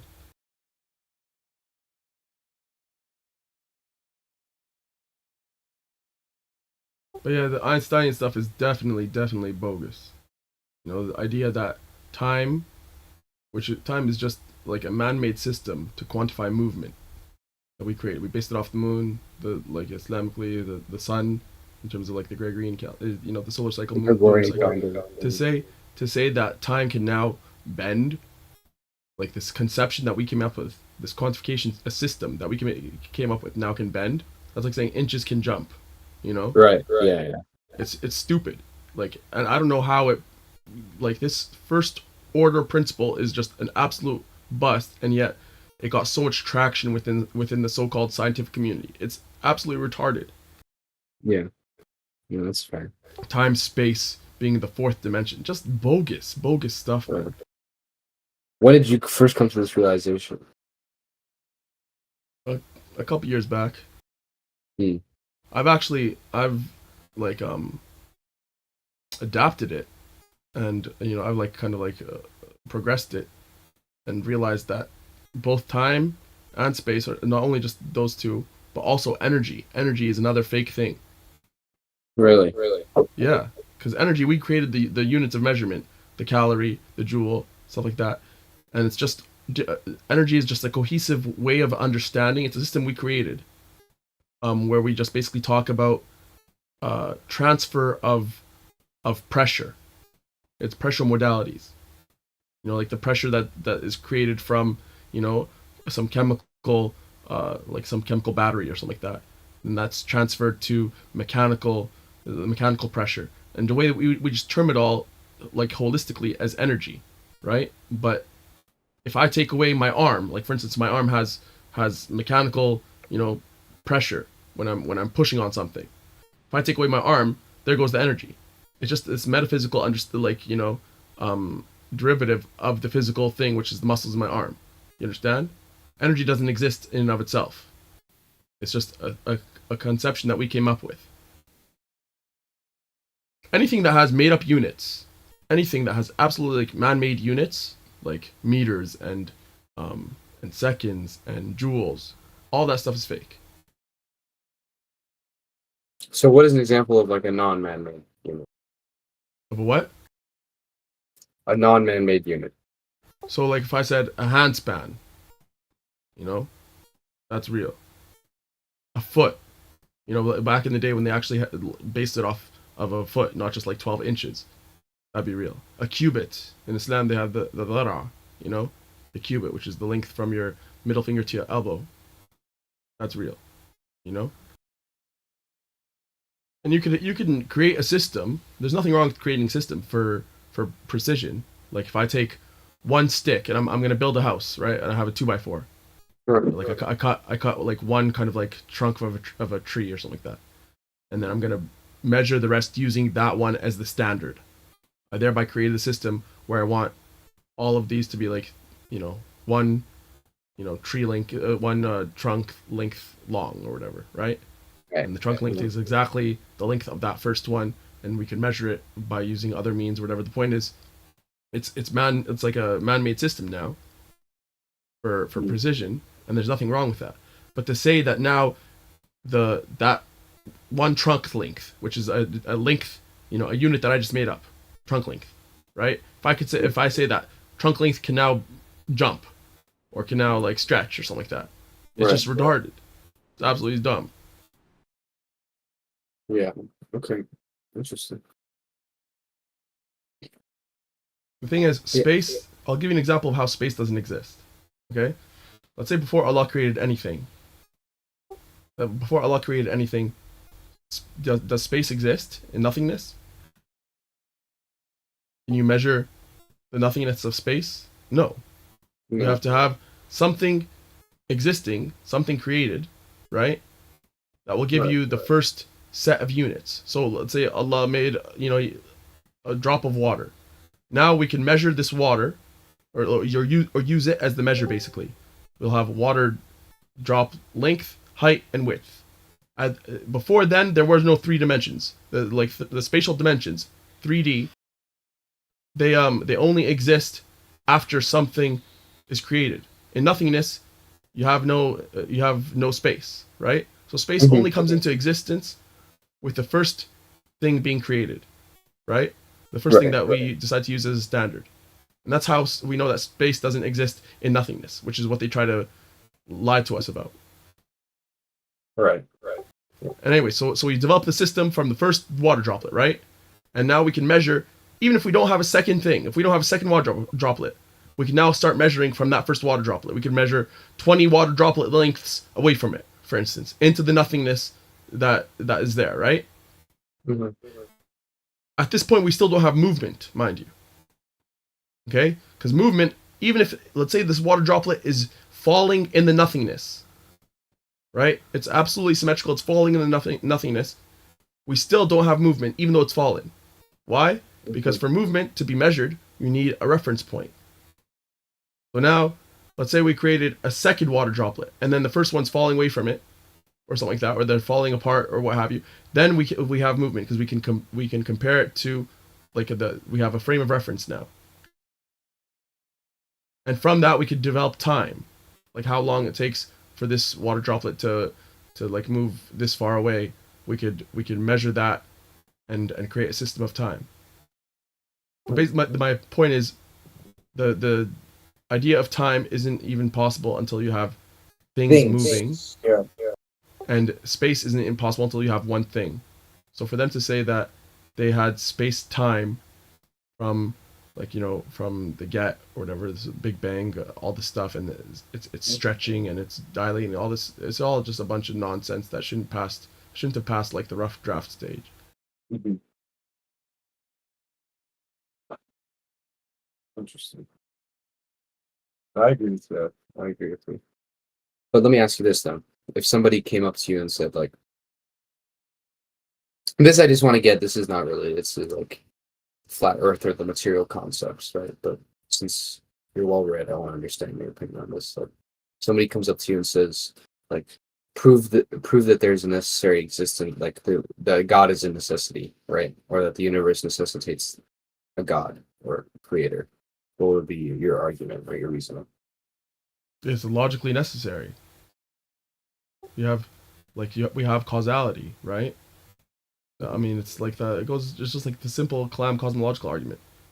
You know, if this thing exists, it had to come from somewhere. You go down the line, the very first thing, it had to come from something. It's contingent upon this thing, right? And you can't say that very first thing is contingent, because then you fall into infinite regress. You have to admit that the most logical stance is that first thing is not contingent. It's not created. Yeah, I agree with you. That's the argument of contingency, that a contingent system cannot create a contingent thing. Right. I don't know if that's how they phrase it.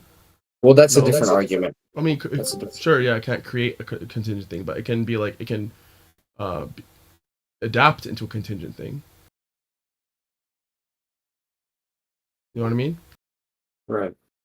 Well, like the idea, there's something really interesting where it was like, like if you look at a cannonball, right, the trajectory of a cannonball, and you can see that you can like, through physics and math depict like the speed, the trajectory, where it is, right, the location, everything of the bullet over the cannonball, right, up until the point, like the second after it was fired, like to the exact second after it was fired, right?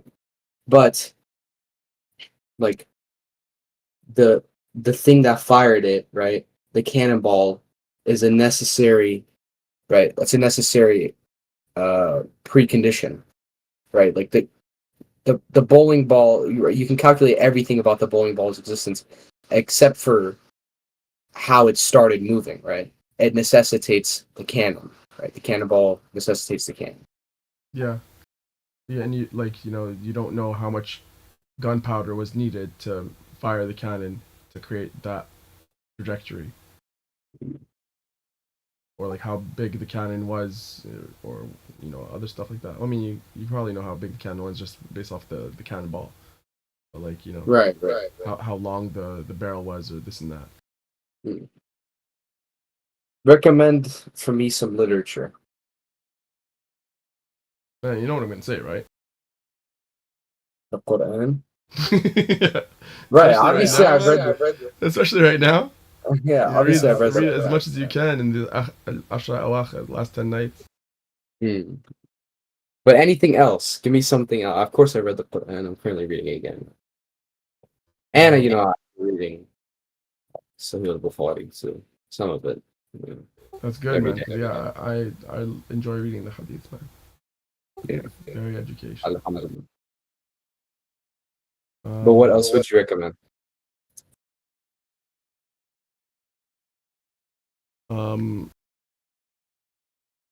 There's a book by Hamza Ortiz. I haven't read it yet, mind you, but I heard good things about it, and it's on my list. You know what I'm talking about? No, tell me what it is. It's like basically he gives all of the arguments that people, and this is like, I think you'd be interested in it because of the question that you asked me, but he gives all the arguments for that atheists give and stuff like that for, the lack of existence of God or in lack of like necessity of God, and he gives the counter arguments, and apparently it's a really good book. The Quran's argument for God's existence. Is that? I don't know if that's the title of it. No, it has a different title. That might be the subtitle, like the second title. You find it? No, I'm looking it up right now.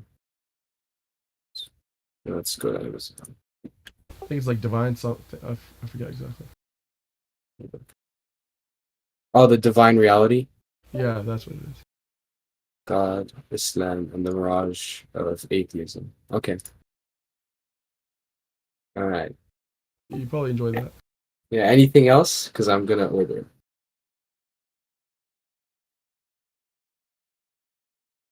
Obviously, I need to start reading some. There's a site called Dar PDFs where you could, like, basically download the PDF versions of a lot of Islamic books. Yeah, and Kitab Tawheed and a lot of books by a lot of scholars. I recommend that.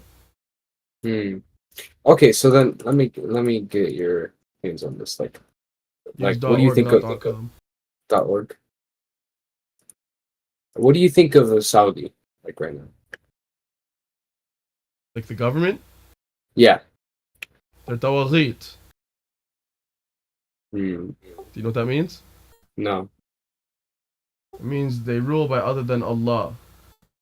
They're not ruling by Sharia. And that makes the leader, whoever has the final say, a taghut. Because in the Quran it says, يحكم بغير الله هم من الفاسقون, من الكافرون, ظالمون. They're basically kuffar. So, but then you still can't do khuruj against them. Why not? Well, they're the leaders are like. I can't like. Can we? The thing is, like, I see this a lot.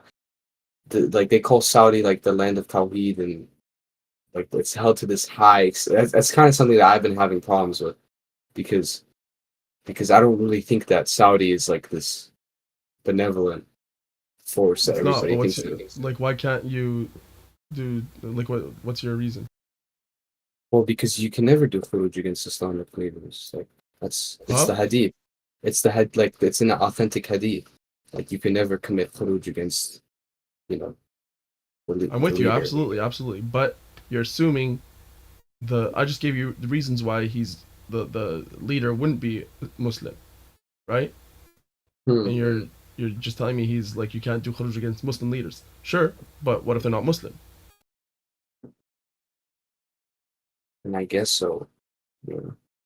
But my point is, and you might, like, if you continue studying Islam, might come like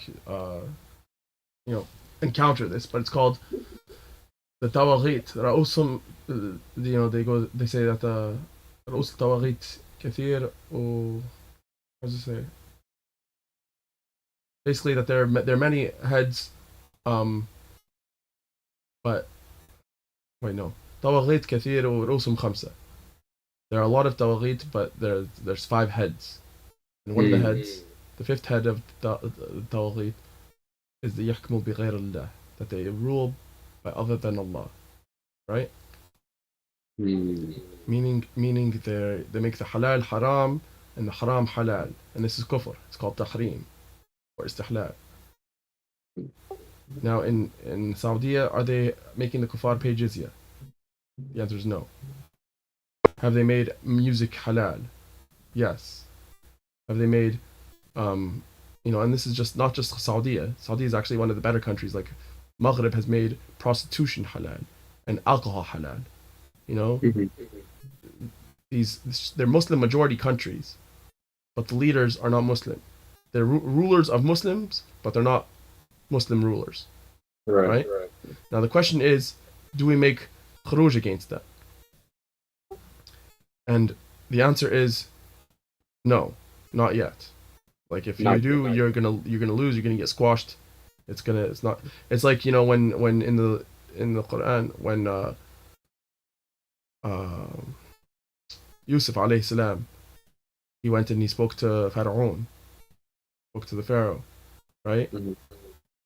And he tried to, like, you know, convince him of Allah's oneness and stuff like that. And the Pharaoh, you know, wasn't having it. He was set in his ways of being a disbeliever. Yusuf didn't like make khuruj against him. Yusuf, he went and he spoke to him in like a kind manner, right?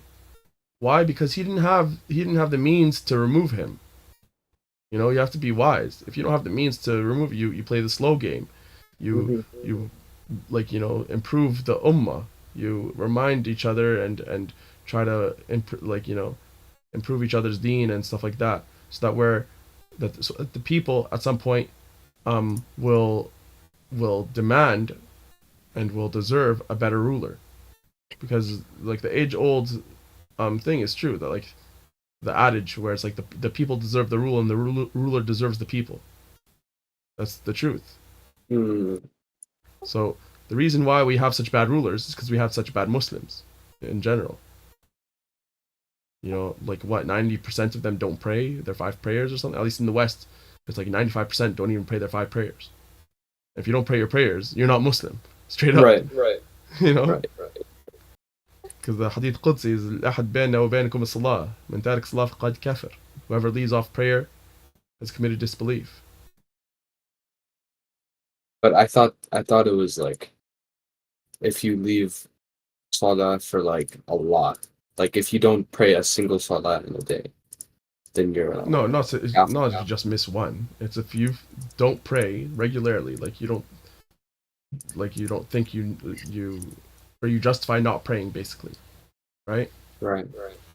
Or Allah, if you Allah made prayer so easy. Like even if you're paralyzed, you can pray by blinking. You know, you can pray in any position that you need to. It's the one thing that He didn't like allow us to leave off. Right? He made other things easy. For instance, if you're like, let me think. Like if you're in Ramadan and you're traveling, He gave us rukhsa, license to not fast, right? But there's no license to not pray. Right. That's the and thing if you, that you separates us remember, from... Sorry, go ahead. The story of like Isra and Mi'raj, like where the Prophet, you know, he was like brought up to heaven, and like prayer was originally gonna be like yeah, it started off as 2 rak'ahs. It was gonna be like 50 salah in a day, like something. That's... And God already made it easy for us. Already made it easy for us by just giving us 5. You know. Yeah. That's Isra al-Mi'raj, right? Yeah, Isra al-Mi'raj.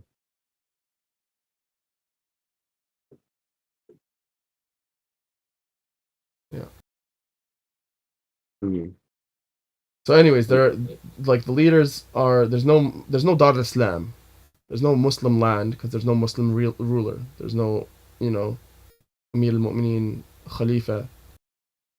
And we're not in a position to wage jihad and to make it happen because we're broken, you know. Right. So what we need to do is like the ones that are on the Sirat al-Mustaqim, the ones that are on the path, they need to come together, make each other strong, you know, build up a headquarters, if you will. And then just like the Prophet did in his time, sallallahu alaihi wasallam, you know, aftah you open up the lands from that, you know, original spot. Yeah, I agree with you. So like, do you consider yourself a Salafi, or like what do you do? I don't like the term Salafi. I don't like it because it's like we're upon what the Salaf were upon, right?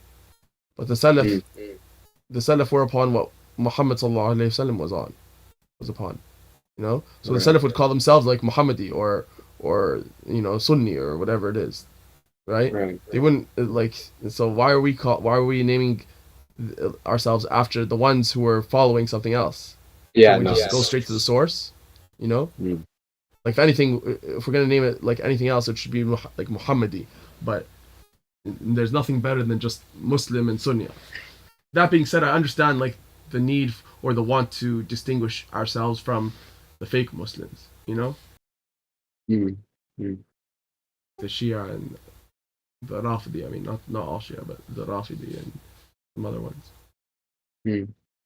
Are you going to college or anything? I went. You went? Oh, you graduated? Yeah. Oh, what did you study? Again, a little too personal. No, There's a lot of it's, people listening. no, it's okay. You don't have to answer that. You know, it's just. I did double major. Oh, alhamdulillah. Very hard. Alhamdulillah.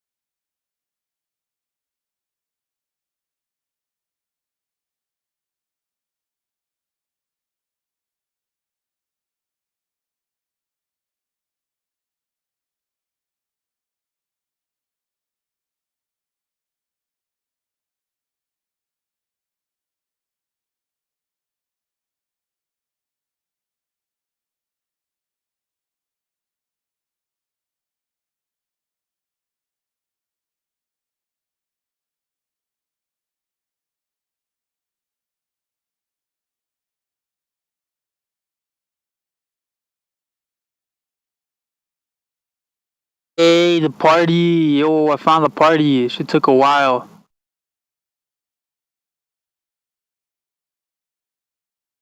The beach is that way.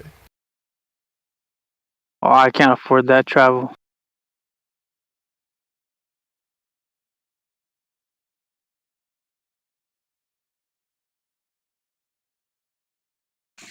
I've been a prisoner of war to the Midwest for the past 3 years.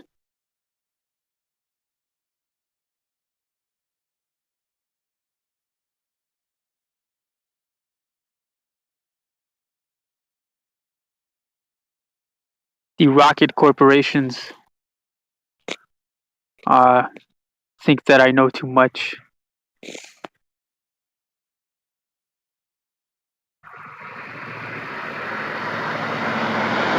And apparently Raytheon has unencrypted communication systems that talk about a lot of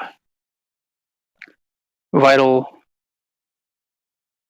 wartime effort information. That I know somebody that intercepted it and bragged about it.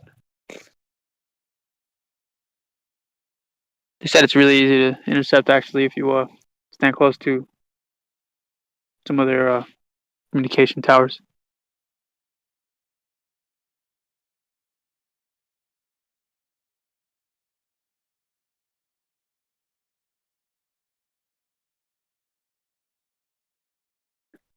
Hey, what's up?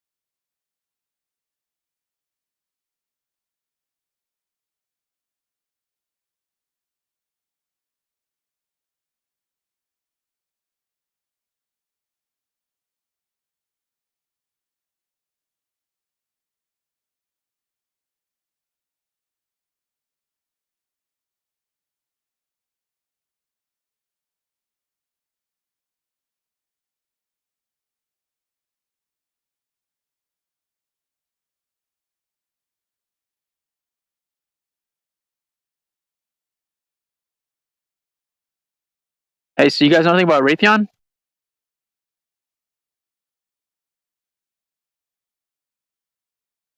About what?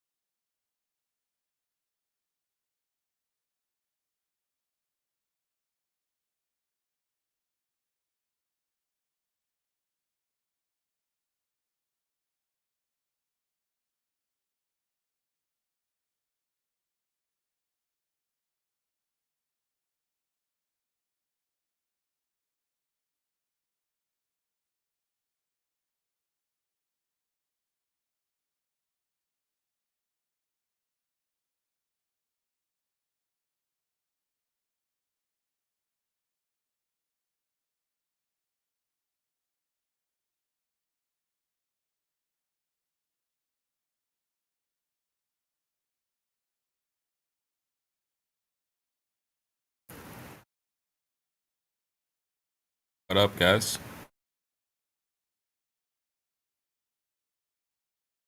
Hello?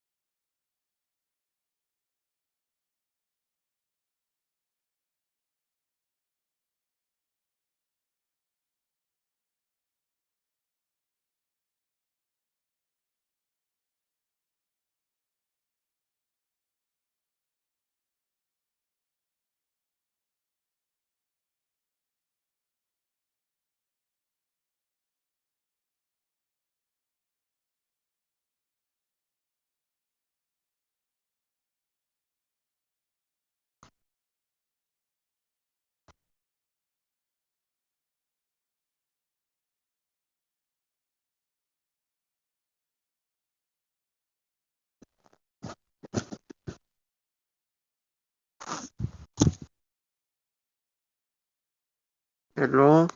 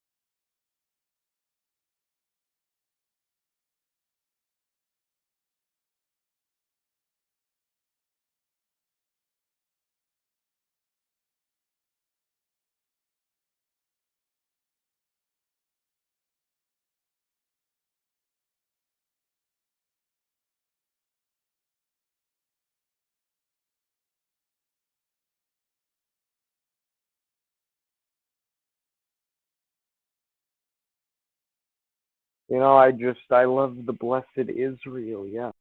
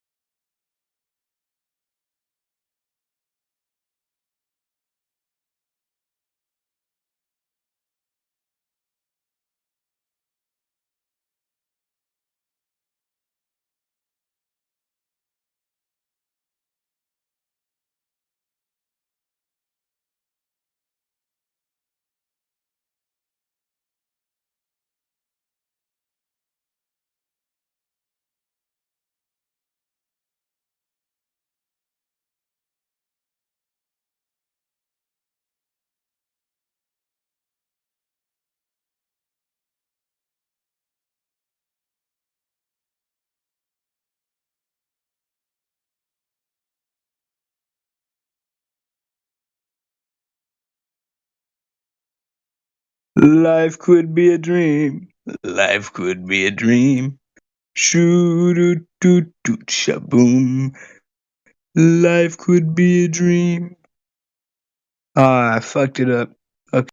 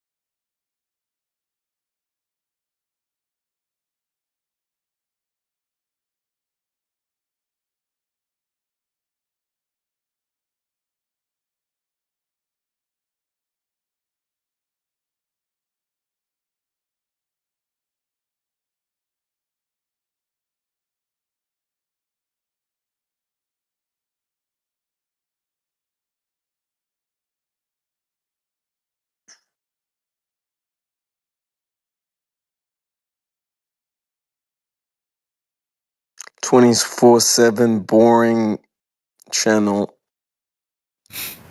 Do something about it then. 24/7 bitch channel. Damn, dude. I think you really got it. Well, at least you're trying. 24/7, you suck, bitch.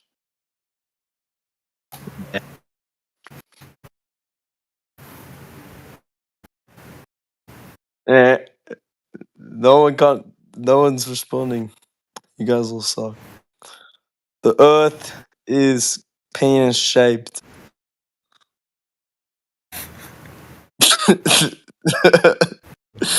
I'm telling you. It says it in the Bible. If you read it carefully. What shape again? Penis shaped, like a shaft of a penis with testicles. So we might as well just mute you, right? No! How about it? Why would you mute me for that? That's just rude. For obvious reasons. You should be muted for obvious reasons. Okay, then mute Yeah, me. how do you like it? How do you like it? Well, when you have the power to do it, then I guess Yeah, it'll be your well, might makes right. Is that how you do everything? Yeah. Yeah, well, that's what Hitler did, man. What? That's what Hitler did. Okay. He was a bad man. No one cares.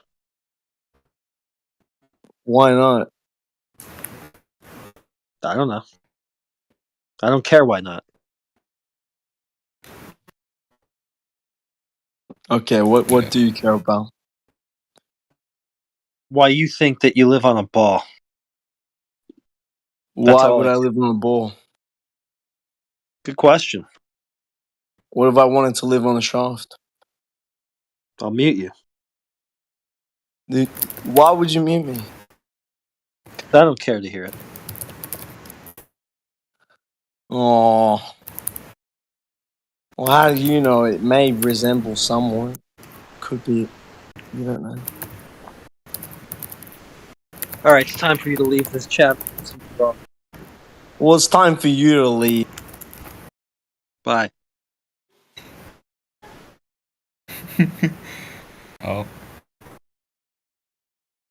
How's it going, guys? Just leave me to my peace and quiet.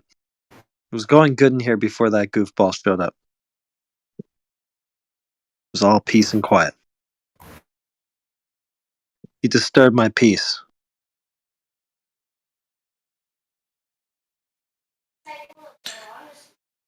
Can I ask you guys a question? On the announcements, I always see they say they're doing an AMA with President Trump. Is that like, who are they? Like, what is actually that? Or like, what's going on there? Are they actually interviewing Donald Trump or something? Or like, are they Nah. just joking? It's like a Trump impersonator guy. Okay, that makes a lot of sense. Okay, His name is Trump Quest on here. Trump Quest. I love Trump I'm not gonna lie, impersonators, dude. Trump Quest is pretty funny though.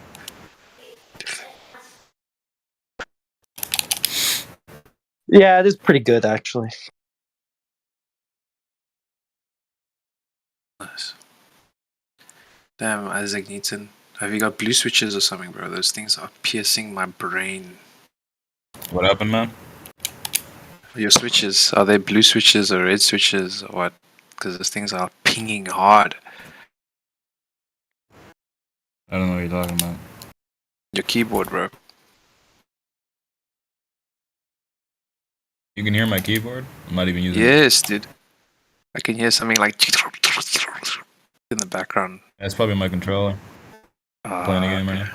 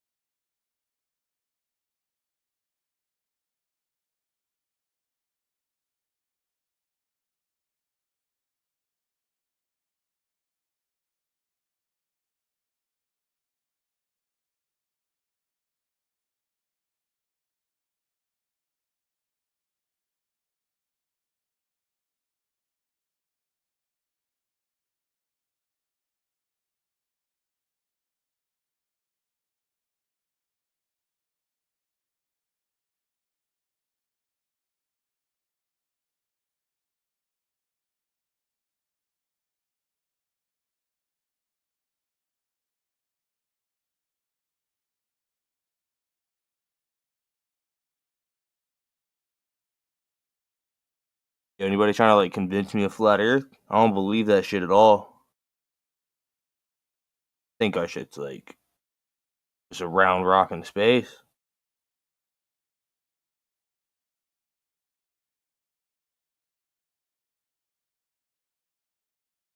Nah, nobody wants to convince me. None of y'all believe in your own conspiracy. It's not even round. They say.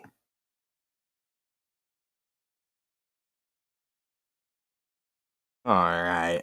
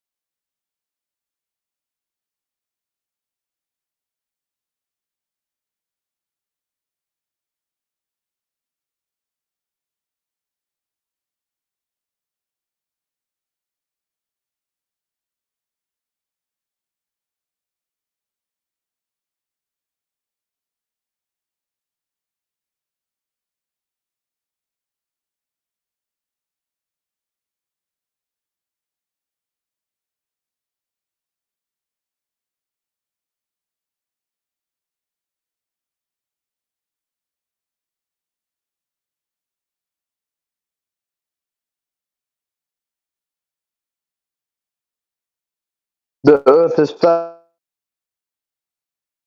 not flat.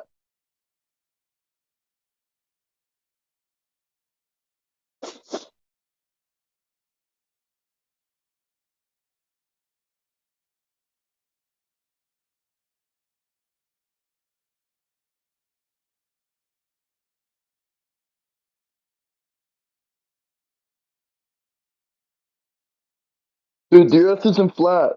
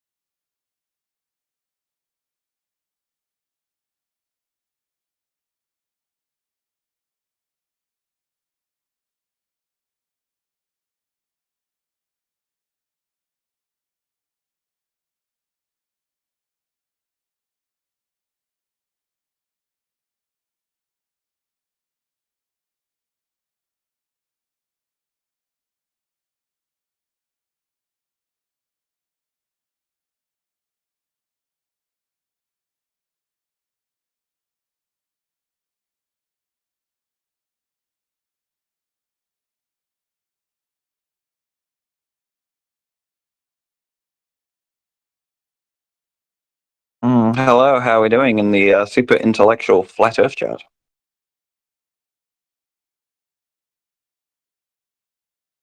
Nope. Oh wait, nothing talking. Very cool.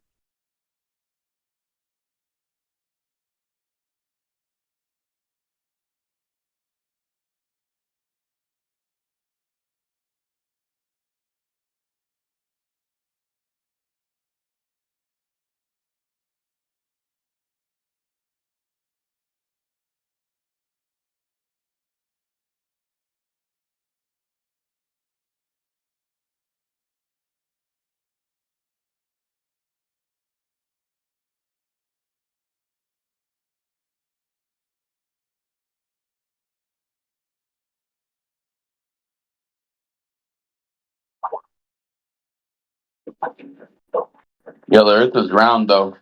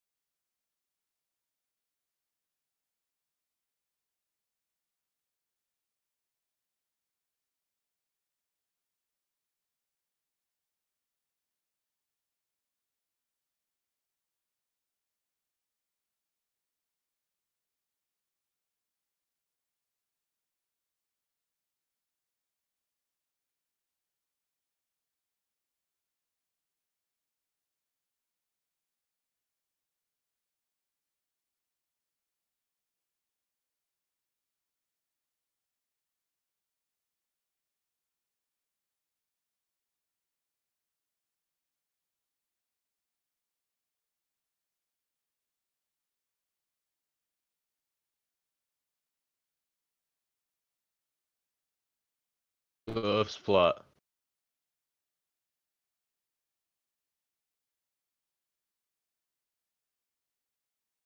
That's it.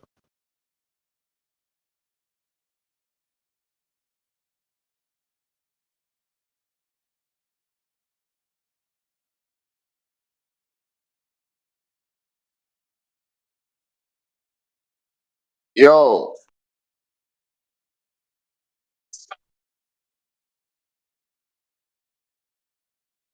stop lying to kids, man. Y'all always lying to people about the earth and how not flat it is.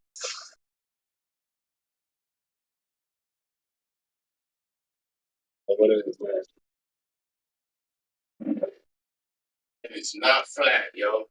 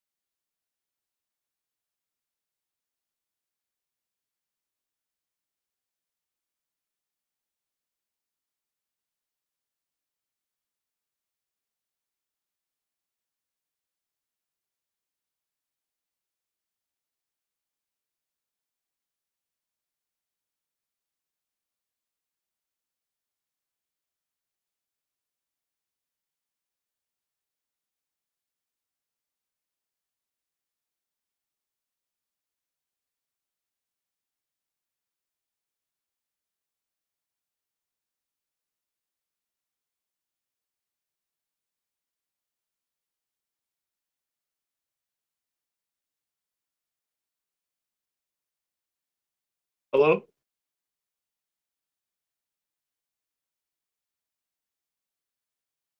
Yo, yo, yo.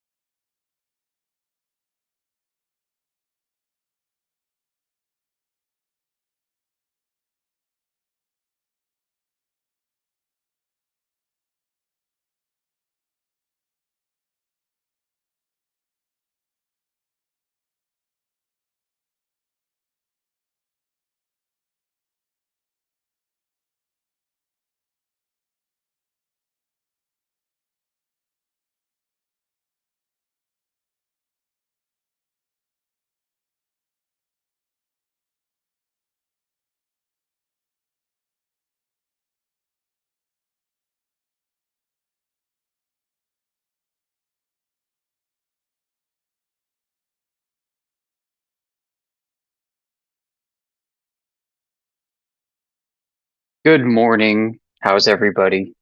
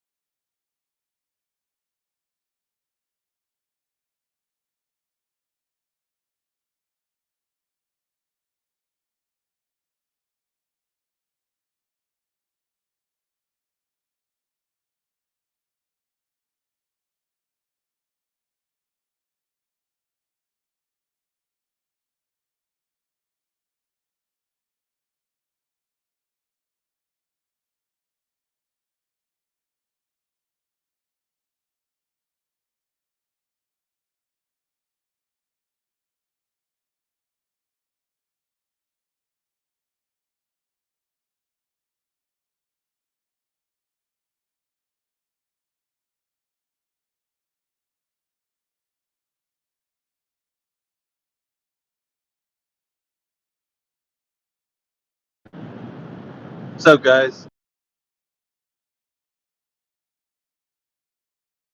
Morning.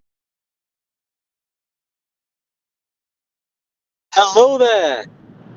Good morning. Good morning.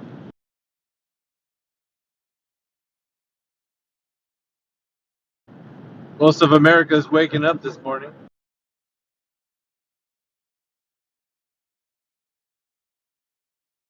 It is 4 o'clock on the West Coast, 7 o'clock on the East Coast.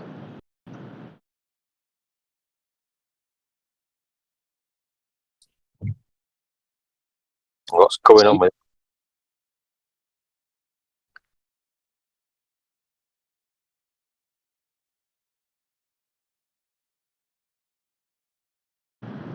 Nothing much. Wait for the next Globers to come in here. Where the Globers be at?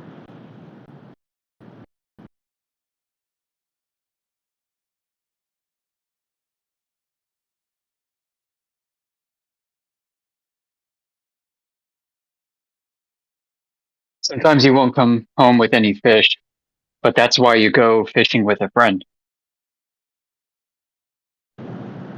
That's a good idea. Yep.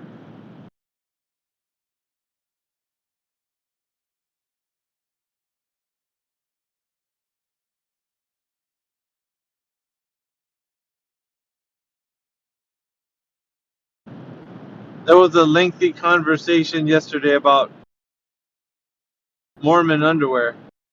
I shit you not, dude. What The holy underwear. I was at work like, what the fuck is this conversation? Yeah, it was Bear Pelagic and King Charles. It was. I just like I had to. Yeah, it was like nah. I muted Bear Pelagic, but then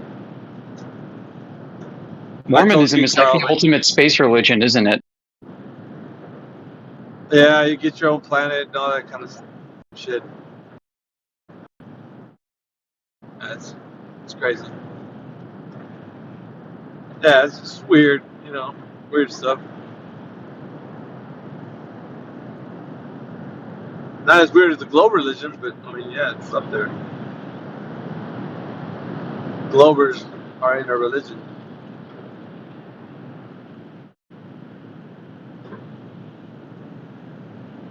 I could see that. You know what's weird? Like the eclipse is happening in, you know, a couple days from now, but the moon is so basically it's rising in southeast, setting southwest right now, and the sun is rising northeast, setting southeast now.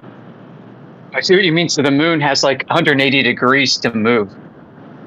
Yeah, I don't know how it's gonna do what they say it's gonna do, because right now it's a little bit above the horizon, but the sun's about cracking the horizon as well. So my thought process is it should already overtake it by the time the eclipse comes around. So why would it just be passing? You know, I don't know. That don't work. It doesn't work in my head the way I'm looking at the sky.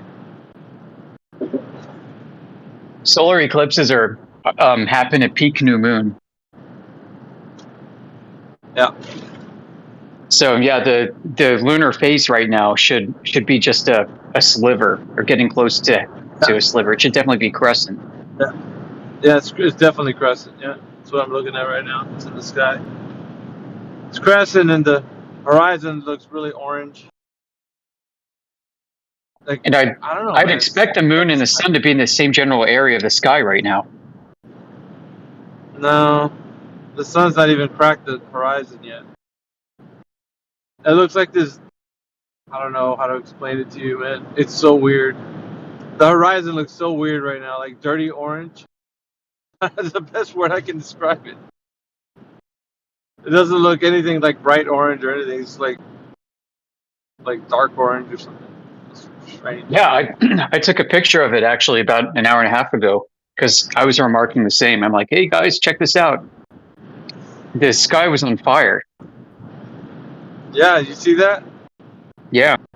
That's what it looks like. That's exactly what it looks. Yeah, it's like it's on fire.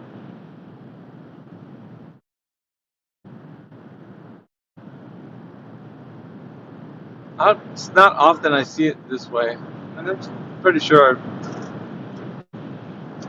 I don't know. Maybe I'm not up this time, or not viewing the sky at this time. But recently, with this job that I have, I'm getting out at 6 o'clock in the morning, so I get to see what the sky looks like. The whole horizon looks like it's on fire.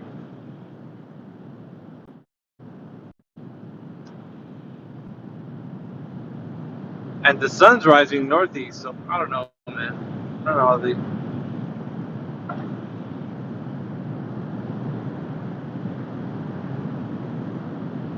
Very strange.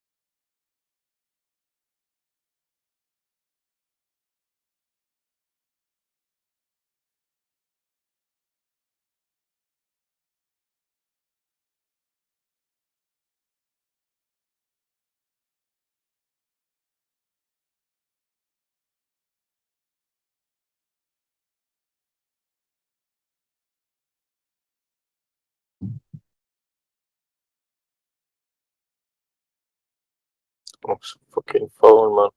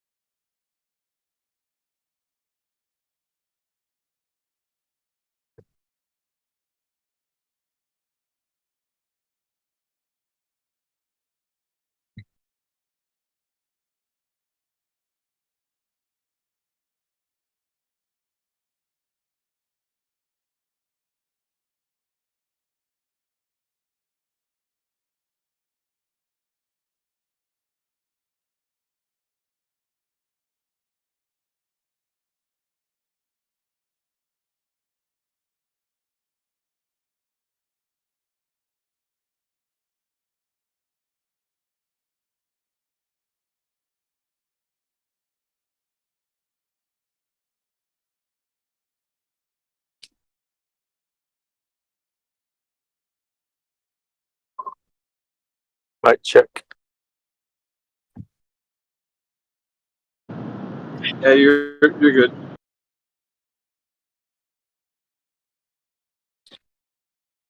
Oh, it's phone, man.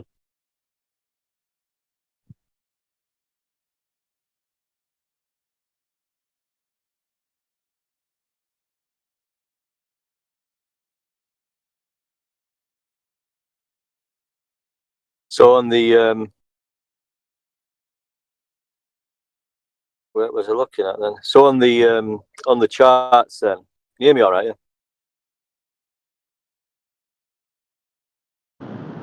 Yeah.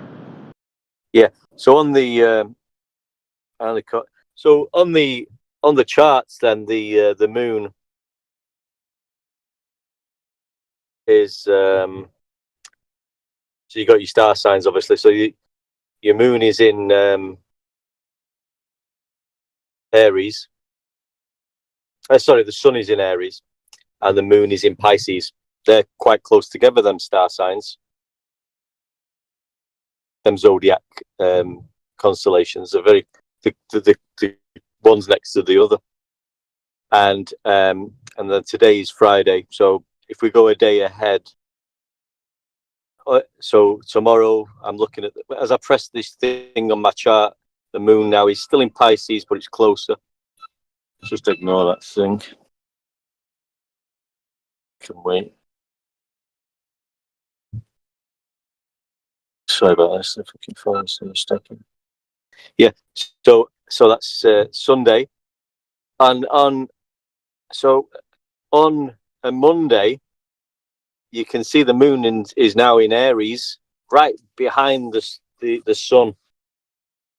I've got like a little app, and it tells you, it looks like a zodiac, and as you can choose a day or a month, and you can move things and see where things are going to be. So so on Monday, the moon will be right behind the sun in Aries.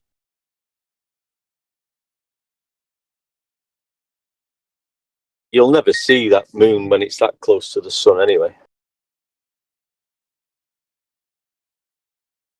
You never see the moon when it's within 15 degrees of the sun. It's just blinded out.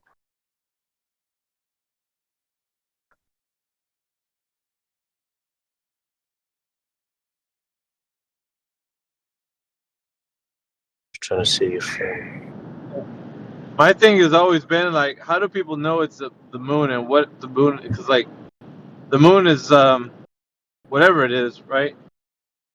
Wouldn't it be like, if you have like, think about a light source and a sphere, and if you have the sphere approaching the light source, part of that sphere would be like, because of the angle that you're viewing it from, you would be seeing at least a sliver of light hit the side of that moon before it starts to be, encompassed by the light, because it's a sphere.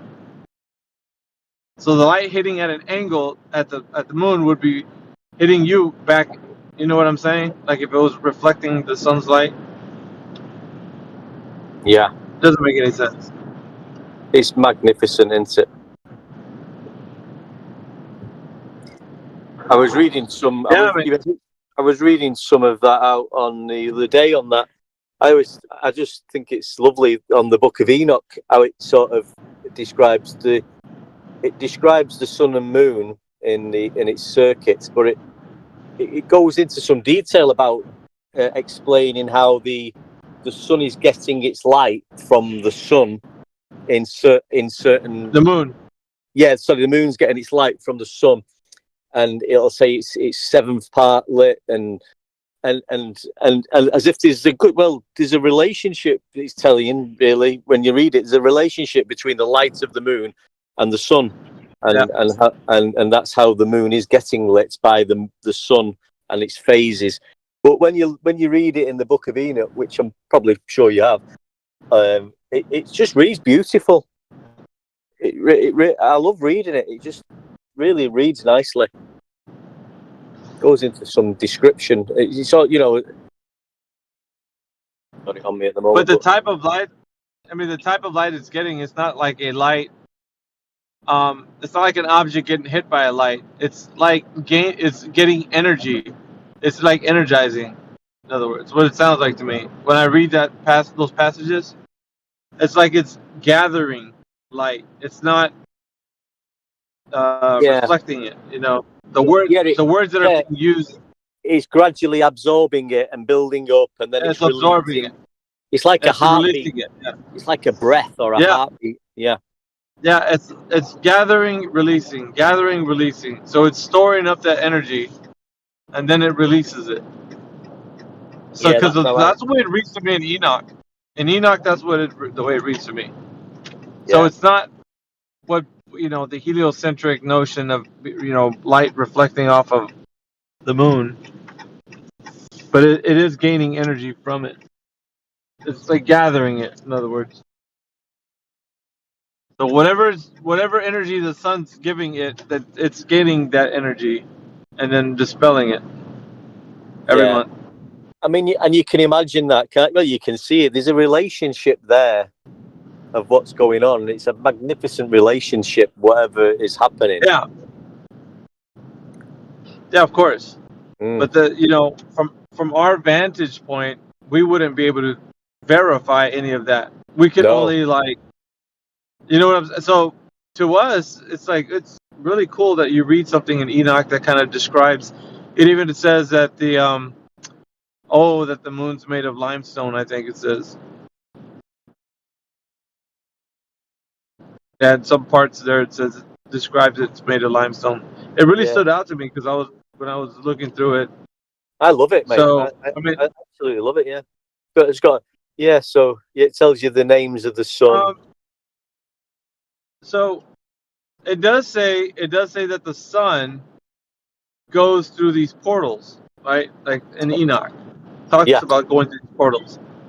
So what we're seeing, like, because the sun bursts out, like it says, the sun bursts out of his chamber. So if the sun never burst out of a chamber, that means it has to at some point go into a chamber, right? So it goes somewhere and then it comes from somewhere. So the idea, right, that the sun is going in a circle doesn't fit that concept, that idea. Because then it never goes into a chamber, never goes into a portal, never goes into, which is what they're describing in Enoch. And there's 7 gates, 7 portals. That's right. That it goes through. Have you ever watched the libration movement of the moon? It looks like it's going in and out and in and out, like it's pulsing. Yeah, like it's pulsing. Yeah, like I've a noticed speaker. that. I mean, just to go back on that, I mean, we know we don't like speculating about the shape of the earth or what the sun's doing, but somebody went through the Enoch descriptions and they did draw it as the sun with a circular movement over a flat plane. You know, say you've got the center point, and then there's like 7 rings around on top, and these were the portals going from the tropics back into the northern inner circle, and then the outer southern circle in 7 sections. And he drew this and described it on this, how it would work, apparently how he pictured it working, the sun moving overhead in circles over the flat stationary earth. And it did look quite good the way I can't remember the guy that did it now, but I remember watching it a while ago and I thought, yeah, that looks really good. Yeah, then you got, like, in the book of Enoch, it does describe, like, where lightning comes from. Lightning actually comes from the stars that we see. According to the book, lightning comes from stars. Now, you know, I'm not going to say that because it's like, you know, the electricity and all that. You could fly above storms and all that good stuff, but it says energy comes from the stars that, you know, emits the. That's why you get those sprites, the elves and the sprites that are above the clouds. I don't. At least that's what, you know, Enoch says. Yeah, it is a really good read. Yeah, and then that bit you were saying, it says Uriel likewise showed me another regulation when light is poured into the moon, how it is poured into it from the sun. All the time that the moon is in progress with its light, it is poured into it in the presence of the sun until its light is in 14 days completed in heaven. Yep. And when it is wholly extinguished, its light is consumed in heaven, and on the first day it is called the new moon. For on that day light is received into it. Yeah. It's beautiful, man. So it dispels the light and then it gathers it, dispels and gathers. Yeah. Now you just imagine, we don't know what the hell they are. You know. Nope. I mean, and you imagine everyone just talks about this sun and they compare it to a torch and laser. We have no idea what that thing is. I mean, that is something, I'm going to say out of the world, but, you know, the creator's got something there, which is, it's overwhelming, whatever it is. So I don't know. Something magnificent. I don't know if you know this, but yeah, it describes them as heavenly beings. So they're described as angelic beings. So there's different types of angels. I don't know if you know this or not. Well, but the way it describes. Sorry. Yeah, these angelic beings are. They're following a particular angelic. There's like an archangel, like the commander of the host, like these guys. So the angelic hosts that are the stars and the sun and the moon are following Uriel. Uriel's commanding them under God's decree. Under God's decree, Uriel's commanding the sun, moon, and stars to move in their paths, throughout time. So the ones who rebelled against Uriel's decree, or God's decree, that they're not abiding by Uriel, are the planets, the ones that people refer to: Venus, Mercury, Mars, Jupiter, The Saturn, wandering stars. Uranus. Yeah, they wandered off God's path, which was like they chose their own path. So they're in cahoots with the evil one, right? The Star of Bethlehem. I've said this before, but the reason why I talk about this is because like there's this war against good and evil, right? Yep. So the astrologers are basing their information off of these angelic beings, off the planets. So they would say that they could tell, when something like you were mentioning earlier, something's in the house of, Aries and all that, because the planets have retrograde motion, and when they do, they cause stuff to happen here on Earth. Like I think Mercury's in retrograde. I don't know if it is now or it's going to be, but it causes disruption on Earth. Like when that happens. Yep. And so they are affecting mankind in essence, right? In the ethereal realm. Yep. But this is like leagues above any conversation you can have with the Glober, because they'll spiral out and they won't even know how to deal with this. But because of the fact that, yeah. Sorry, go on. So sorry. No, because of the fact that we are understanding that the world is much more than what we've been told. There's a deeper meaning to things, right? Like there's a connection to the earth. Like basically, because we understand the earth in this way, we can know that we are like we get recharged, like our batteries would get recharged from the earth by grounding, by there's certain aspects. Yeah, there's certain aspects. Yeah, the sun gives us like our bodies, energy and such. There is like the idea that when you walk barefoot and certain things like on grass, or you get connected to what God's creation was meant. Like it's supposed to rejuvenate you and like being close to nature like that. Yeah, definitely. I mean, I do that. And anyway. I mean, a lot of people do that. I even sung gays, barefooted. Yeah. I'd do that quite regular. Well, it was I think it was spoken of that to Moses, like when he went to see the burning bush, which was like in Mount Sinai. He went there and God commanded him to take the sandals off his feet, because on the place in which he stood was holy ground. But so there's a connection that when you're barefoot and you're touching earth, that you are kind of like plugged in, to God's creation. Yeah, definitely. Yeah. But back to that, I agree. It's totally, but people just, I think the facts, I mean, yeah, you can read these horoscopes in the newspaper, which are a little bit, yeah. But there's definitely something going on, and with the creation luminaries in the sky and how it affects us on Earth. I've had this conversation many times. It's definitely having an effect on us. We know the sun does. We know how the moon does. The Creator wouldn't have put the other luminaries or lights in the sky for no reason. I wouldn't imagine he would have done that, or the Creator wouldn't have done that. So, everything is affecting things down here. Like you said then, Alpha, and Mercury is the messenger. Saturn teaches you lessons the hard way when it's in certain areas. Saturn is Satan. Yep. It's the old wise. But think about something. What happens is, though, there's the side that God wants, like, for all people to be like knowledgeable on, and not be like, that you don't have understanding, is that there's an angelic host that rebelled against his decrees, right? So the angelic host that did that were the planets, the ones you call the wandering stars. They rebelled against him, so they're not in alignment with him. So if there's any knowledge gained from them or any disruption happening from them, that's because they want to deceive mankind. And they're doing what they're doing in the heavens to do just that.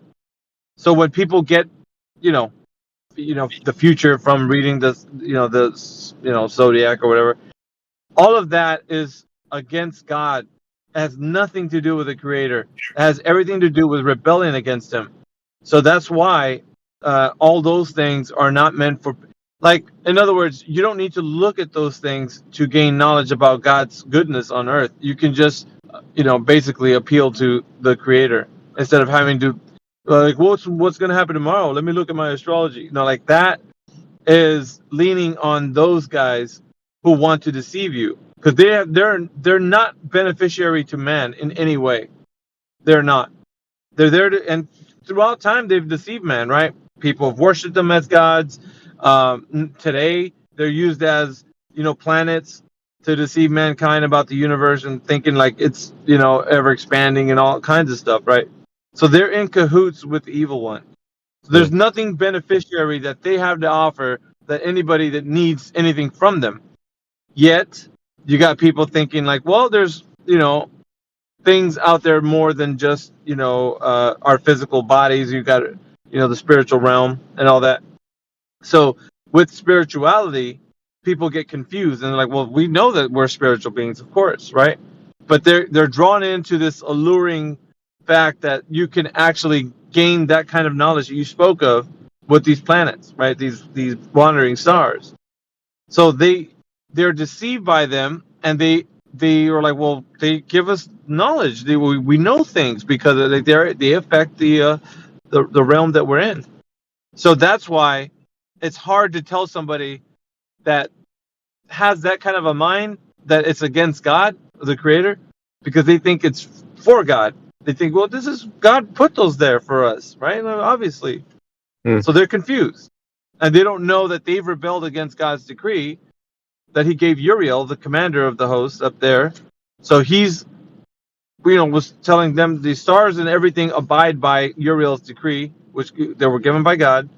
But the wandering stars rebelled against the decree, and now they're, mischievous, and they turn away from God. So, yeah, it's a lot of something that you might not know, because if you grew up with like astrology and tarot cards and all that kind of stuff, you think that's the normal thing. It's not nothing weird or different. It's just what people do. But if you look into all of that, it has its roots in something that secret knowledge, as it were, or deeper truths, and those things are inherently evil because they're not beneficiary to mankind in any way. We don't need any of that stuff. That stuff is appealing to people who felt just like the Adam and Eve fell in the garden. The alluring thing to Adam and Eve was that they could be like gods. And if you have secret knowledge of these, like, the chakras and all kinds of, that kind of stuff. Yeah. If you have that secret knowledge, it's alluring. It's like, who wouldn't want to be like gods, on earth? And so that's what the appeal is. So people fall for it, right? And then they'll get into this whole mindset of, well, it's good for you, that there's nothing wrong. You're gonna, so they get tangled up, and it's all about making that look like it's good. Anyway, I'm on a tangent, but that you get the picture. Yeah. I mean, there's lots of I mean, I understand everything you're saying, and like you say, if that is the case, like I just mentioned, Uriel there was explaining about the sun and the moonlight. And if them wandering stars have rebelled, that's probably why we've always got these problems on Earth. Then probably, and always that's right. Good fighting evil, and then there's always wars, and then things happen, and because depending on what they are doing, it has this effect down here. Have you heard of the saying, One Deck? Millionaires don't look to the stars, billionaires do. Yeah. What do you think that is? Yeah. JP Morgan. Yeah. But it's all it's all very, very interesting, isn't it? It's just so. Yeah, well, you think about it, man. The love of money is the root of all evil, right? The lust for it, not money itself. The lust for it. So if you create the lust by giving the people what they want, lust for the flesh, that sort of thing. Yep. So do you think that the person that has the lust for the flesh will turn to God? No, of course not. Because they have the earthly things. Why would they need to have anything else other than the wonderful things that they have? That's what they want. They want, material goods. Materialistic. Give me. I want to have. I want. And you know what? You get your earthly needs satisfied. You become a billionaire. You got money in the bank. Whatever it is, and you don't ever seek after God. You don't want to look for the Creator. You got everything you need. You got your yacht. Your mansion. You know what I'm saying? Like you got everything you need. So people seek that, I guess. Yeah, people do. They're obsessed with it, aren't they? Well, and I guess I'm tying it all back to the reason why these things, like people have been deceived by the planets, and they're hard nosed about believing in the Earth as a globe because of that fact. Because they look to these things as it were a cosmology, as if it were something like they could go to those places that the people talk about, and you can't go to those places. There's no way, not possible. Yeah. But They're angelic beings. They're angelic. In the case of Enoch, they're angelic beings. How are you going to land on an low? Yeah, but that's what you're right there. That's what the heliocentric model's done. It's taken all that, even like we're saying, the wanderers of the evil ones, maybe. But there's still some sort of war or confront. There's things happening up there, which is affecting us. But the heliocentric model takes everything away of that, isn't it? And there's just rocks floating around in the air that we can go and land on. There's nothing. It's just another material, rock. Which just takes everything away from the creation and what problems may have happened during that creation and the fight in the sky. Yeah. Sorry, I was just saying land in the sky, right? You said landing on stuff up in the air. Yeah, like Mars and things, moons. Yeah, according to Enoch, those are angelic beings. But how are you going to land on an angelic being? You know what I mean? Like that whole idea. So they've been deceiving mankind, man, for quite some time, and people are happy just. But also, just think about it. Even like we're saying, imagine if what's happening up there, and it's the Creator's realm, not for us to interfere with, really. But if we could maybe understand these things a little bit more, and but we're not given chance to do that. That's just taken out the out of our hands to even think about, because it's just a rock from the Big Bang situation, and these things have no relevance. Yeah, but I don't know, man. I think like people want what they want. They want to be their ears tickled. They want to hear a story. Yeah, tell me about the universe. Tell me about planets. Tell me about other planets. So they get their ears tickled when they listen to stories like that. And what happens is they get what they want. So they want a story, that makes it sound like they're in an ever expanding cosmos. So I don't know. I guess people get what they want. I mean, I'm not overstepping any marks when I say, but like you say, that's the story. Imagine if you could be saying to somebody, which I don't know how you'd prove it really, but if you could say to somebody about them lights in the sky that of the Creator, that you can maybe not abuse them, but to learn more about them and maybe use them for humanity in a better way, and understand how they're working. How many minds have thought of what you just said one day? There's nothing new under the sun, bro. Nothing new. Many minds have said what you said, exactly the way you said. Let's use that for good. No, there can nothing be gained good from those things. They rebelled against God, and if you get in alignment with trying to figure out their schemes or their plans, or trying to figure them out in some kind of different way, they'll give you what you want. Not necessarily. They'll give you what you want. No, I mean, no, I don't mean necessarily just mean them wanderers. I mean the whole, the everything. Yeah. I get what you're saying, but at the same time, it's already written what the Creator wants us to know from them. He's given us the value for them, right? The value is for times and for seasons. That's what they're useful for. He said, I'm giving them to you guys for times and for seasons, so that you can know times and seasons. Outside of that, if you use them for, I don't know, reading my future or whatever, that's nothing, or trying to figure out anything more than what he already prescribed for us.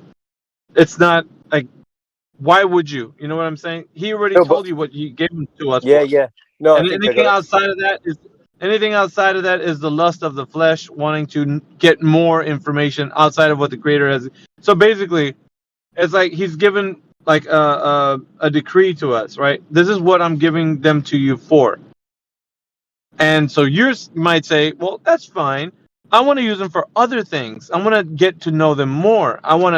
For what? You know what I'm saying? There's no, other than what he's given them to us for, there's really nothing else we need to know. And no, I think I got my wires crossed. That's just my opinion. Yeah. You can. What I was trying to get across, which came across wrong, was with what you're saying. I totally agree with you on that. Wouldn't it be nice if that everybody was saying that then? This is all we need to know. There's the wanderers, which are the the bad guys. We don't need to anything about it. We know this is happening, but this is actually what's happening. They're not actually fucking rocks that have been or the stars, whatever the stars are. It was all been created from absolute nothing. The creators put them there for us. If everybody was just, but we don't get told that, do we, at school? It's just a big bang fucking globe creation. It would be lovely if they spoke about it as we're speaking about it now, and everybody was just this is how it is. But nobody speaks about it like this. Everyone's fucking brainwashed.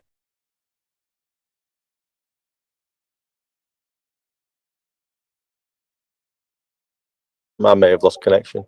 No, dude. They've lost even the simplest abilities to think things through. You can tell that because they should be able to understand flat, stationary Earth. It came first. It fed into their current claim, their current understanding. But yet somehow they burnt the church and they pretend like flat and stationary was never a thing. No one ever thought that until just 5 years ago. And there's a dangerous online conspiracy cult that formed in 2016. You're like, wow, dude, what the fuck happened to you? And Google happened to them. Somehow in their mind, they don't have any knowledge unless they read it from Google. They got to see it on Google. They have to see it on TV.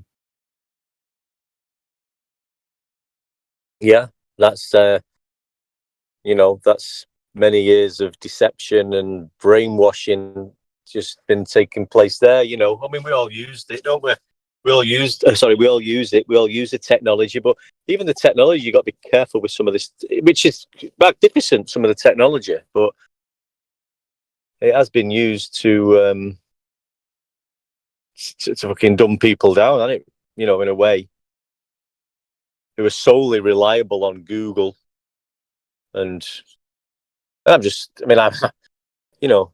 looking now. There's a group of kids just crossing over the street. Every one of them's got their head. 4 lads there just crossing the road. Every one of them's got their head down in the phone, not even looking where they're fucking walking across the road. It's just like. Yeah, I was at dinner with my wife, and we looked over at a table. There were 2 young couples going on some double date, and they were adults, right? and all four of them were buried down in their phones, like texting each other. It was the craziest thing. And then the food came out, and they're eating the food, and they're still looking down in their phones next to each other. Listen, get on this one. I was round at a friend's house some time ago, and his daughter was upstairs, and my mate and his wife were talking about something. It was having tea or food, and he said he was talking, and his daughter Amy was upstairs, and they wanted to know something, and he texted her the question, and he was downstairs, and she was looking upstairs in the bedroom. He texted her, like, "Do you want fucking beans?" I don't know what it was, but I said, "What are you doing? Just shout up the stairs, for God's sake." Oh my God, I can't believe it.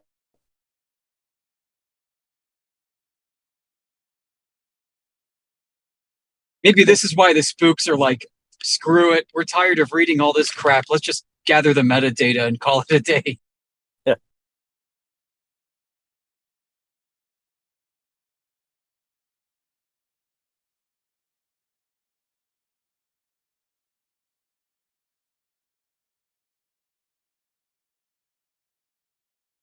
People also don't seem to know enough to hold conversations about anything. Like, you can talk to most people about sports, the weather, and pop culture, and they know everything there is to know about these topics.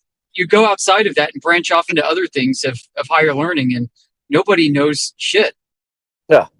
Well, some of my people I know, friends, workmates, they're all, they're obsessed with football, most of them.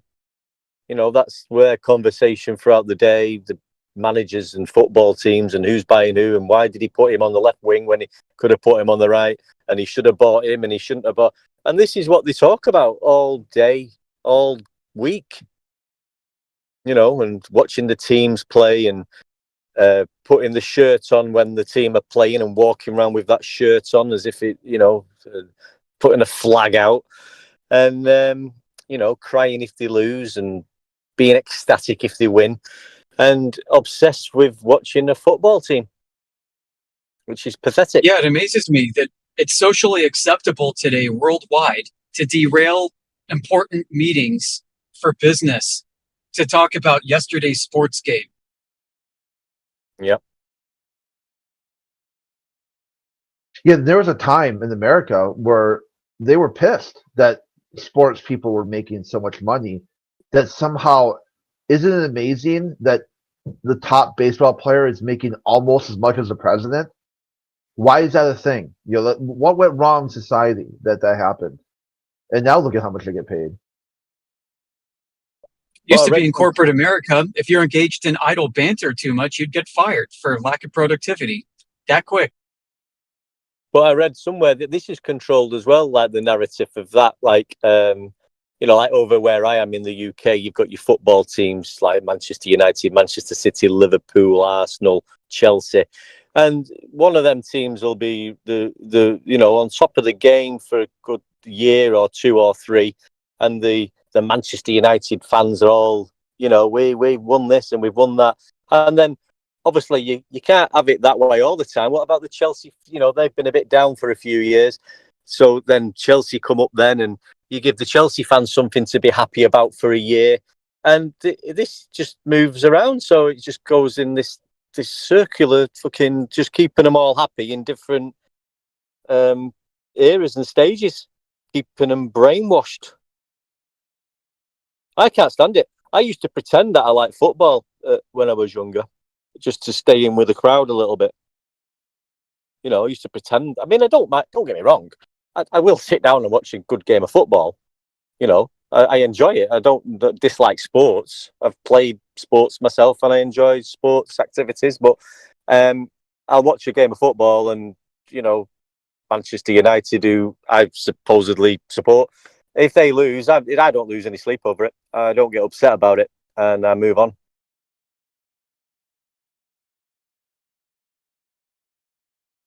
But I used to, and at some stage in my life, I thought, I'm not really bothered about watching every game, because my friends were saying, well, if they're playing there tonight and they're playing away, and you have to watch every match, then you have to discuss the game, and it was a big thing. But I was more interested in looking up at the sky, probably, watching the stars move overhead or looking at the moon and the sun, taking photographs of that, reading about stuff. But I did go in my younger days because I didn't want to be. They'd be like, "What? You don't want to watch foot?" You'd be like outcast. When I was a kid, Right. oh, go ahead. Okay, when I was a kid, there wasn't a professional football team. I knew American football is a little bit different. Where I grew up, and it wasn't normal. People didn't talk a lot about the NFL. It wasn't really a thing. The area I lived in, there was no stadium anywhere nearby. And then I moved to Minnesota, and they have like the Minnesota Vikings, and people were just. I was like, "What the fuck is this?" Why are people so obsessed with some sports team? Because it was not something that I grew up with. It was really kind of an odd thing to go right to a city, move into a city with a professional team stationed there, and everybody's all in on it. Well, again, and you've seen it, and during my early days, especially in the football, they would be organised fights.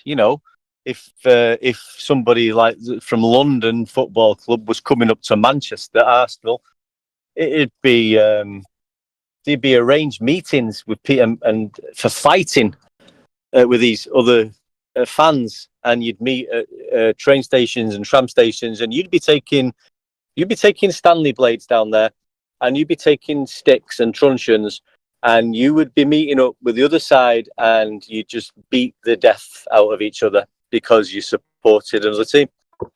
Bit like religion, really. Earth round. It's kind of like school pride. Where they have pride days for kids in public schools, and these are taxpayer funded schools, as if the kids themselves had any direct input into the growth and shaping of the school and everything it's become, when it was funded by coercive tax dollars to begin with.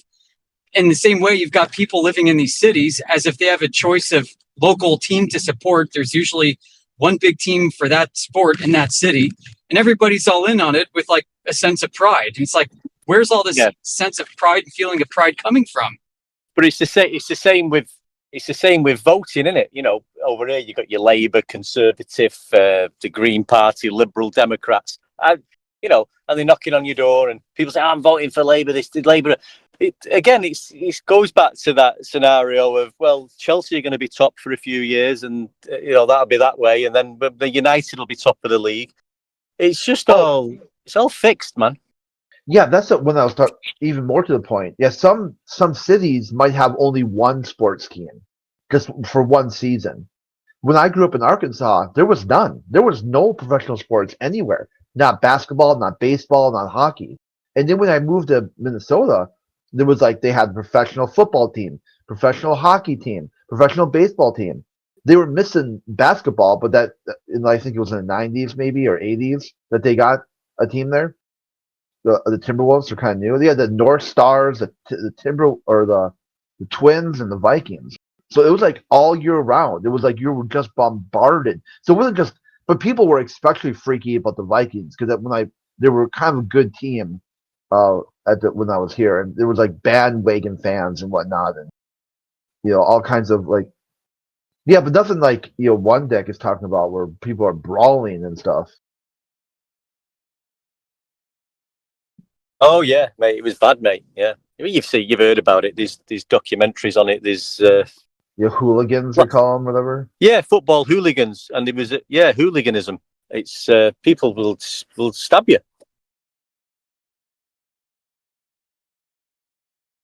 Maybe we need to organise a globe and flat Earth battle.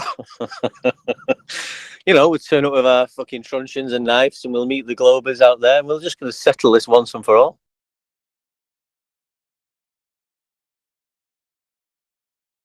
You die, you die.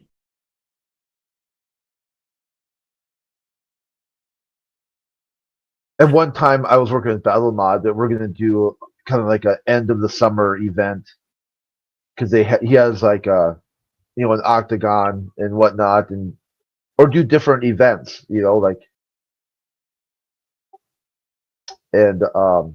not one globalist would come. Yeah, we tried to bring people into the Flat Earth arena again for several weeks, advertising it all over the place, and not a single person DM'd anybody in the 24/7 community to take up any position. It just goes to show you they really don't have anything to say for their point of view. All they got to do is gonna try to shit on flat Earth, and they want to do it from as far away as possible. That's exactly it. And they, these popular anti-flat earthers who run these popular debate shows seem to go out of their way to find brand new flat earthers on these off-brand social media platforms to talk to. They build them up with pride and ego, invite them over to their shows, and these new flat earthers get their asses handed to them because they've not had enough practice thinking about this topic. Or they don't even know what to expect, being a trap and troll. The person says, hey, they really think it's functionally normal. Hey, come to my channel, my platform, and talk about this topic that we've been talking about. It's like, oh, sure, sounds like thanks for inviting me. It'd be kind of interesting to get out there and talk to more people. They had no clue what the platform. I mean, if they would have done some research, that's what flat earthers could do. Like, hey, I'm talking to this guy called McToon. Let me check on this channel. Holy shit. Okay, nice try, idiot.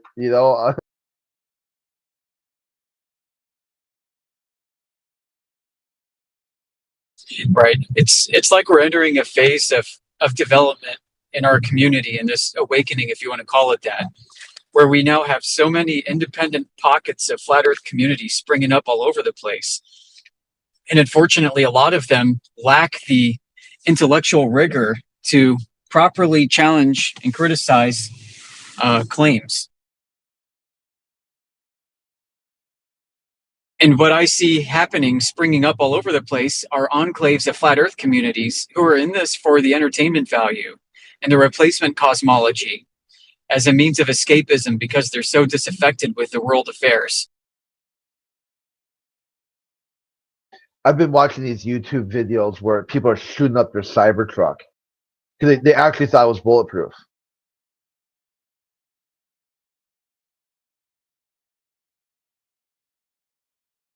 That sounds almost like peak hipster.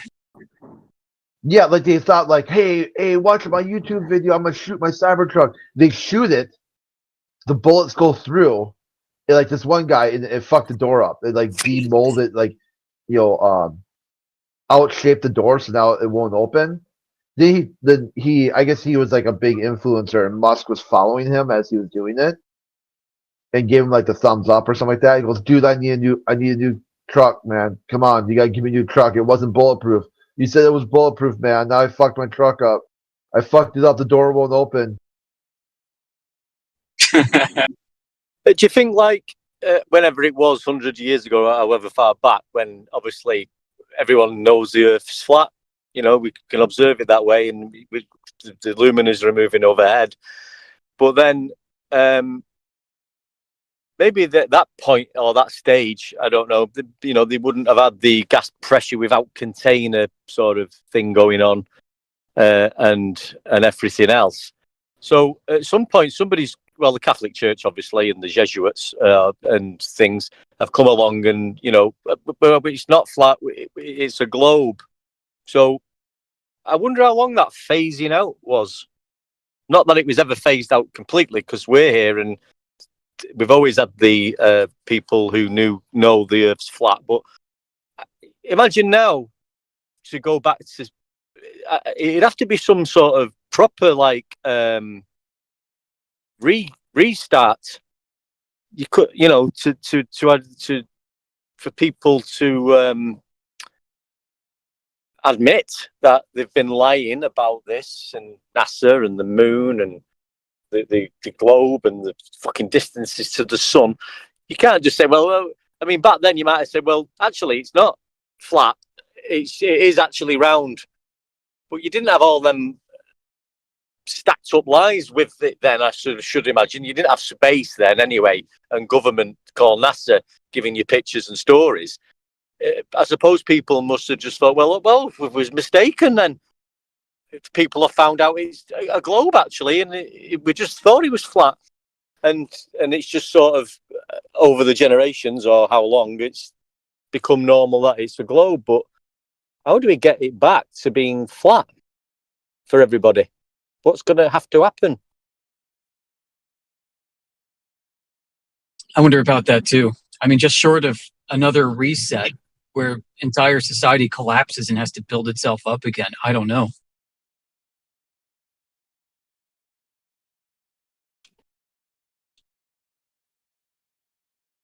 I mean, maybe the reset has been planned, and maybe flat Earth disclosure was intended by the realm controllers to bring about in order to help further along the collapse.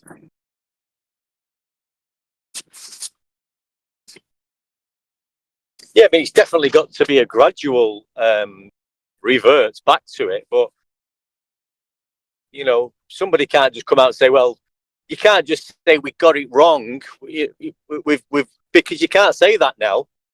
It was a mistake, you know, because is that the abundance of lies and so-called evidence and photographs and education and everything about it is there. I mean, who's to blame for this?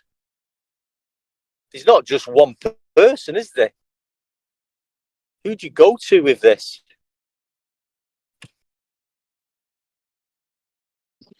Right, and remarkable how obvious it is. Once it clicks, once flat Earth clicks in your brain, and you can see the tricks everywhere, you really wonder how it is everybody could be so freaking deluded.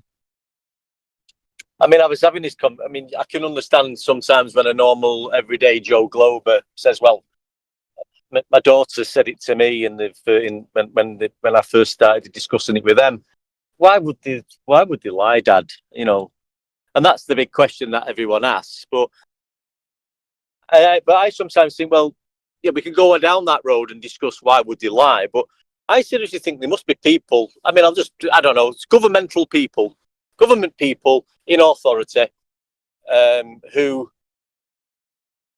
you say they're in on it, but do they actually just really think they live on a globe?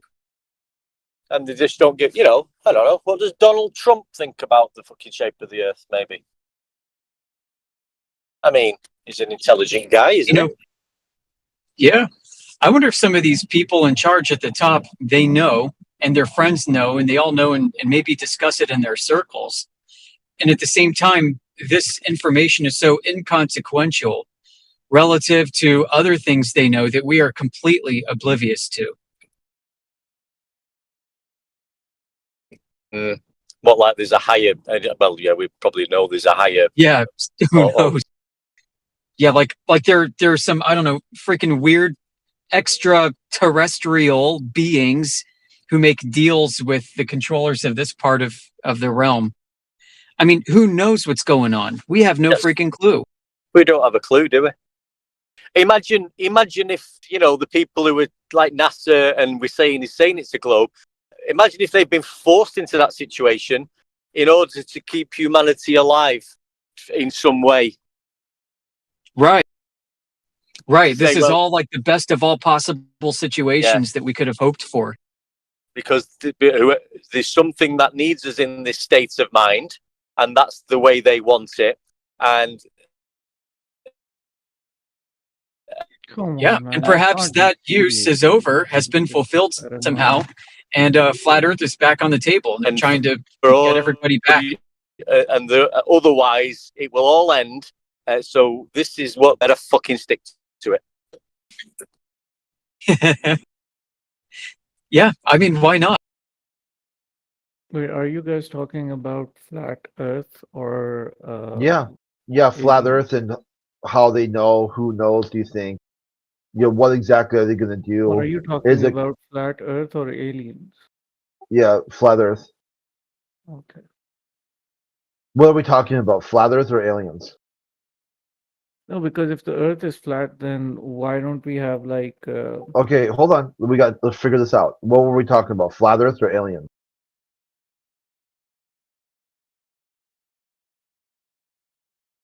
Well, Do you know?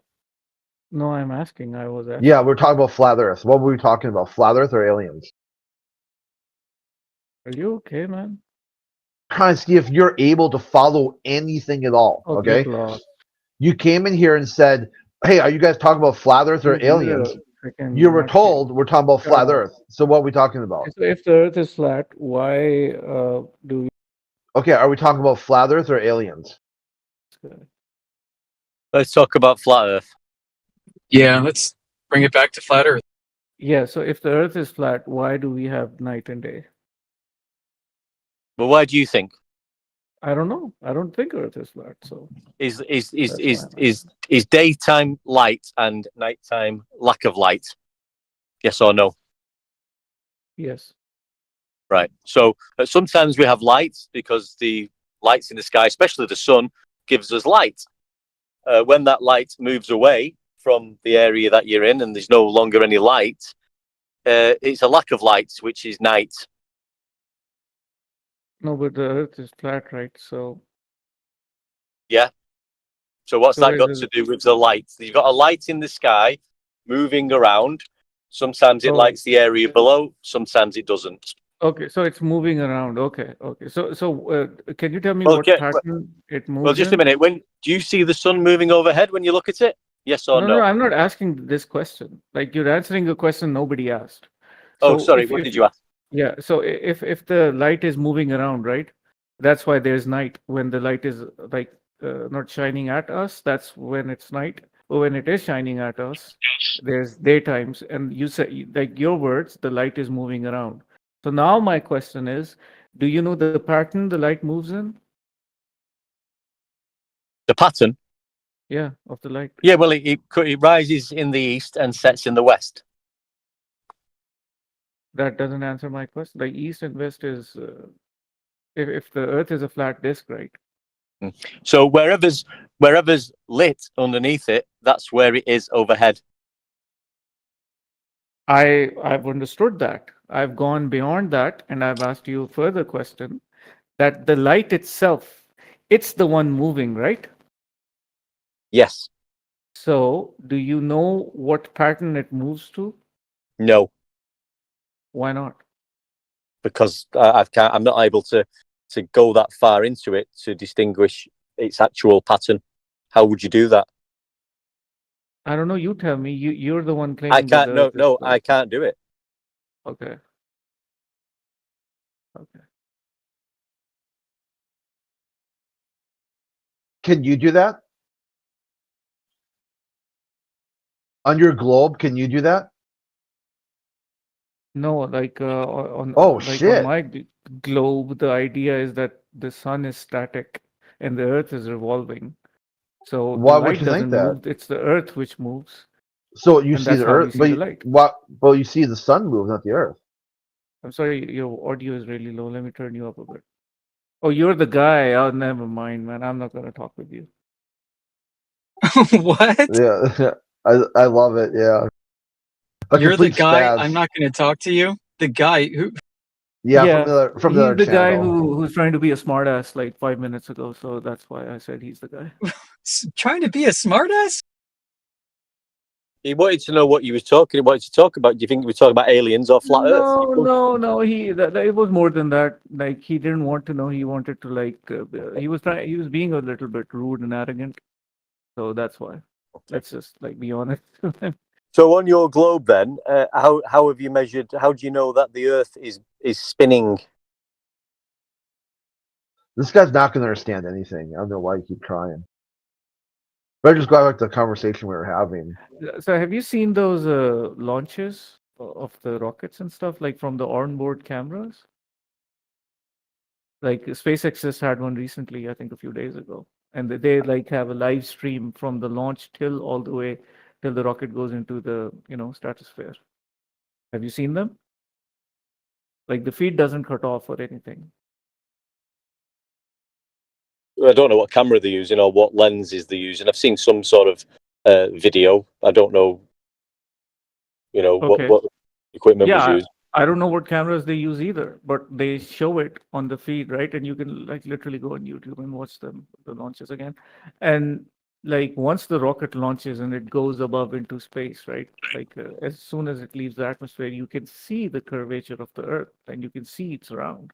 So what That's do you fine. make of that? Well, What do you what I'd say about that is obviously there's a claim on the table that the Earth's curved, and this goes way back, apparently, thousands of years ago. So, so No. no, That's not my but you've asked me Go to answer ahead. the question. So, Yeah, go ahead. how did we know the Earth was curved in the first instance? Okay, so you still haven't answered my question, right? My question is, if you see it in the video, what do you make of it?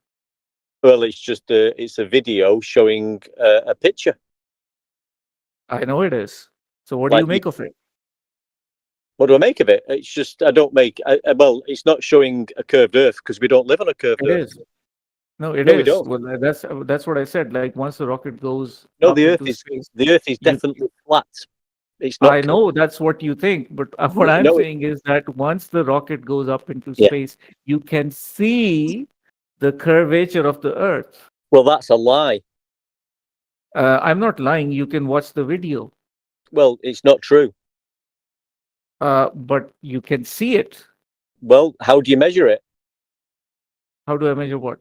The curvature of the Earth. I haven't measured the curvature of the Earth. I've seen it. Who did measure it? I don't know. You tell me. It's never been measured because it's not curved. Okay. Am I talking to like what's going on? Dude, what do you make of the video?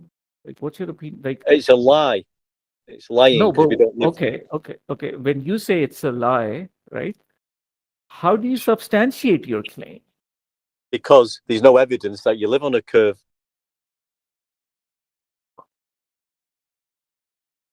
In Okay, I think physical reality. maybe you're not understanding the question here, right? Oh, I am. Yeah, I'll clear it up. How do you substantiate your claim? It's simple. How did you provide evidence that what you're saying is true? They showed you a video, right, Lion? Yeah. Okay. How do you verify that that video is legitimate?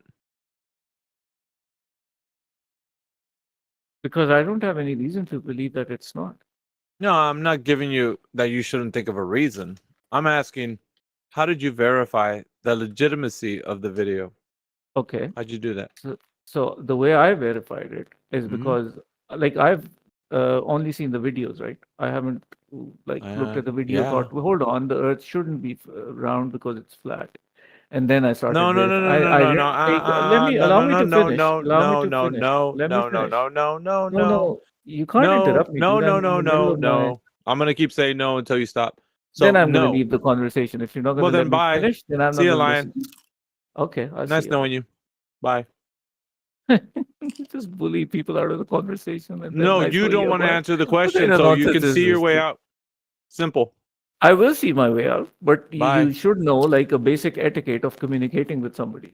Yeah, but you're not Yeah. gonna keep saying something that you're No, denying but you're right not now. gonna interrupt me though. You're gonna let me finish, and then you're gonna have your say. Who the hell do you think you are, first of all, Who and the what do hell you think you you think are? you are, man? I'm a mod, dumbass. Get lost, dude. Yeah. Oh, that's sorted that one out. Mm-hmm. It's simple. Provide evidence of the legitimacy of the thing they're talking about. They can't do it. Well, why would I have a reason not to think of it as legitimate? Duh. You didn't see it. You didn't verify it was. That's step one.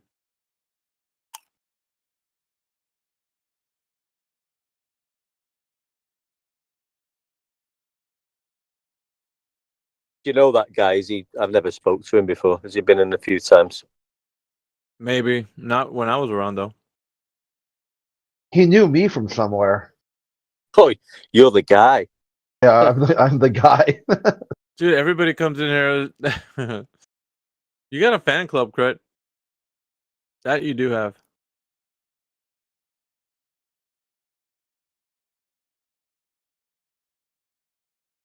Is that Crit guy in here? Like, dude, you don't even want to talk to us? He's crit in here. Shit, I'm going. No, they actually want to like berate him or something. They're always in here waiting to. That Greg guy is a real asshole. I'm like, dude, who the fuck are you? Like, we don't even know who these people are. They're coming in from the woodworks. I'm talking trash to Grit.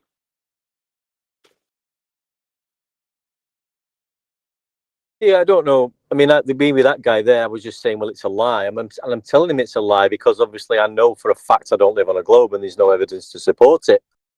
So that's the road I was going down, but I don't know if I was messing myself up a bit there or what. Yeah, just really all it takes to topple their House of Cards one deck. It's weird because your name is one deck of cards. So really all you got to do is just ask them for the legitimacy of their evidence. And really that's where they'll start to spiral. Well, why would I have any doubt to or anything to doubt what I'm looking at? Because you didn't verify it in the first place? Let's start there. Let's start there. Let's start where you can actually verify that evidence. How did you do that? In what way? They're showing you a video of some extraordinary claim of something that you'll never probably ever even a vantage point you'll never see. So how can you verify it right now? You can't. It's just belief. So we want you to verify that the video that you tell them. No. That's it. That is showing the curved earth. How can you verify that it's true? Yeah, because he's gonna keep saying, well, look, there it is. I see the earth, it's a globe. Now what? What do you guys have to say for the earth that's flat? See, they've made it look like they have an answer and you don't. Do you remember I told you yesterday that AT I've jumped into their channel by mistake. Now, when he didn't know, he was speaking to the Globers on that channel, and he said to them, the way to do it at the moment, what the flat earthers aren't liking is when we bring up video evidence, like from NASA and things like that. So they all think that we are struggling with that there's a video or photo, which we've dealt with a number of times, just like you have then. But that's what they was talking about yesterday, that AT with the Globers on that channel. This is how we need to hit the flat earthers, because they don't know what to do when we say this, because we're telling them and you can obviously see it. So that's this little tactic they're going on at the moment. Yeah, they've been trying to come up with new gimmicks all the time. But every time they come in here with their new gimmick, they find out that I know a way around it. So they try to figure another gimmick to get away around what I just said. So AT's latest tactic is coming in here and just acting like he's like flat Earth, Where's your evidence of the flat Earth? Basically what we do.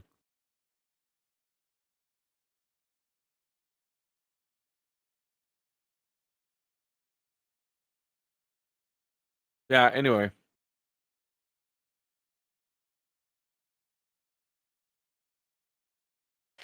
Got Meatball now. What's up, Meatball? You up here early in the morning?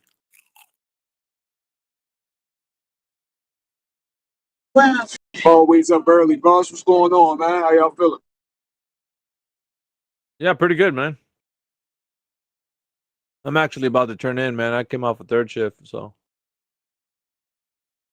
just here for a little bit more.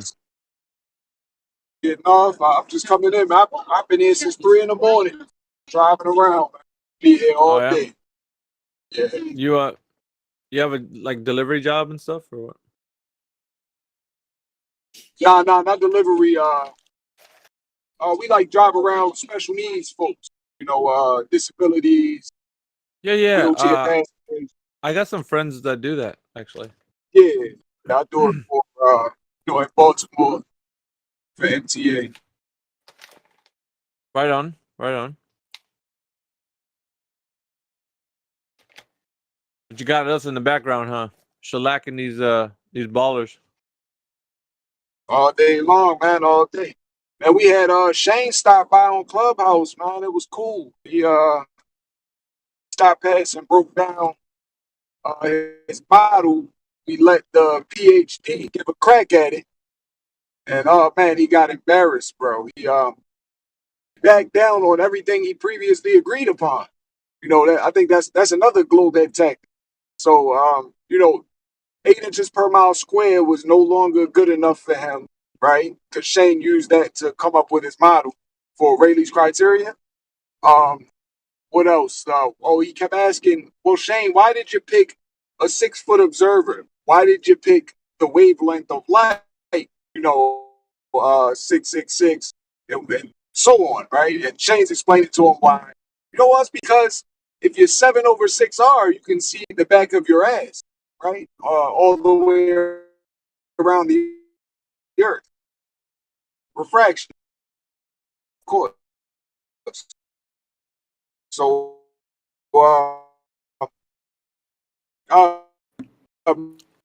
man. Yeah, you're breaking up, OG. You're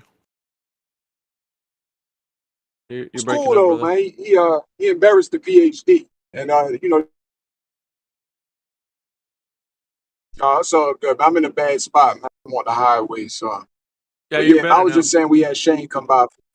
Shane came by and broke down the model, and we let the PhD take a crack at Shane. And he got embarrassed. Shane embarrassed him pretty good. It was a fun time. Right on, man. Yeah, I mean they don't have answers to the questions that we have for them, so good stuff. And any way you can just bring that content to them. We got Pelt that just joined. What's up, Pelt? How you doing, man? Doing good. How about yourself? Doing well. So what do you think about the topic of the room? Flat Earth. I always learn something new, and I always have more questions. It sounds like to me, now just by your voice, I don't know why, but it sounds like you side with the Earth as a globe. Is that true?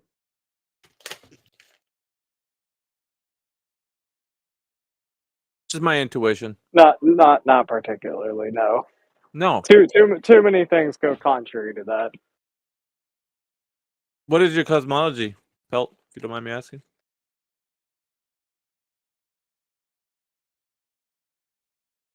You'll have to define that a little further for me. Like, What do you think I'm not encompasses your this. reality? I'm not this.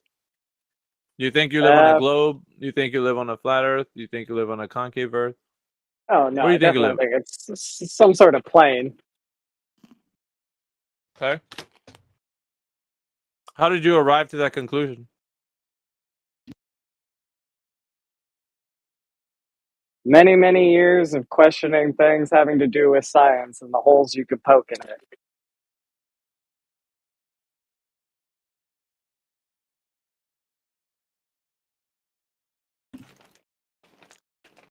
Did you start questioning the globe earlier?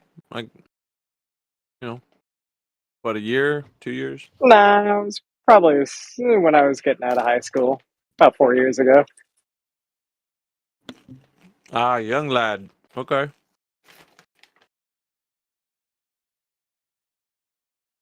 And do you go to school still, or what are you doing? Something different? Sure do. I am currently in university, about halfway done. Good stuff, man. Anything you're majoring in, or just hanging out in this room and questioning stuff? Well, that's part of it. I'm planning to get my degree in music production. You gonna be a producer? I want to get a job a little more practical than that. So making, soundtracks and things like probably going to start off doing stuff more related to like music and commercials or the intro music you hear at the beginning of news programs. Nothing fancy. Hey, man, do what you love. You never work a day in your life. True that.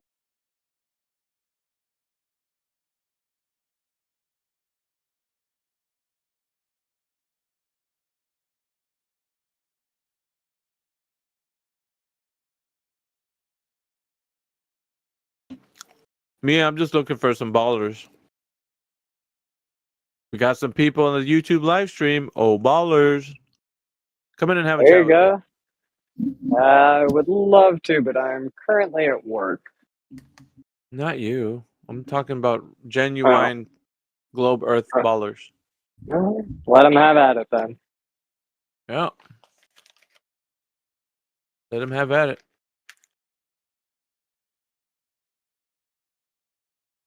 Think they're scared, bro. I call on them, OG, every day. Come on in. Water's fine. No sharks, I promise. It should be easy, bunch of silly flat earthers, uneducated, of course. It's so easy to prove the globe, right? It should be, yeah. Knockdown win for anyone. Just come in here with your Wikipedia or, with your globe ideas. You could chant the earth is a globe like 3 times and, that's all you got to really do. Then, yeah, voila. We live on earth as a globe.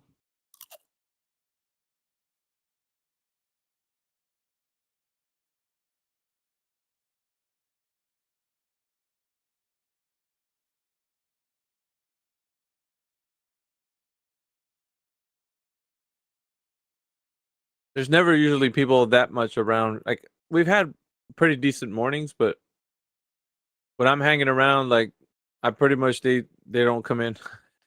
Most of them don't. Or just scare all of them away? It's got to be Well, dissatisfying. yeah, I always say it like I did in Romeo and Juliet. Dost thou leave me so unsatisfied?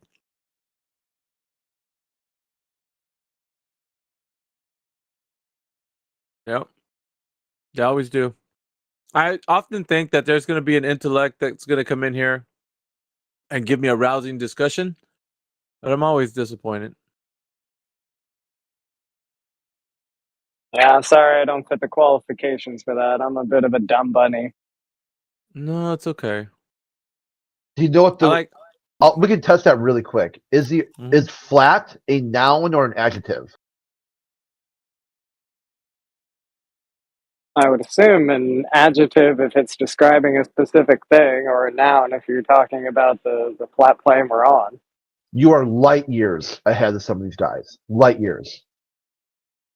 Just that alone puts you in top tier. I mean, I am okay at English, I suppose. I don't know if that puts me that far ahead of people. No, you got what? Just stick around. You'll get these people come in here and say the Earth is not flat; it's a round. You're like, wow. How the fuck did you turn an adjective into a noun? And how the fuck did you say noun? I'd love to hear them try and explain some of the science behind it, but it doesn't ever seem like when I do visit here that any of them are capable of it. Yeah, me too. Yeah, have them Globers. If you're out there, you got some science you want to lay on us. Come on, tell us about your science. Apparently, you got science. Oh, I don't think so, but Not only do they have science, they've got settled science for the first time in the history of science. So they've got royal flush, and I got a draw for Uno card. I called their bluff, and they run away. Don't forget about all the pictures and videos too. Screw it, I'll do the noise. Dun dun dun dun dun dun dun dun dun dun dun dun dun dun dun dun. Impressive, my friend. Impressive. I tried. What's up, my friends? How you all doing today? You all good? You all happy? You all healthy? Oh, I want to see if I can, I don't know, get some light work in here with some of these ballers. We want a good intellect come in. Guys, get your best champion to come in here for like 30 minutes. That's all I'm asking. Bring a professor. Bring somebody that knows what they're talking about. If you think you know the globe like you, I don't know, confident or about, come on in here. I want to test the metal. Give me some hope that you guys aren't all just sharing a community brain. Come on now. Can you help a brother out? Whispers and crickets from that crowd, I suppose. No, they're afraid of me. They're afraid of Jedi. You know. They're not afraid of me. I'm cuddly. I'm lovely. I'm fine. Yeah, you're friendly Well, as a box of puppies. a few hours ago, I just woke up. It was like just before 6 in the morning, and you know how short-tempered I am. Just after I get up in the morning, I should remember to at least go and have a cup of coffee or two. Wait half an hour before I come into Discord after I've woken up, because woo wee, you don't want to piss me off at fucking 10 to 6 in the morning. Bloody hell! Oh, wait a I've got minute. zero patience. I was listening to you. There Oh, was was you? there was a pseudo intellect in here, wasn't there? Yes, there was. Yes, there Damn was. it. You see, why isn't there always that kind of person when I'm around? Them's my kind of people right there. I like cockroaches when the lights come on, mate. As soon as you come in the door, mate, they all scoot underneath the fridge and underneath the carpet. I fucking relish those pseudo intellects. I love when they come in here because, you know, as prideful as they are, like it feels like they just got out of like a class from uni. Like they're just straight out the professors. Like they just came from there, and they come on here, log in like with their big words, and they try to get you in these like debate traps and all that. I love that. I love the like where they think they got a chance. You know, their hopes are built up. Oh, Yeah. it's the best. It's the best, dude. I tell you what.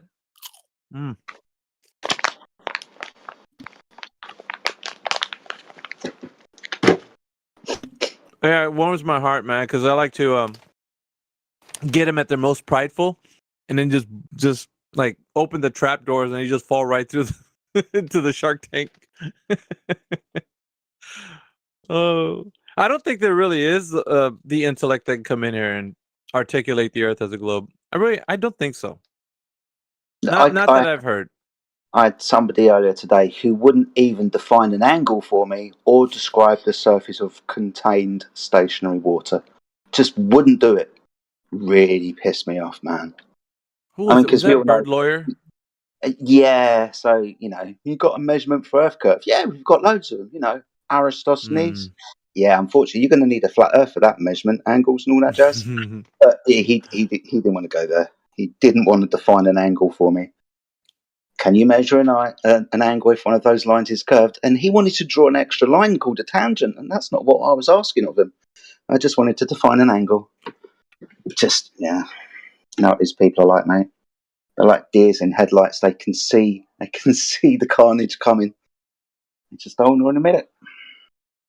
I don't like to actually like reveal the carnage until like I know they're at their peak. Like when they feel like they're the most confident, that's the best time. That's the best time. So we got some people that just jumped in here. We got Dank, Diego, L76.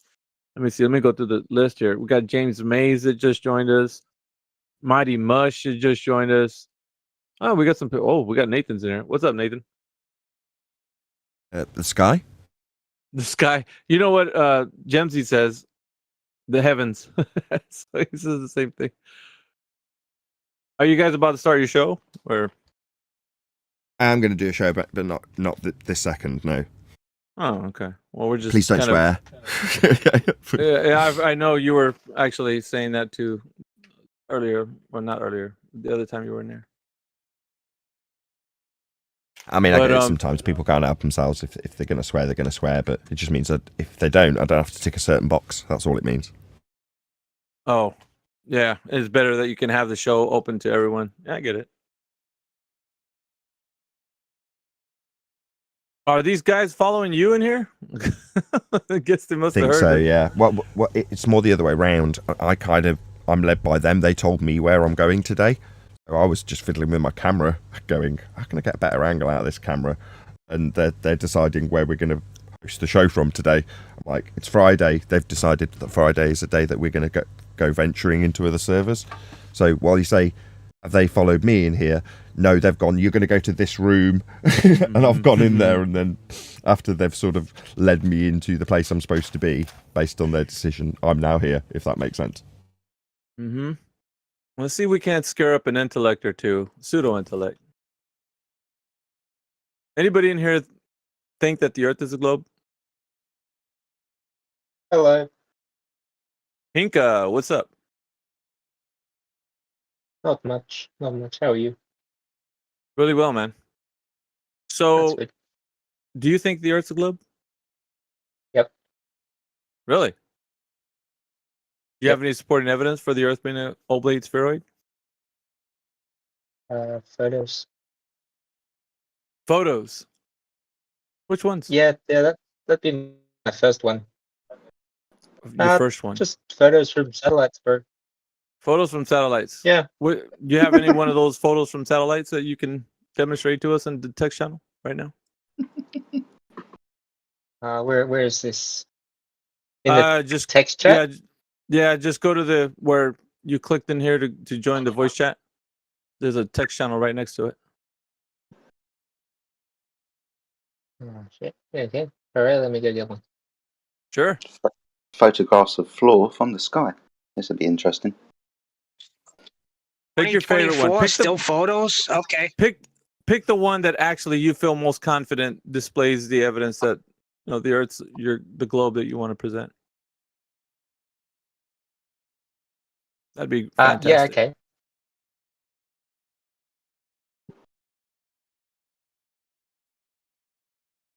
Peaceful warrior. What's up, guys? Welcome to the room. Yeah, just whenever you want to start, Nathan, just let us know so we can consider it being started, because I'm just paying attention, right? As voyeuristic as that may sound, I want to listen to what goes on, as in this discussion that's about to take place. I'm no way intending to step in. I want to hear what other people have to say outside of the colour commentary, right?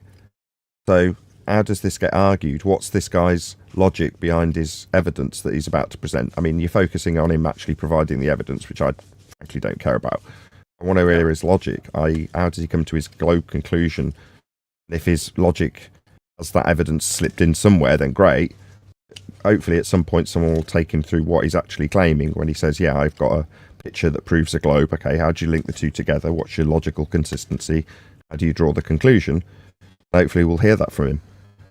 I ideally don't want to step in. I just want to see how things pad out.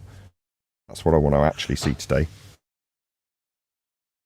I wish it would work in their head the way you just laid it out for them, because it's not going to happen that way. I guarantee it. This room doesn't. We want them to aspire for that type of logical consistency, but it just seems like they're bankrupt in that aspect. And I'm just maybe that's where it'll go then. I mean, in that case, maybe he'll just literally offer us up a non sequitur, if photo then globe Earth, and then we can go, okay, well that's a low standard, fine. But if that's what we find out, that's what we find out. If he never says another word, the standard is photo, with no logic to back it or reasoning behind what is in the photo, unless it's literally I don't want to speculate about what it could be, but so you don't want a photo? No, just put whatever you think. Listen, man, just throw it in the text chat. I don't know what you're talking about. Just put it in there. If I put a photograph of Bigfoot in the chat, does that mean Bigfoot's real? It doesn't let me put it in the text chat. Well, just hand it to me then. On the where the text channel. Yeah, the text channel is like the same channel you click to come in here. The little chat bubble that's right at the end of the name of 24/7 Flat Earth. You see it? Yeah, it doesn't actually let me put a photo on. Oh, you want a link? I could put a link. Yeah, sure. Tell us what's in the photo. Well, there is a photo of a satellite with a space shuttle docked onto it, and then there is the Earth in the background of said thing. Okay. And from that, how do you draw conclusions of sphericity? Well, the Earth is round in said photo, but that's not the only thing. It's just one of the things that are there. So did you say the Earth is round in the image? That's correct. Yeah. There's a few here. I mean, to my understanding, even within the rhetoric of heliocentrism, the satellites don't get far enough away to take a picture of Earth as a whole, unless you're talking Himawari images or however you pronounce it. What satellite are you referring to? How far away? The whole Earth as a globe. Do you think you need to be? The space station isn't going to be far away. No, I'm gonna post. The space station goes pretty close. Inca, I'm gonna post a picture for everyone. So. Okay. How far away do we think? That's how far away we're told. You've got to be halfway to the. Hold on. Let's just hear him take us through what his perception of his images are and what he thinks they are and where they've come from and all those sorts of things. I just want him to tell us. If this is his standard of believing he's on a globe, then I want to hear all about it from him. Is that the one, Hinka?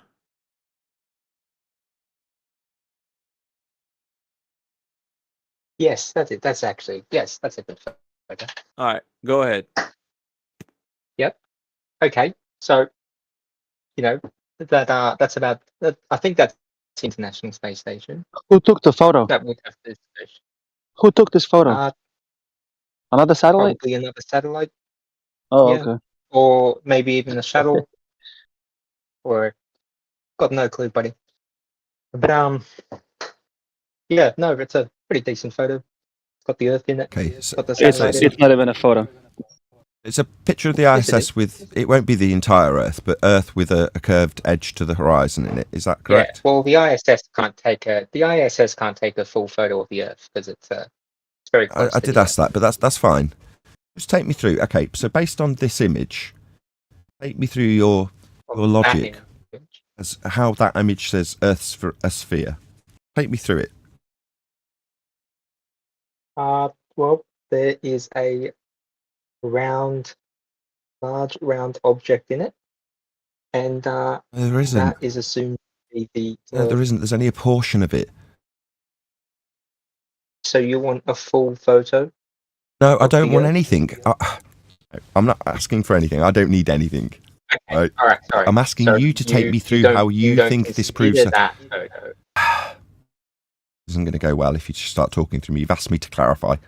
Trying to. Okay. Clarify. Twice you've said it's got a whole hole in it, effectively, is what you've suggested with the words you've used.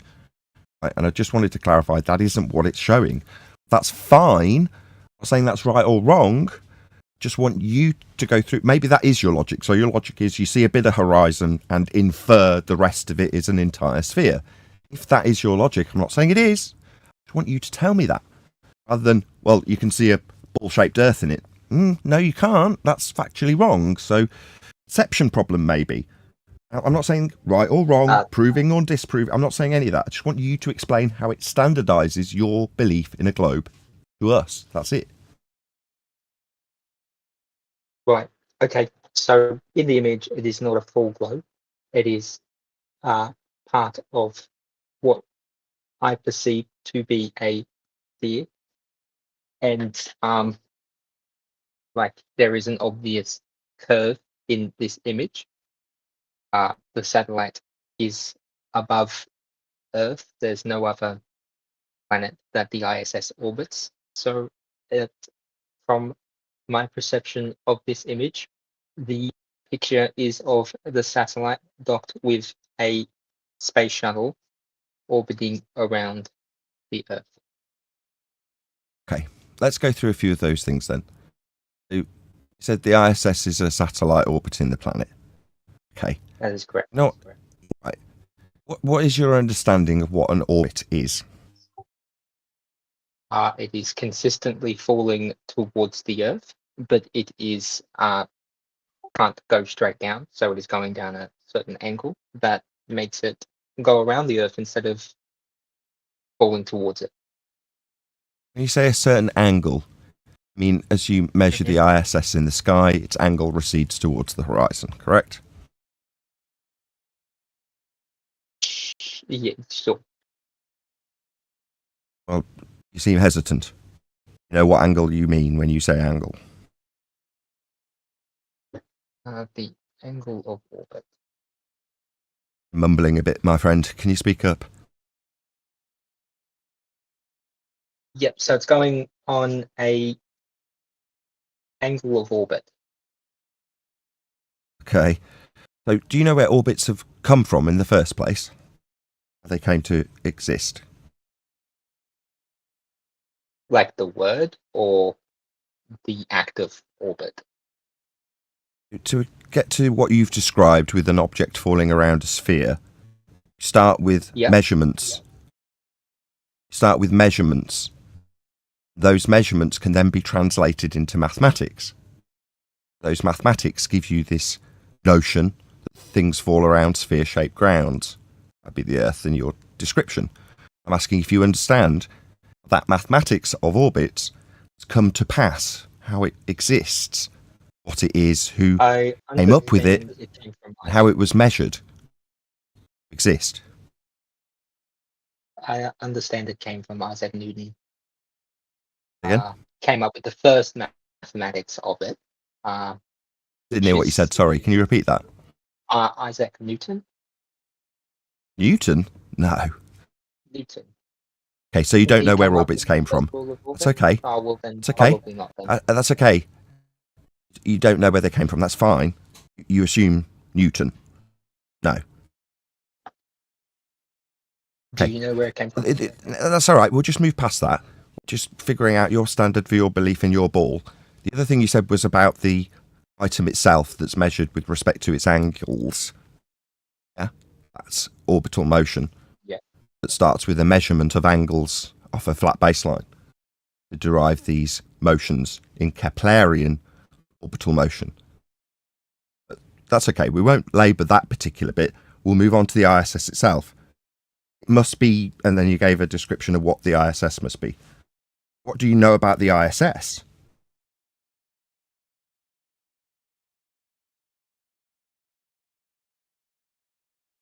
Well, it's a space station, an international program to build a satellite that is orbiting the Earth, where people can conduct experiments. It's about 100 meters in length. Okay, let's start there. And it, you can even How do you know look at it. it's You can even 100 see it meters when in it length? crosses the How do you sky. know that? Start with the measurement, if you will. How do you know that? That's just a guess. I can look it up. I was assuming it. No, was, how do you know that. it? No. Don't interpret my question. How do you know it's 100 meters? I was told. So you don't know. Well, I'm assuming the person who told me knew. Okay, you're assuming. That's fine. That's a good enough answer. Okay, what about the place the image that you lean on came from, where the ISS is claimed to have taken the photo or been taken with the partial horizon-based curve that you inferred was an entire sphere when extrapolated? Okay, where was the image taken from? Presumably another satellite. No, where was that? What's the location? This image. Where's it taken from? What's the place it's taken from? Above. Looks like the ocean. The ocean? What? Not from outer space? Well, this is taken from outer space. You're asking for yes, this was taken in outer space, but I thought you meant like where are we looking Yeah. at? Where? Exactly, where? Outer space, right? Yeah. What's that? Past the Earth's atmosphere. I actually don't think this is outer space. I don't think the ISS is even outer space. Isn't that still in the atmosphere technically? If you're claiming that there's a photo come from this place, I'd hope you'd know. I mean, you're basing an entire worldview and belief on it. That's fair enough. I mean, you don't know. Okay, so you don't know where it's taken from. It could, okay, I just need to be clear about what you understand about what you've lent on and offered to a group of people as evidence. And you don't really know. It could be from space, but you don't really know. Is that correct? Yep, not really, no. You were muttering again. I didn't understand what you said. Not really, no. Don't know where it's come from. You don't know the word that you use to explain how it's behaving. That's orbits. And where that came from. Okay. You don't know how big it is. You've been told, and therefore you've got a few assumptions. You think this is a strong piece of evidence to base an entire worldview on? What do you think so far? I'm not critiqued it yet, by the way. basing my entire worldview. I'm not basing my entire worldview on that image. That is just a image. No, you are. That's the evidence you've presented. But I'm not. That's the evidence I was asked to present. Yeah, evidence for your worldview. I said I You have believe a, in I a said there's sphere. photos. I said there's Okay, photos. are you of saying it. this isn't okay? That's fine. Photos. This isn't your evidence for your worldview. I don't really If I understand why you was present it asked then. why I believe in the Earth as a globe, I am not Yeah, going that'd to be. walk Yeah, up I and don't just really understand why you want do to. a You seem book defensive. with one picture in You it. seem defensive. I don't understand why this has gone off the rails so quickly. I'm paraphrasing what you were asked to provide based on your worldview, Do you and want you've me? provided it. And I've said this is good evidence for your worldview. Now you seem defensive about it and paraphrasing. Well, I was asked to provide evidence for my worldview. Yeah. Is it good evidence based on the assumptions? Trying to summarise. At this point, all I've done so far is ask you about what you're presenting. I haven't critiqued it in any way. Yes. I just want to know, and there's quite a few interruptions, whether or not you still think this is a good standard or not. Right. Well, there was critique in it, but this is just one image. And What was my critique? no, I didn't think I did. What was my critique? I didn't think I critiqued it.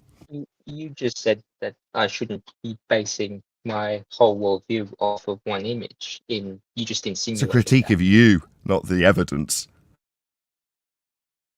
you're still critiquing. It's No, the evidence hasn't been critiqued yet in the slightest. All I've done is repeated back and asked you how you standardise what you have presented. I haven't actually critiqued the evidence at all. Just said, okay, I didn't even critique you. I asked you if you still think it's good evidence or not. And you got a bit offensive about the phraseology. Sorry. Is this good evidence of your I worldview? do. I'll just ask again. Is it good evidence of your worldview or not? Yes.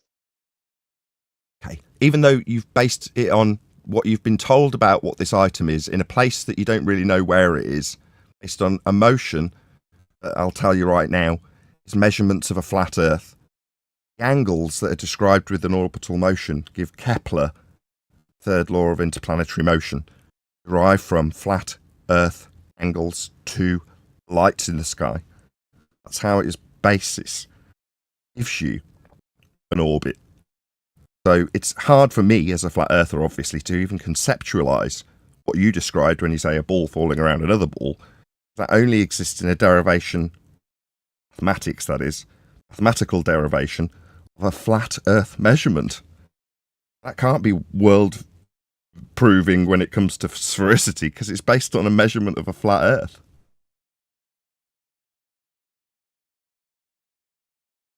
Kepler's law.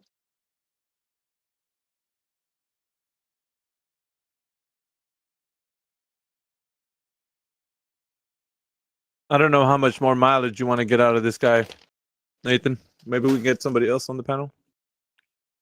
They How can is tell me. Kepler's law based off a flat Earth? Hold on, Hiko. There's been somebody that wants to talk to Nathan. Geeks is muted. I don't know. Hopefully Yeah. he's not coming in here. Well, he's been messaging me. He Inebriated. said he wants to talk. I think If Nathan he's is starting to inebriated, show. It's Yeah, 2 o'clock. hopefully he's not. Because if he is, he's going right back to mute. So, okay. all right, Geeks. You're up. Do you want me to mute? Yeah, just mute up, Hiko. Well, Mr. All right, Oakley, Geeks. we meet again.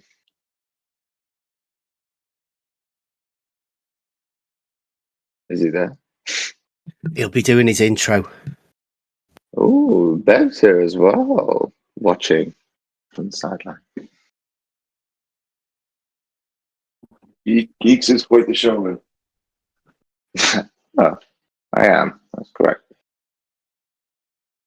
Okay, Oakley has disappeared. I'll wait for him to come back. Are you gonna do it again? Are you gonna go well? Are you gonna do it again?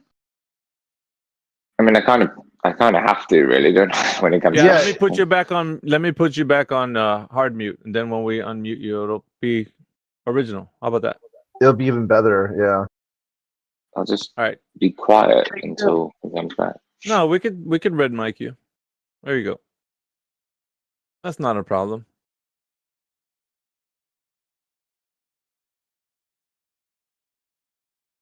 I mean, we do want to make it original, right? Yeah, it'll be like badass, like he just got unleashed, uncaged. Yeah, that's kind of what I was thinking of. Read my mind. Quite surprised geeks want to have a conversation, being as mods that have got a mute power, and he didn't want to speak to anybody yesterday because of mods with a mute power. Oh, he's chomping at the bit now because he sees Nathan in here. Oh, of course, yeah. No problem.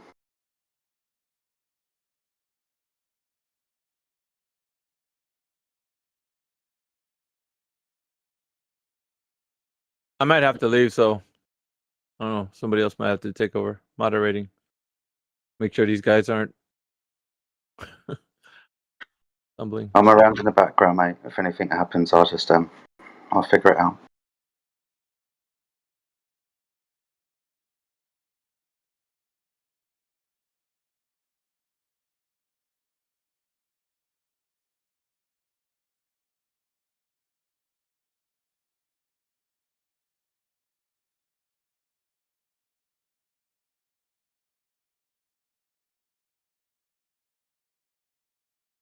There isn't too many ballers in here, just a few of them. All I see is, well, I don't know. Geeks So, is just welcome, confused. one and all. How are you? Very well, Neil. How are you?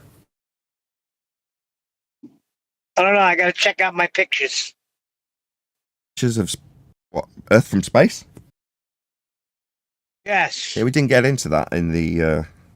Didn't have enough time in the pre-show to get through the rest of the critique of the guy's discussion points when he holds pictures of a portion of Earth claimed to be from the ISS in a sky vacuum orbiting around Earth. We covered orbits very briefly before the show started. Talking of which, I should really start this recording.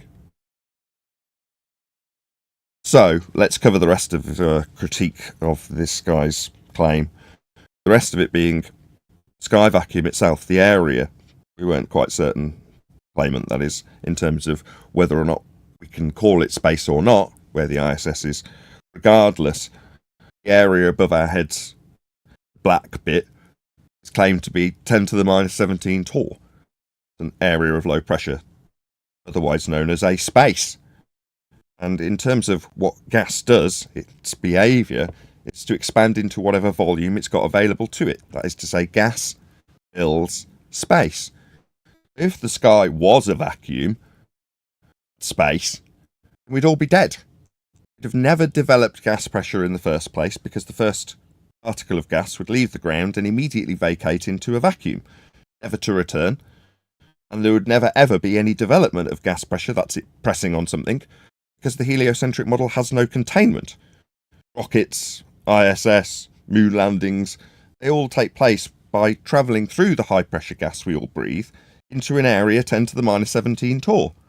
It's a sky vacuum that doesn't exist. The pictures claim to come from the ISS are all fake if they claim to come from space.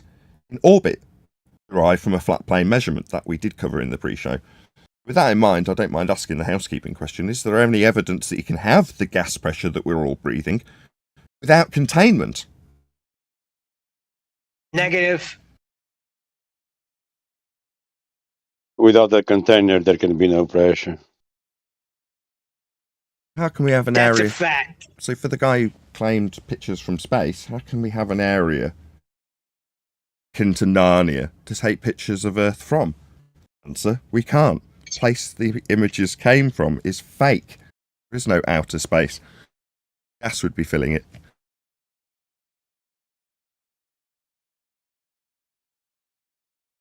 Hopefully one of my mods in the live stream chat will put a link to Politics server. So we're actually in 24/7 Flat Earth room in the Politics server again. We were here last Friday, I believe. Not normally we come twice in a row, but by popular demand, we're back in the Politics server.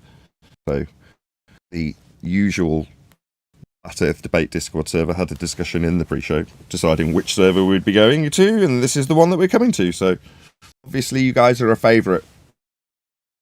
So Nathan, you have a guy named Geeks. He's been wanting to talk to you. He's chopping at the bit actually when you were doing your pre-show. So he wants to speak to you, I guess. So I'm gonna unmute him, and I guess if he has any questions about maybe your housekeeping questions or anything. All right, the All right, housekeeping question. Any evidence you can have gas pressure without a container? I mean, if he wants to answer that, he's more than welcome. Should I do my introduction, guys? No, Well, we meet again, Mr. Oakley. How do you have gas pressure without a container? Do you remember me, sir? Is this guy retarded? Yeah, geeks, you got at least pretend like you're sober, okay? At least try. Yeah, I believe in you geeks. What's up, Nathan? Thank you. So I actually don't believe there is gas on gas. I've been looking in my telescope, and I think there's like a solid shell. What do you think? I don't care. Is that possible though? I don't care. Well, you asked about gas in the container. Now you say you don't care. Okay, fine. Never mind. I don't care. No, you guys need a container for your No, no. worldview. Me, I'm That's not what I'm making any saying. claims There about is a that. there is a My container. bad. It's been 3 words. There is a My container. bad. You take centre stage, mate. Everyone's here to listen to you. No, I'm discussing with you. Unless you don't want to. It sounds like you don't want to talk to me. So okay, fine. All right. Good luck. Yeah, I don't make any claims about the sky, so I don't need containment or anything of that nature. I know we're breathing gas pressure, but I don't need to make any claims about why that would exist. I'm not saying you Or are. what the I'm sky saying is. I am. I'm saying my I am. bad. Is this me not wanting to have a conversation with some drunk asshole who wants to talk straight through the middle of me? Well, if you're You've going to just be removed rude, yourself from this discussion, and now you continue. You want to be centre stage. You want to be somebody. You've got a star in your eyes. You want to be centre stage. I get it. Go ahead. oh, what a horrible person to engage with. No, not bothered. You're a horrible person. Deal with yourself, sir. Remove And this you're person. I failing don't channel. need these ad homs. I just don't need this. It's not. This You're isn't my just- you're day. just- My day's quite joyful generally.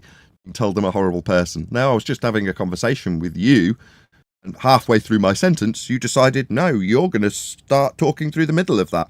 As I explained that I'm not making any claims about the sky because I'm not. You have a claim it's a sky vacuum in violation of the second law of thermodynamics, and we debunk that by asking a simple question. How can you, with a sky vacuum belief, have gas pressure that we're all breathing, that is absolutely without question, without containment? That would be to say you can travel into an area of volume that rockets can travel through to get to the moon and satellites to fall around in. No. How do you have that? That's your rhetoric. We're challenging it. That was what I would have been able to say if I wasn't unimpeded by a drunk asshole who's got a globe belief and has previously come here to tell me my stats are bad, I'm a bad person. He's got nothing. That's what you globe believers have got, personal attacks. I'm trying to define your belief in a sky vacuum that you can't prove because it violates a law of nature.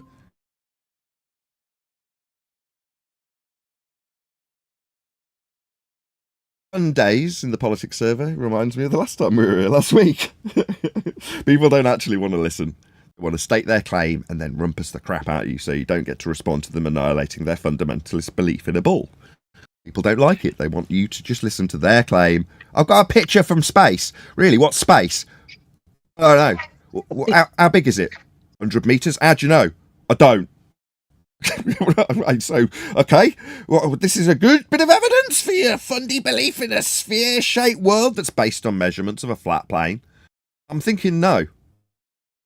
Raise your standards, fundies. You on the ball have got very low standards to prove your faith. Hinker, did you want to Can come I in, ask mate? a question? Yes, please do. Why does the air get thinner when we go higher? There's less of it. That got to do with anything. The delta of my question.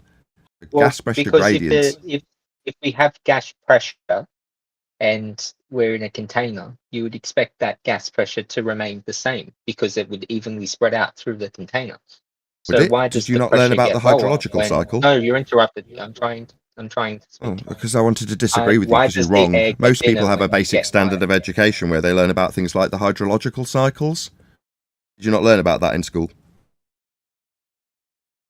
What does that have to do with the air pressure getting higher We have or cycles. lower? I Can mean, you- we're talking about gas and its behaviour, kind of everything to do with it, because that's how it behaves. You're denying how it behaves because you want to deny that we have cycles and infer that we have equilibrium. No, we don't. I mean, I thought everyone learned about that in school, like gas cycles and stuff. Gas is produced at the ground. The fact that it can dissipate at high pressure means that there's less of it where it isn't produced. That's up in the sky as it travels up, defying any belief in gravity that you fundies have. It goes up from the ground, gets less because it's not being produced in the sky. Yeah? But it cycles down again. Like with rain as an example. Yeah, that's a cycle. Not an equalised system. Why you would infer that under pressurised containment we would have to have equilibrium. No, we don't experience that. There's wind. It cycles. We don't experience equilibrium, but we do experience gas pressure, and that requires us having containment. Otherwise, the wind that we experience in the contained system we must be in would just be dissipating into the sky vacuum instantaneously with us all choking like in Total Recall.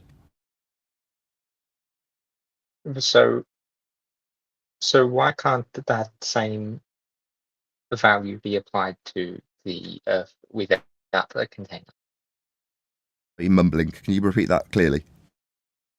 Why can't that same value be applied to the Earth without a container? Because it's not a vacuum, like it's sucking air out. It's just the gravity is holding the Earth's Claims. air closer. You want me to deal with the question or the claim you made? Which one do you want me to deal with, the question or the claim? You can deal with both. Okay, we'll deal with the question you asked first. Why can't we have a pounds per square inch value without a square inch? Because we haven't got a square inch for our pounds to press on if there's no containment. That's what pressure is.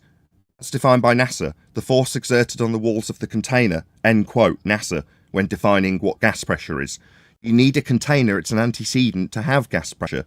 So you can have it pressing as opposed to dispersing into sky vacuums. So it can develop complex systems like cycles, like the hydrological cycle that you thought would be equilibrium. It isn't. Why wouldn't we have the same effect? What, gas pressure without something to press on? Because it wouldn't have anything to press on. That answers your question. You said force of gravity? What? You think that the gas which goes up is affected by a downward bias? It's going up from the ground. What are you babbling about?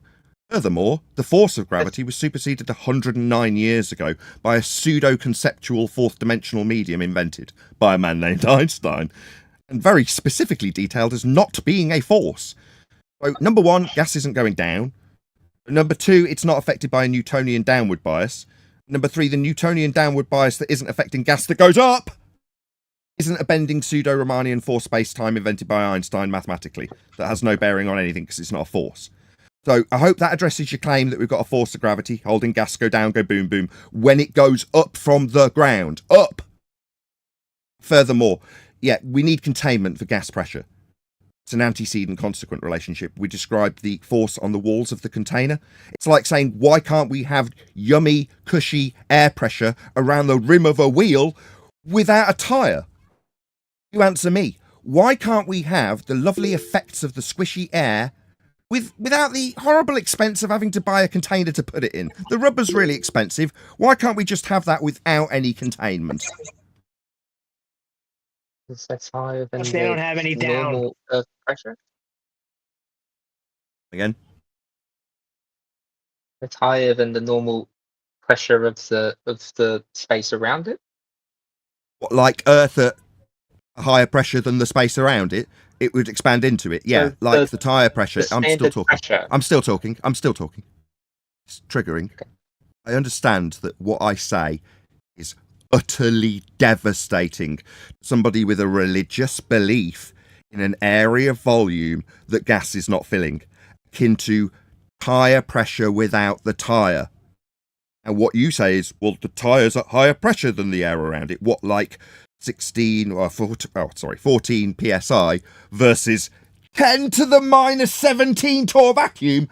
Yeah, that's a differential that couldn't exist. It violates a law of nature, entropic law. The gas would want to fill that space, leaving us all dead. Yeah, like the tyre, even with a tiny hole in it, eventually all the gas will get out. Well, is there a tiny hole in the container around Earth? There isn't one. You've just got a rhetoric of rockets going into an area of volume that gas doesn't. It's nonsense. There is no outer space. There's no pictures coming from there. It's utterly absurd. Violation of natural law. There must be containment for us to be at pressure.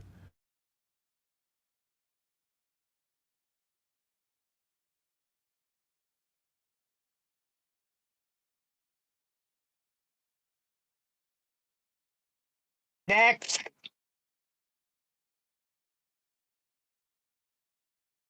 Did he say gas goes in go boom boom or down go boom boom? Oh, he said down, John.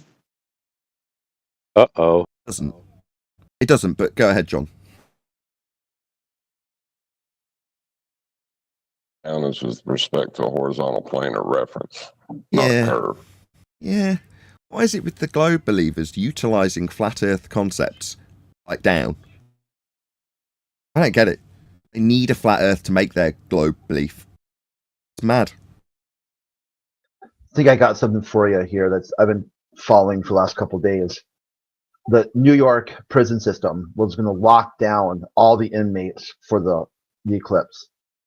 They cited security reasons, that the guards will be too distracted to effectively administrate prison security. So a bunch of inmates said it violates their First Amendment right to religion if they're being banned from being able to see the eclipse. And the religion they cited was atheism. And the courts agreed that it's a religious practice. No way. Yeah. No way. So it's defined. If you can have a precedent set by a judge that says this aspect of heliocentrism is the religion of atheism, that's now set as precedent. Yeah, here's a link right here. They just settled this morning. So the 8 or 6 inmates will be allowed to view the eclipse as it would violate their practice of their religion, atheism. Wow. Wow. Wow. That's big.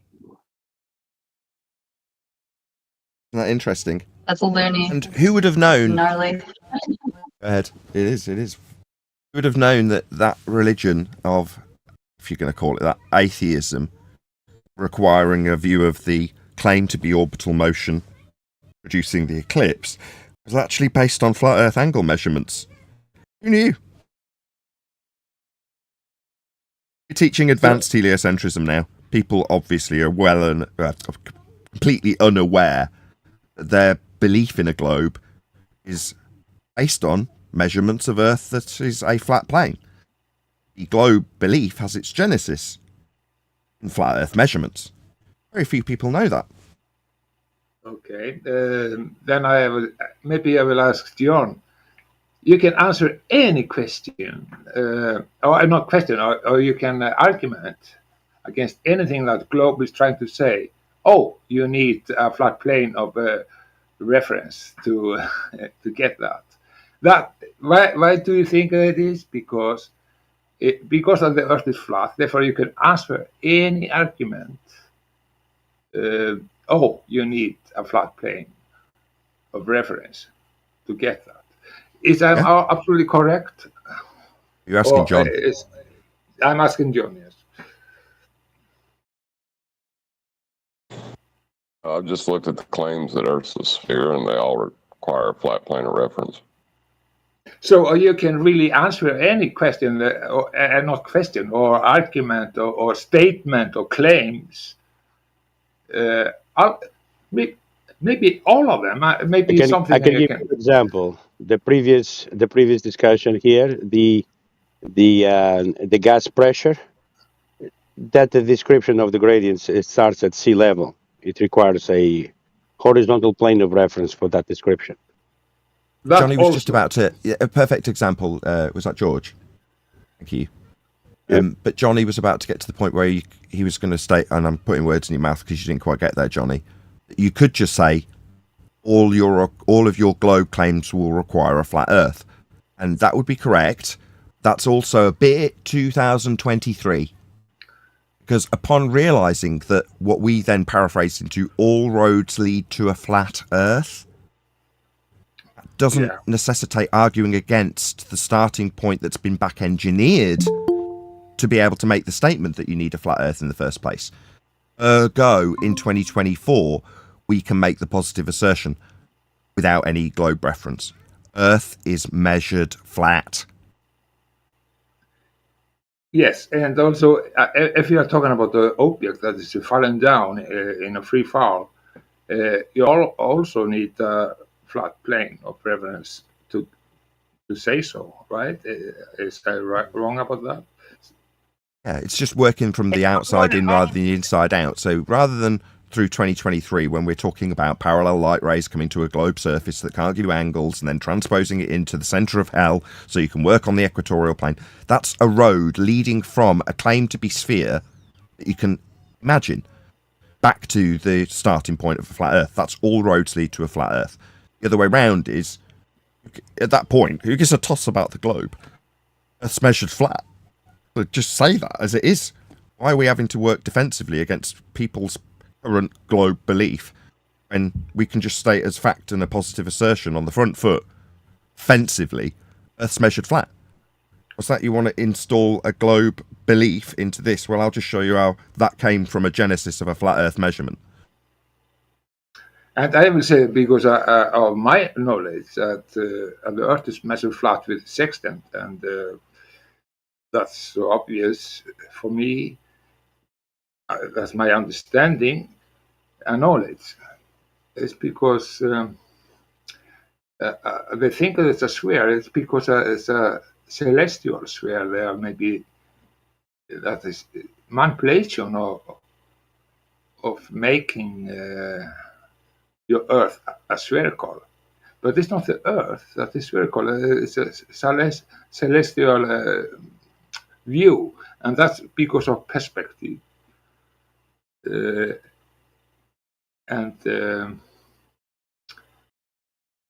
How can I explain that very easily for people? Explain what? You don't have to call it perspective, because to ascribe what we have described terrestrially as perspective would be reasonable but unnecessary when describing navigation. Okay, so when it's plonked in orthographic view, as I've just had on screen, you can see that the perspective is removed. You're seeing side on like they do with the globe, and all you're seeing is the triangle and the right angle that forms with the star. Now, you could, but again, it's not necessary, describe the recession from zenith, that's a star directly above your head, as you move away from it towards the horizon, right? So let's say it's Polaris, just to keep it simple. It's not moving, you're backing away from it. As you back away from it, it moves towards the horizon. Or alternatively, you stand in one spot and pick a star that does move, you watch it go towards the horizon, and it gets lower and lower and lower. Well, that would be the same effect if you had a building you moved away from. You back away from it, it gets closer and closer to the horizon. So you go, okay, well, these two things seem akin. So it's perspective, right? No. Because other effects that can be worked into the description of angular resolution loss, Rayleigh criterion, and the respective angles and limitations with respect to the surface don't apply to the sky when you're talking about the stars. In fact, they fundamentally defy it in one respect. As you raise in altitude, the angle that you measure with your sextant on your boat, Johnny, doesn't change compared to a hot air balloon directly above your boat if the hot air balloon was capable of getting to 100,000 feet. If it can measure the stars, it's getting the same angle as you are on the ground. There's no limitation in terms of the sky, whereas on the ground there is a limitation to the deck. And they've used that optical effect to call it Earth curve. We won't get into that now. That means it defies perspective, doesn't it? Lastly, just for you, Johnny, when you were following this process, did you ever need or feel the requirement to go out of your way to redefine the things you were using in the process, like the horizon or elevation angle measurements themselves, or whether or not what you were doing would be conducive to a perspective description? Did you ever feel compelled when actually doing it to do any of those things, or did you just follow the process? Yeah, I have knowledge that we have because the angle to the ground, that's the angular resolution is lost. But the whole picture is how we are getting the measurement or the degree. Then that is the elevation angle to the sun, and the sun can be so far away. It's more far away that the angular resolution to the ground can fix. But you have the horizon far away. That is just our apparent measurement, but it has to be flat to work. Therefore, that is absolutely proof, because that's the only way it can work. You can get circular I'm just going velocity. to stop you just because I've asked you a really particular question. I do agree with you. Yes, it has to be flat. That's how it works. When it is in operation, that is to say, imagine you're doing it right now, and you're doing it. Do you go, wonder how I should term the horizon that I'm pointing this mirror at? Or do you just point your mirror at it? Do you, when looking at the star, go, the fact that this is at a 45-degree angle must mean that I could describe this as perspective?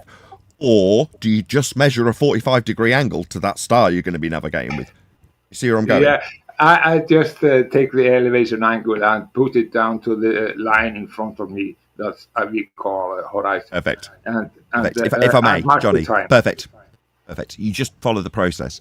Right, the process is what it is.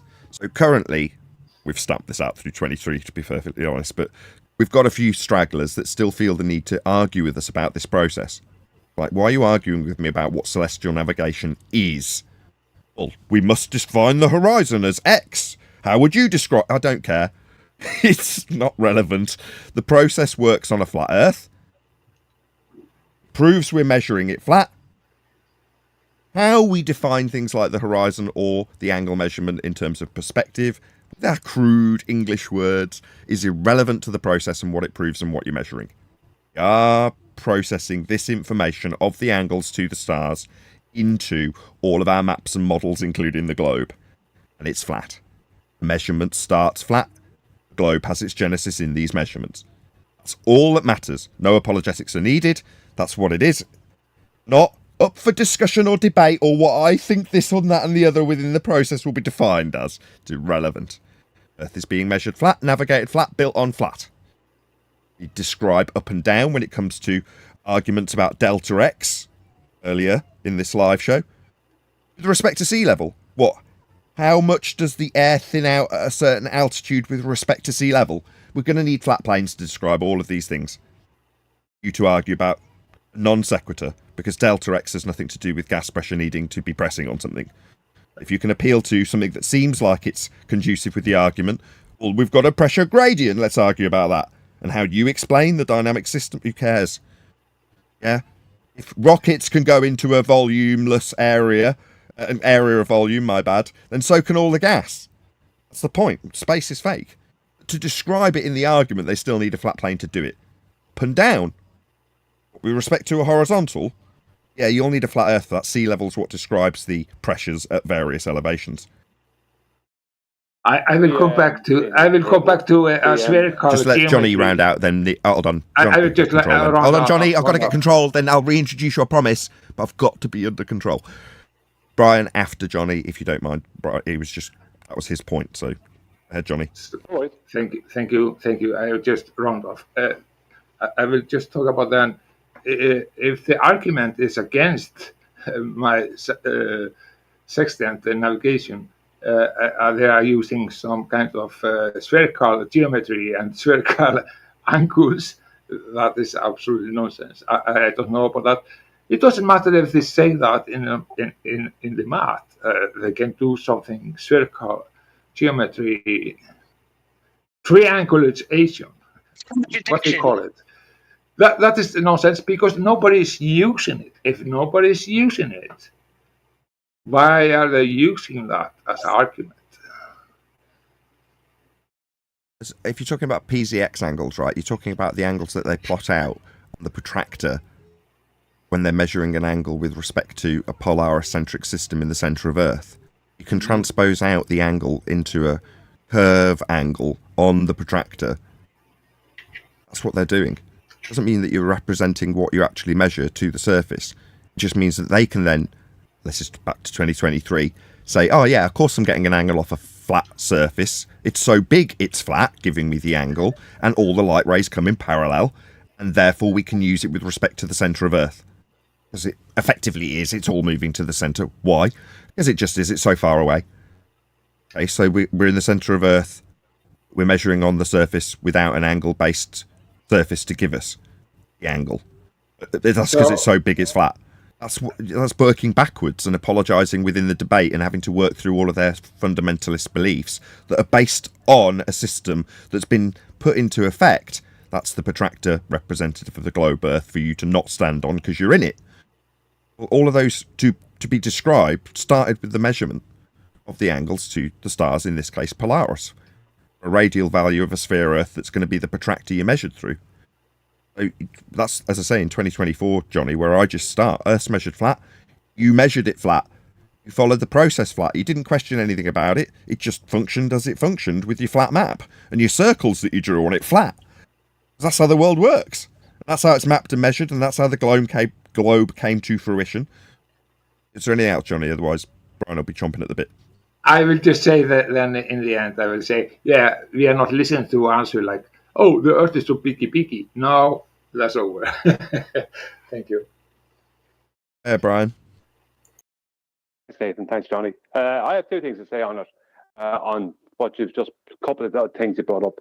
One is all they did was place a globe in between the surface you're measuring angle on and the point on the celestial dome that the angle is going to. That's all they did. They just placed a circle over that and said that you were referencing a point on the surface of a globe. So the surface you're measuring from is a flat plane, and the celestial dome mathematically is, you just mathematically is an orthographic dome. So it's just a point. It doesn't have to be. You can make it into a triangle. It doesn't matter. It doesn't have to be dome, but just dome is the easiest. And to a point on that, that's what you're doing. So when you're making that measurement, all they're doing is sticking a globe surface, mathematical globe surface, between you, the person measuring the angle, and the point on the celestial dome that you're measuring to. It's just absolute. It's just a mathematical hijacking of a protractor. That's all it is, the celestial dome. But when it comes to you just brought up there a minute ago as well, the pressure gradient. Reason that this is when they bring that up, they're in the category error because they're not addressing the reality. The reality is we don't have a closed static system. That's where air would just expand. In a closed static system, the air will have an equal pressure throughout. A closed static system would be like a canister in a factory with gas in it. Like the pressure would be basic, depending on temperature. But if the temperature is equal, it's going to be an equal pressure throughout, right from the bottom to the top. Whereas we live in a closed dynamic system, right? We have cycles, and we have the sun heating the surface of the Earth. That then radiative heat transfer.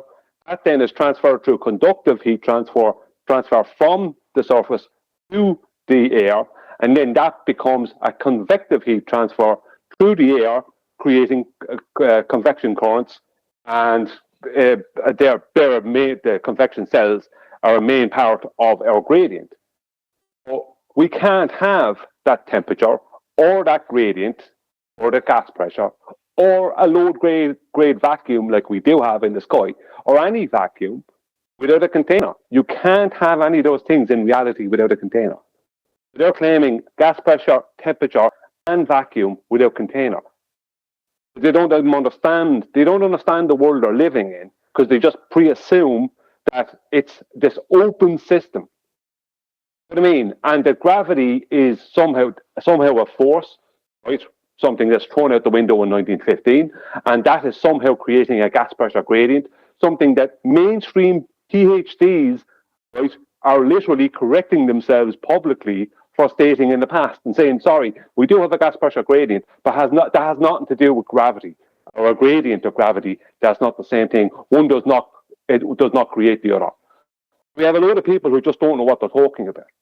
We're just getting these things from some other anti-flat earth or baller, and they think they have some kind of an argument, but they have no substance and no context to the argument. They don't understand what they're talking about. They don't understand the fusion. If we had a vacuum that was 10 to the minus 17 torr surrounding us, there's no way, even with temperature differences, there'll be no way for that gas we're breathing now to not diffuse into this area of basically no basically no resistance, right? But more than that, and there might even be a gradient, but the gradient wouldn't be what we have in reality, right? And if there was a vacuum to 10 to the minus 17 torr, that'd have to be surrounded by a solid container. You know what I mean? Because they keep on wanting to bring us into this non-reality. That's not reality. And that's the difference. We're arguing with people for years now, a decade for some of us, right? Betty and that, 9 years for me and you, Nathan, and others. We're arguing with these people who don't want to live in reality, or they're not living in reality. So you're having an argument with them about what's happening in reality, and their comeback has something to do with a paradigm that's just made up. You know, how are you supposed to win a debate when you're debating someone who is living in a paradigm that's not reality, and you're addressing reality? You're both in the category error. But the standard should be at a Comic-Con. You know what I mean? What do you should be at before you draw Comic-Con? before you draw comparisons to Comic-Con, okay? Because of the standard that your average layman will accept, if you are told by an authority that you've got a photo from Narnia, and Narnia is the worldview that everybody holds, and that photo's from Narnia. Us coming along and going, but there isn't a Narnia. In fact, Narnia violates quite a few several natural laws. So how can Narnia be real? They will then tell you, I've got a photo from it. And when you ask them to question their own sanity when it comes to the standard that they're ascribing to the photo, they very quickly realise that they've just appealed to the authority that's told them it's a photo from Narnia. So their standard on a surface level is, well, of course we've got a Narnia, I've got a photo from there. You appealing to gas pressure gradients as a delta X in the anti-flat earth rhetoric that we argue here in the trenches, yeah, that's not the standard that most normies would adhere to. They just go, photo from space. No, space isn't real. You just haven't appreciated that. You've taken it on faith. Like the rest of the globe model that's based on flat earth measurements.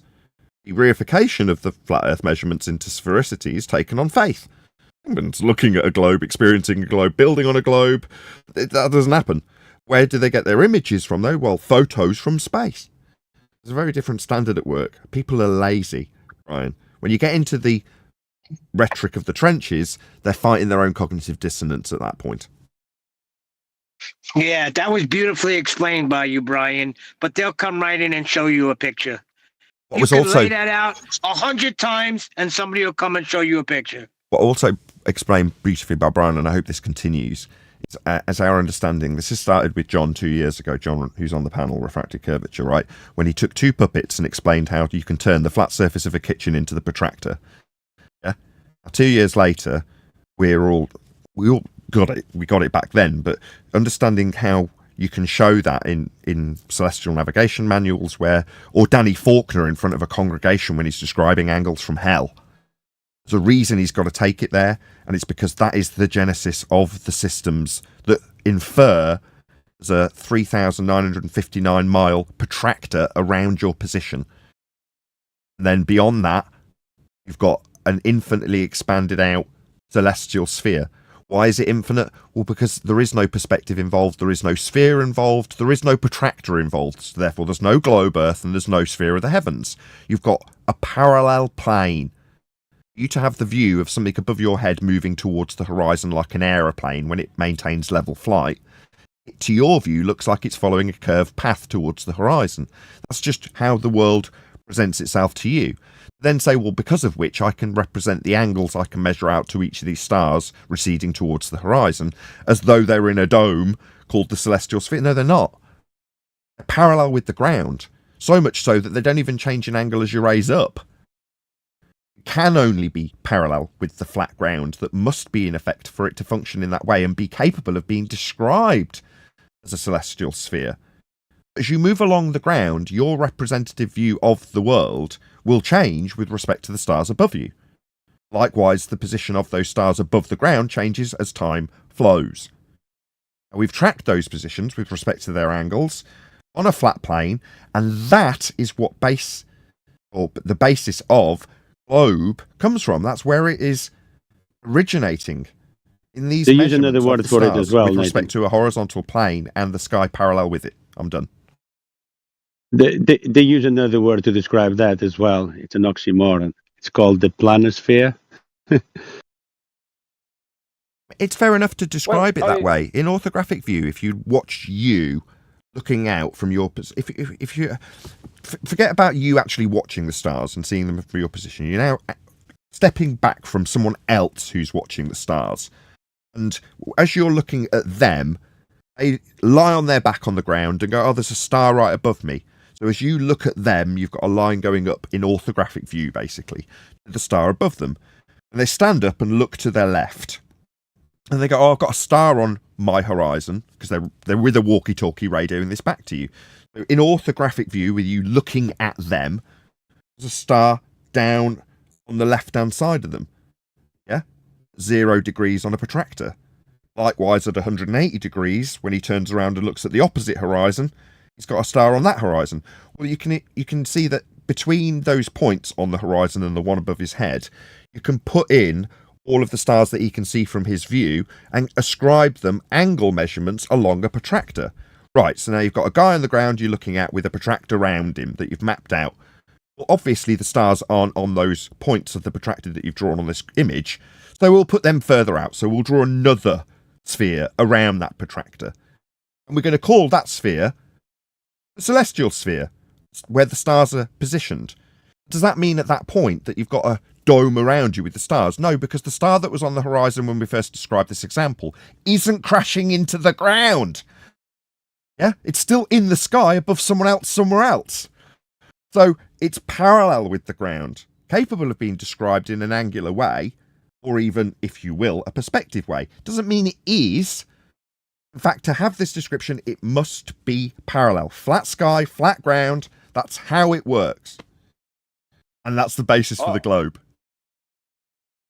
I can turn my sitting room floor here, that's a flat floor. Like, it's not you can only describe it as flat, right? Concrete floor.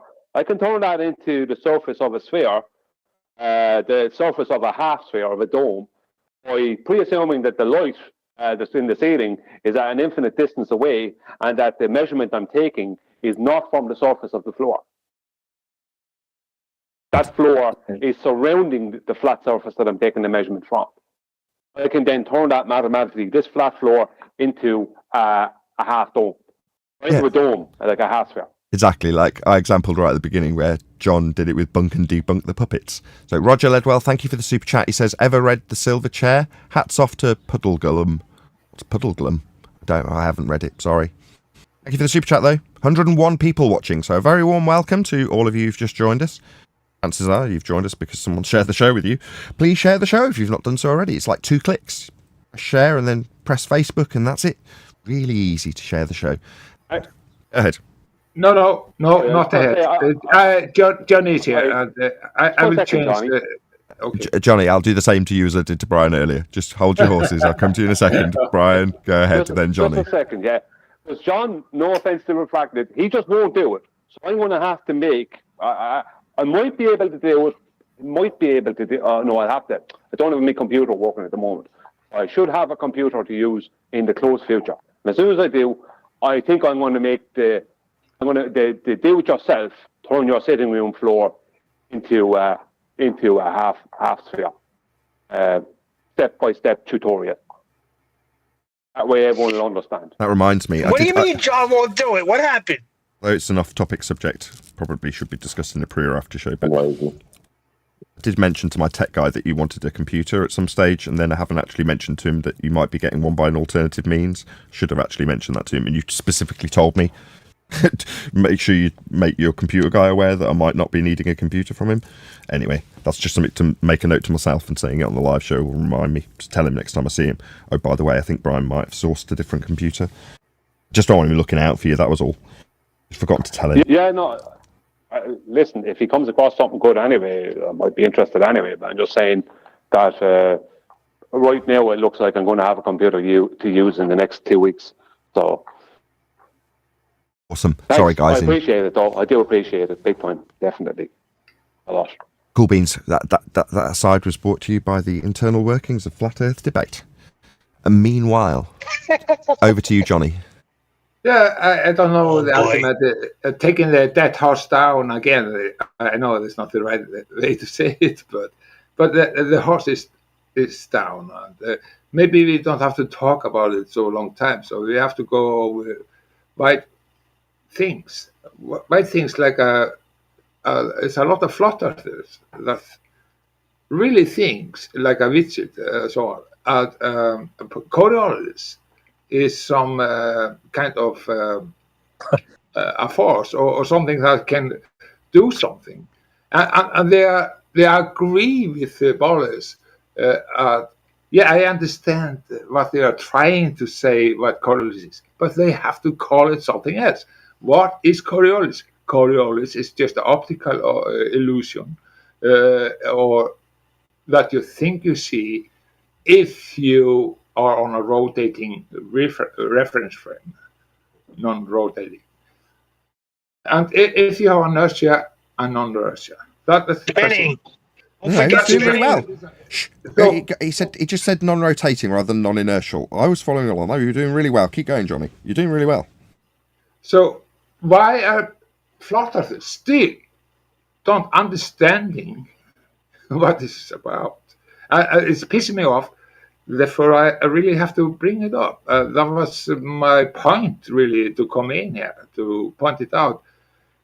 It has to stop. It's just about the illusion. What is it about? Yeah, don't summarise it again. You've done a good job already. Stop. It's real. Stop. You've done a good job. You've done a great job. You've summarised it. Non-inertial turning reference frame. You observing the illusion from the turning reference frame. You've done a good job of summarising it, and you're absolutely correct. You didn't make a mistake. You just said non-rotating rather than non-inertial at one stage. But other than that, you did perfectly right. But that's not what I'm going to address.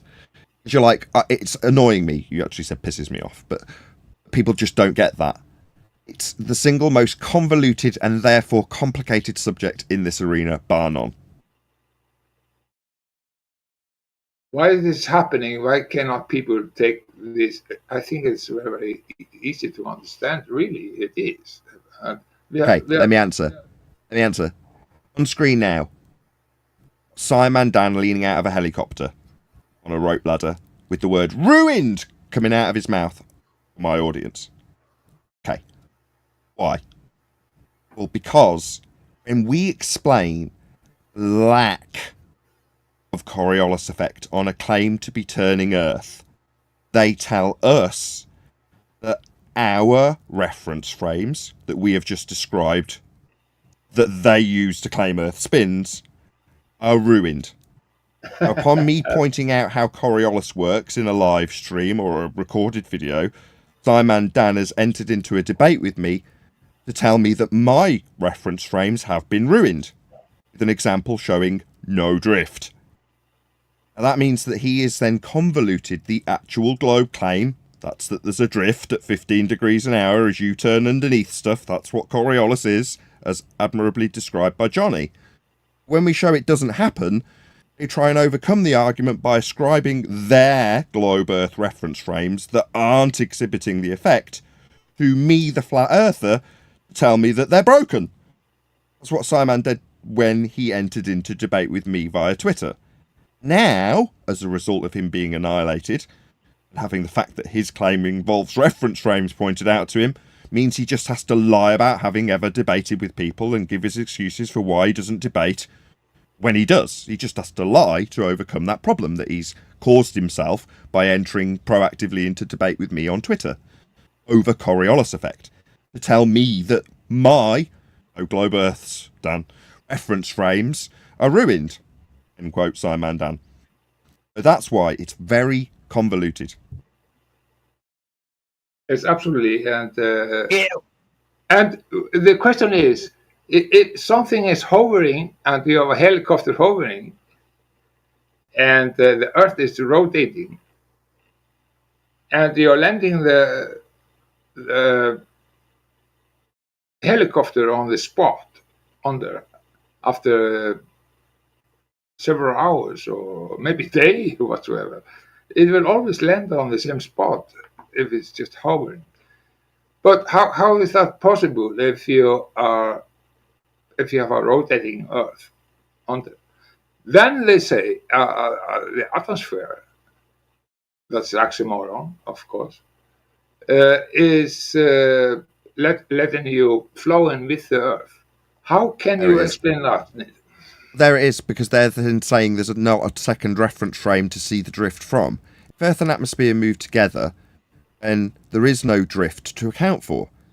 So their claim be exemplified by a sniper rifle example that you're all familiar with if you're listening or watching or you're in the Discord server on my panel. They say that the sniper has to track the target because the bullet, once it leaves the barrel, will be affected by the fact that Earth will turn beneath it, giving you a apparent curved path of the bullet. In reality, the bullet's actually travelling straight, but Earth is moving from beneath it. That's Coriolis effect in essence, that's the claim. You observe a not actual deflection, that's to say the bullet isn't really curving away from the target. It appears to, if you watch it and track it. Because, why? What's the cause of that effect, called Coriolis? Well, the rotating reference frame that is Earth moving underneath it. Okay, well, how much is the rate of the bullets appearing to drift and curve when it isn't really, it's just Earth turning underneath? Well, the rate's 15 degrees an hour. That proves we spin, they say. Okay, so Earth turns underneath the bullet, and we observe it as a not actual curved path of the bullet.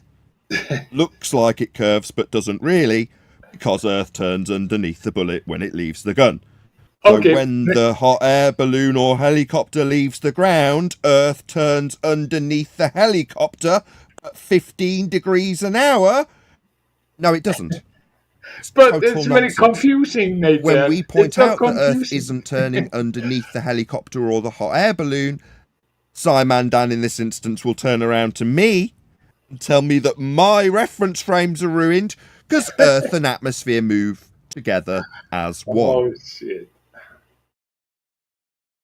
Sorry to the people of the politics server that only rumpused every word of that. It wasn't a problem for my audience. But then the Coriolis... Yeah, relax, Johnny.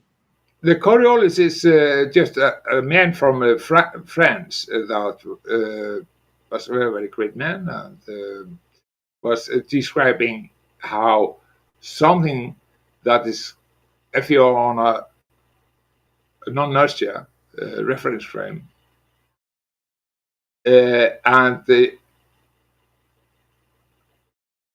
you have the inertia also above you. What is this about? It was talking about the different reference frame. You will have a drift. That is the drift you're talking about, and it looks like it is going in a bend way, but it's really going straight in reality. Hey, hey, Johnny, I got a little poem on that. If you want to listen to it. Ahead. Called basically what you're saying. It's called Misunderstood. I'm feeling misunderstood, and that's not good. People don't get me. They never see the real me. They say I'm drifting and falling off track, but I don't see myself like that. My aim is to stay on the straight and narrow, forward thinking, never deviating. But in your mind and from your point of view, you think I'm actually drifting, and that's not true. It can be a lonely place in my reference frame of mind. People on the earth can be so unkind, observing and watching me as if they were blind. My name is Coriolis, and I'm misunderstood. People just don't get me, and that's not good. Yeah, that was brilliant. Absolutely brilliant. So, wow, I just have to say, wow, that was absolutely brilliant. Okay, Johnny, please can you mute when other people are talking? Yeah, but it was... Yeah, you ruined it, Johnny. No, I didn't. It was absolutely great, and everybody got it. You don't hear your own mic interfering with everyone else's sound, but there we go.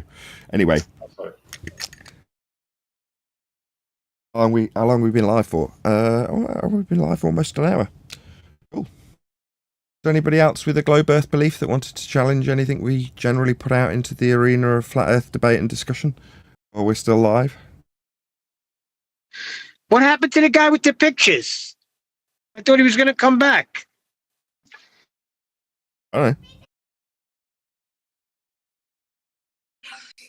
The trouble with the pictures and the videos, Neil, as you know, is they have no way of verifying that they're true. Well, he started getting upset before Nathan even started critiquing the proof. Yeah, I got a Tester question. Go ahead. All right. So, when people go skydiving, they tend to observe the curvature of the Earth, like the natural curvature. Are they lying? But Say that one more time. So when people go skydiving, like if you have you heard of halo jumps? High altitude, low orbit.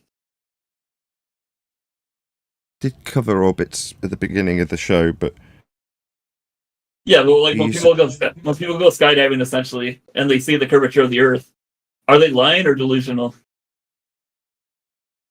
say see the curvature of Earth. Yes, Is that what you're like suggesting? there was a really famous one. It wasn't. I a don't need an skydive. example, my friends. Just slow down. Is your example to say that in the images from skydivers, you can see Earth curve horizons? Correct? Yes. Is that your claim? Okay. So I assume you are unfamiliar with our debunking of the claim that the horizon's Earth curve back in 2020. I'll go through it in just 1 second. Shout out to Roger Ledwell. Ladies and gentlemen, level plane. Thank you for the super chat, Roger. Okay. The assertion that the image has an Earth curve edge for a horizon is derived from geometric Earth curve mathematics based on measuring a flat Earth to derive and infer that the horizon is a point you can call Earth curve. Well, this doesn't answer my Labelled question, as actually. my bad. Sorry, very triggering. You go ahead. No, I was specifically asking: are they lying or delusional? You're giving a false dichotomy when I'm explaining that the premise you hold when you look at the image and claim that the horizon is an Earth curve edge was debunked in 2020. How so? If the Earth was a sphere with a radius of 3959 miles, then every distance to that geometric horizon you're inferring in the image could be no more than 1.2 times the square root of the observer sine feet, as dictated by the Earth curve maths that is derived from measuring a flat Earth surface level and deriving the differential from the eye level at altitude to infer that there's a Earth curve edge below surface level, Wait, I have an issue marked with with premise. How do you know? marked how do you know with they're an measuring X off the and flat Earth? labelled horizon Wait, in hold the Earth on. curve maths. I didn't Hold get on. to the end of my explanation before you No, my interrupted. issue- I had to your close premise- my your premise Discord doesn't- line for my audience so they could hear the end of my explanation. My live audience would prefer to hear the end of my explanation rather than you yammering through the top of the end of it. Would you like me to repeat it? My audience got to hear it because I had to close your line so that you didn't interrupt the end of the conclusion. You not do that in future. I'm explaining why we don't have an Earth curve edge for you to infer, because it's inferred from maths that's derived from flat Earth measurements of surface level. It's the third time I've told you. Okay, are you done? Are you done? Can I get to my? Did you listen to what I said? Am I done? Yes, I did you did. understand what? Not am I done? Did you understand what I was explaining when I finished and you didn't say a damn word? Yeah. Did you understand what I said? Yes, I'm done. Did you understand? Yeah, I got an idea. Yeah. Okay. Anyway, so how do you know it's derived from like a flat Earth model? Did you not listen to me? Now Oh, we're you- just assessing well, hold how on, well you're you're. responding. I'm talking. I'm answering you. You don't have to talk to me. I just asked you politely not to yammer through the top of me. Obviously, you did not listen when I explained that it came from your Earth curve maths. That's where the assertion came from. I've already explained that you weren't listening. Okay, are Would you like done? would you like to my ask point any now? follow? Would you like to ask any follow-up questions about that which you didn't listen to and now obviously seem to need to clarify, or would you prefer to just respond to some of the things I've actually said rather than repeatedly asking me if I'm done? Yeah, I'm done annihilating your claim that the wait for the interruption horizon in the image is an Earth curve edge based on Earth curve maths that says we've got an Earth curve at the horizon when you derive that Earth curve from a measurement of a surface level that's flat. Fourth time. You understand? Would you like to refute that which debunks your claim you've got an Earth curve edge in the image? Because I've debunked it, mate, 4 times. You just haven't responded to any of it, and then sought clarity on that which I've explained in terms of the origin of the maths. Earth curve maths, mate. Answers your first question. Anything to follow up, or you just gonna ask me if I'm done? Yeah, I'm done. Annihilating Earth curve. All right, I've already asked like 2 times now, but are you done for like the 3rd time? He's got nothing. Yeah, he's done. He's the one who's done.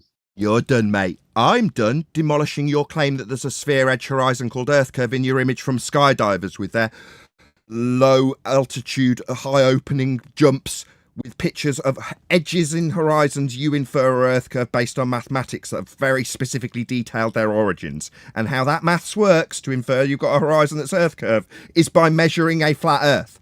Surface level in Earth curve maths. Hope you understand. Obviously not. Nathan, can we put you on BBC? Are you if you can put you on BBC? Are you do you agree? I mean, we can't even understand you. Just think about the sentence you want to say before you talk through John. I'm just saying, are you able to go to the big stream media and talk about it, Nathan? Am I able to go through the big media? I don't know if I can. I'm sorry. BBC, for example. Come on, give it a rest. Just a quick, I mean, this guy, just to sum things up, this guy's coming in saying, someone jump and have a parachute is observing the horizon Earth curve. Yeah, this is what they're all doing now. I mean, there's another guy in AT who claims that Concorde proves globe Earth. Would you like to speak about that, AT, with Nathan? Oh, Don't be mean to Johnny. He idolizes you, Nathan Oakley. Don't be mean to him. Oh, here we go, Rob. You're like a dog behind. I understand that. Right, let's just ask politely, Johnny and Rob Noxious. Right, we all acknowledge your presence. Praise be to both of you. Please don't disturb the actual conversation that's about to take place. Please. So, right. So I was asking a question. Oh, never mind. No, you go ahead. If you want to round out, you feel fine. Yeah, I feel like I accidentally interrupted some other guy, so I'll wait for him to finish and then I'll, clap Flat Earth. You'll what? Liar or delusional is a false dichotomy. They're wrong. They're not liars, and they may not be delusional. They're just wrong when they say they see Earth curve. I'm done. And how would they verify that to be true? You go to the mathematics of the geometric physical assertion of an Earth curve edge at the horizon, based in the mathematics of a sphere edge, based on a radial value measured on a flat plane at 3959, and observe a height at 1.2 times the square root thereof. Like I explained to him 4 times. That's where the assertion But comes that's the from. problem. They don't even know their own claims, Nathan. Yeah, that's where I was too. I did a lot of skydiving, and when I was still a globehead, I walked into Flat Earth Space and said, "You can go skydiving. You will see the curve." And they're like, "Well, how much curve do you see?" I'm like 3%. Like, well, were your goggles? Did that maybe make it curve? I'm like, yeah, kind of. Did you have a lot of adrenaline pumping? Did you get tunnel vision? Yeah. How big would your Earth be if that was a 3% curve? That'd be like Earth, the county you live in would be like, a huge part of the Earth. I'm like, damn. Yeah, you're right. Yeah, but these globalists don't go any further. Irrelevant. They don't go any further. No. It's not relevant. Hold on. Before Neil decries your example, right, I'm going to agree with you to disagree with you so that you don't think we're just decrying your example. It's perfectly relevant, Neil, because they double speak heliocentrists in their own religious rhetoric. Let me explain. I'll tell you in Earth curve maths that you can see Earth curve at 1.2 times the square root of the observer's height in feet. That's what? 3 miles for a 6-foot man? You can see it from surface level. The maths dictates that is the case. They will simultaneously tell you, let's give you a specific example, Neil deGrasse Tyson will specifically tell you while slapping a beach ball and telling you, you do not see the curve of the Earth from 1 millimeter above this beach ball. Slap, slap, slap. That stuff is flat. He's explaining to his audience with doublethink that you wouldn't expect See the curve at 1.2 times the square root of the observer's height in feet. That's 3 miles for a 6-foot man. 15,000 feet or whatever he's claiming the ISS is. But they're double speaking their way around. You're not expected to see the curve at altitude. Can we go to after show now? Meanwhile, Black Swan, we debunked Earth curve as being a horizon in 2020. People are still appealing to it. It's fine by me. It's just their basis of their belief, and I'm now intrigued as why they would use that as a standard when they don't know anything about it. Most people's standards are reasonably high when they're going to be convinced of something. The fact that they've been indoctrinated into just believing it means their standards drop. And all I did today with the guy in the pre-show was I thought about it. I'm like, normally I'll get to objections before I even challenge what they're believing in, just by repeating back that which someone claims to me in the pre-show. The guy got triggered, started interrupting, doing all the normal fundy things. All I did, and I kid you not, was try very tentatively and carefully and calmly to paraphrase back his argument to him so that I could have clarity about the words he just said. No challenge, nothing. And that was enough to trigger him. He was unbelievable. I'm like, yeah. Because when you just literally repeat people's words back to them with their own crappy standards of globe belief, they're horrified to just hear their own standards repeated back to them. It's insane. It's a crappy standard and they don't want to hear it back to them. They want to tell you, so you nod and agree and affirm their bias, but just by repeating back their own low standards to them, it's enough to trigger them. Nuts. That's kind of the point I was making when I went into flatter spaces. I said, you can see the curve if you skydive. And the only thing I would hear is like excuses for why they're not going to skydive. Then I started listening. I'm like, oh, you're right. I should see the curve. If the Earth is what they say it is, there's no way my 5-mile field of view would cover 3% of the Earth. That's just too much. That's too much curvature over too short of a distance. Well, based off the radius of the Earth, you wouldn't be able to see curvature from that height regardless. Yeah, not even close. That's what I'm saying. I wasn't thinking clearly when I went into the flatter space that it was tunnel vision because your adrenaline's pumping. It was the goggles you're wearing. Okay, so what's the reality? How have they done this? What's this magic trick? X, Y versus what's the other axis that you'd look at, John? It's the distance. In Earth curve maths, you've got an advanced section in the Earth curve mathematics that will describe the left to right curvature across your peripheral view, which is minuscule. As you raise in altitude, you wouldn't be expected to see it at any elevation. Simultaneously, when deriving an inference that we even have Earth curve to begin with, you're not deriving it on the left to right axis. You're deriving it as a point of tangency below surface level that's measured flat. And how are you acquiring that? Well, by deriving the difference between the surface level and your eye level running parallel with it when you raise up in altitude. The difference between that is essentially an angular resolution loss calculation that would infer that if you put it as a point of tangency on a ball derived from polar or Polaris measurements, give you a radial value at 3959, you can then say we've got an Earth curve horizon below surface level, marked with an X labelled horizon. That's the only point that you actually have Earth curve in existence. That is to say, that Earth curve at the point of tangency below surface level measured flat only exists in the maths. Beyond that, there is no Earth curve. When you claim it's the horizon's horizontal. I mean, curving horizon. It's just absurd. Wait, You've got to turn Earth curve into something, and it's a point of tangency in orthographic maths when measuring the difference between eye level and surface level on a flat plane. That's how it works. Hey Nathan, I was kind of intrigued by what you said, right? You said this can only be observed in mathematics and it doesn't really play out in real life. Something according to that, right? I don't want to straw man, so that is a straw man corrected, but I hope that was a fair assertion and a steel man, right? But then I look at these photos of photographs here that I posted in chat.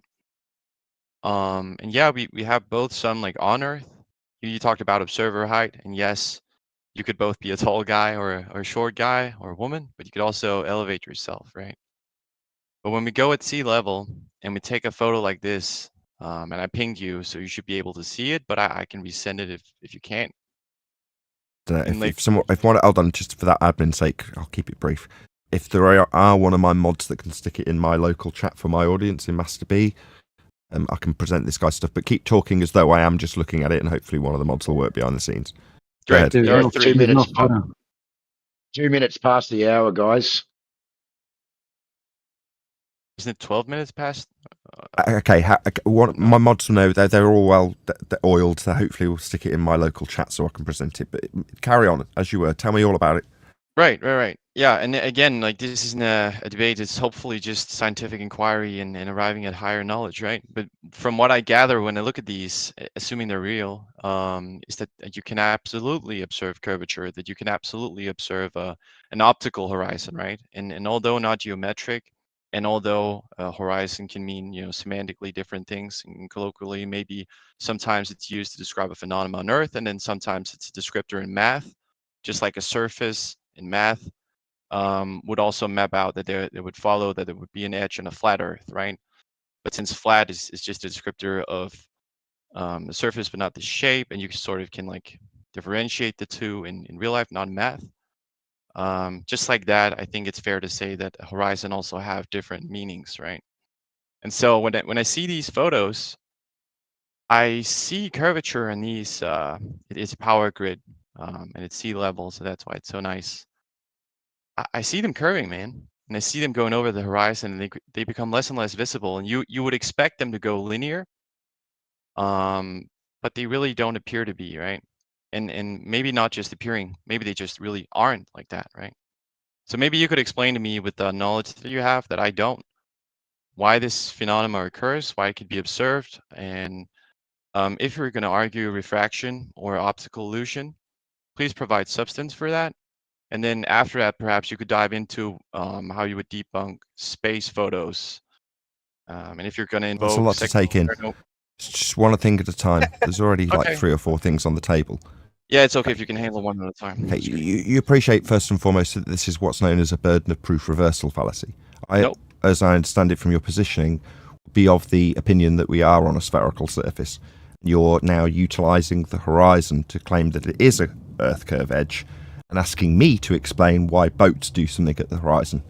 Did I mention boats, or did I make a claim like that? I was only did. I was only about 10 seconds into me responding to quite a lot of information that you laid on my table. You're still talking, it seems. Do you have more to add? Because obviously the middle of my sentence interrupted the start of yours. You go ahead.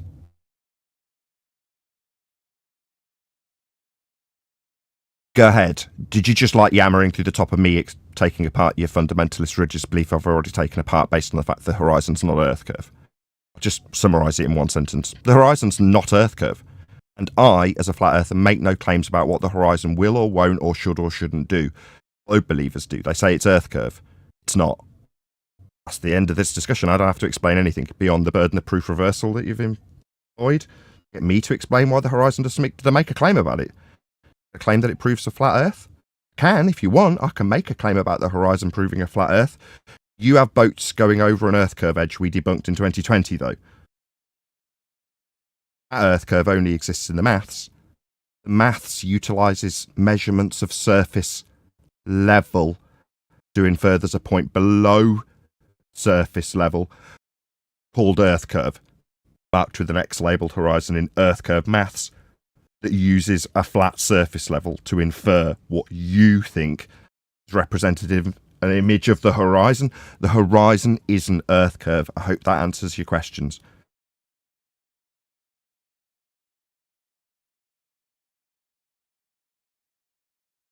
Yeah, I was Shout muted out this to- whole time, so I was kind of confused as to why that was. Because but Why is the horizon not Earth curve?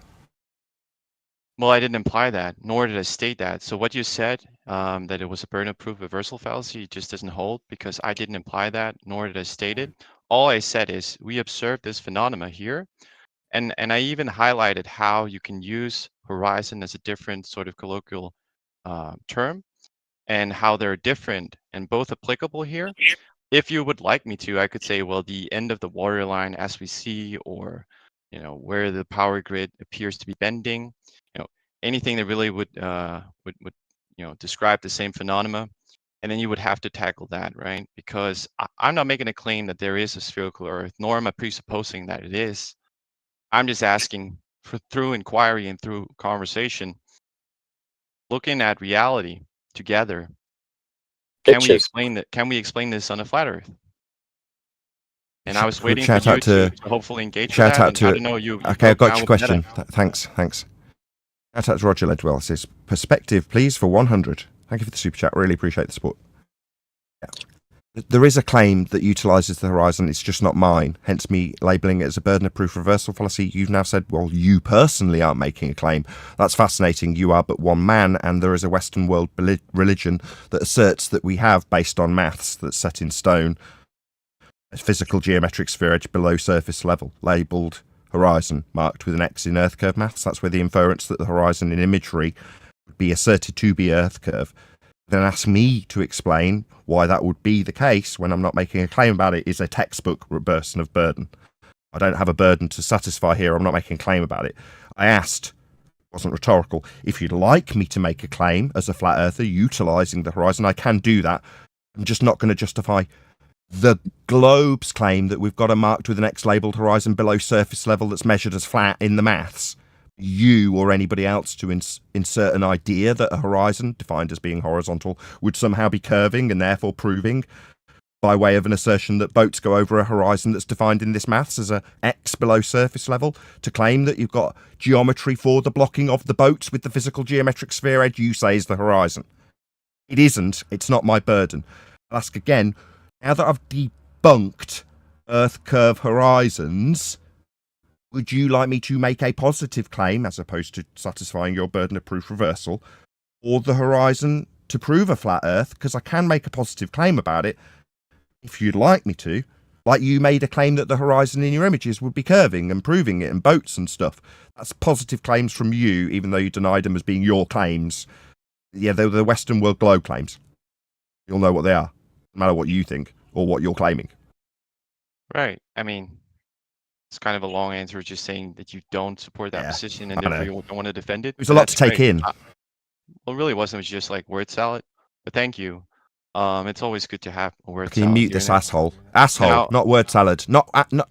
When I describe physical geometry of your Earth curve fundamentalist religious zealot belief, because you're a moron, a retard, somebody who has a sphere belief, a religion.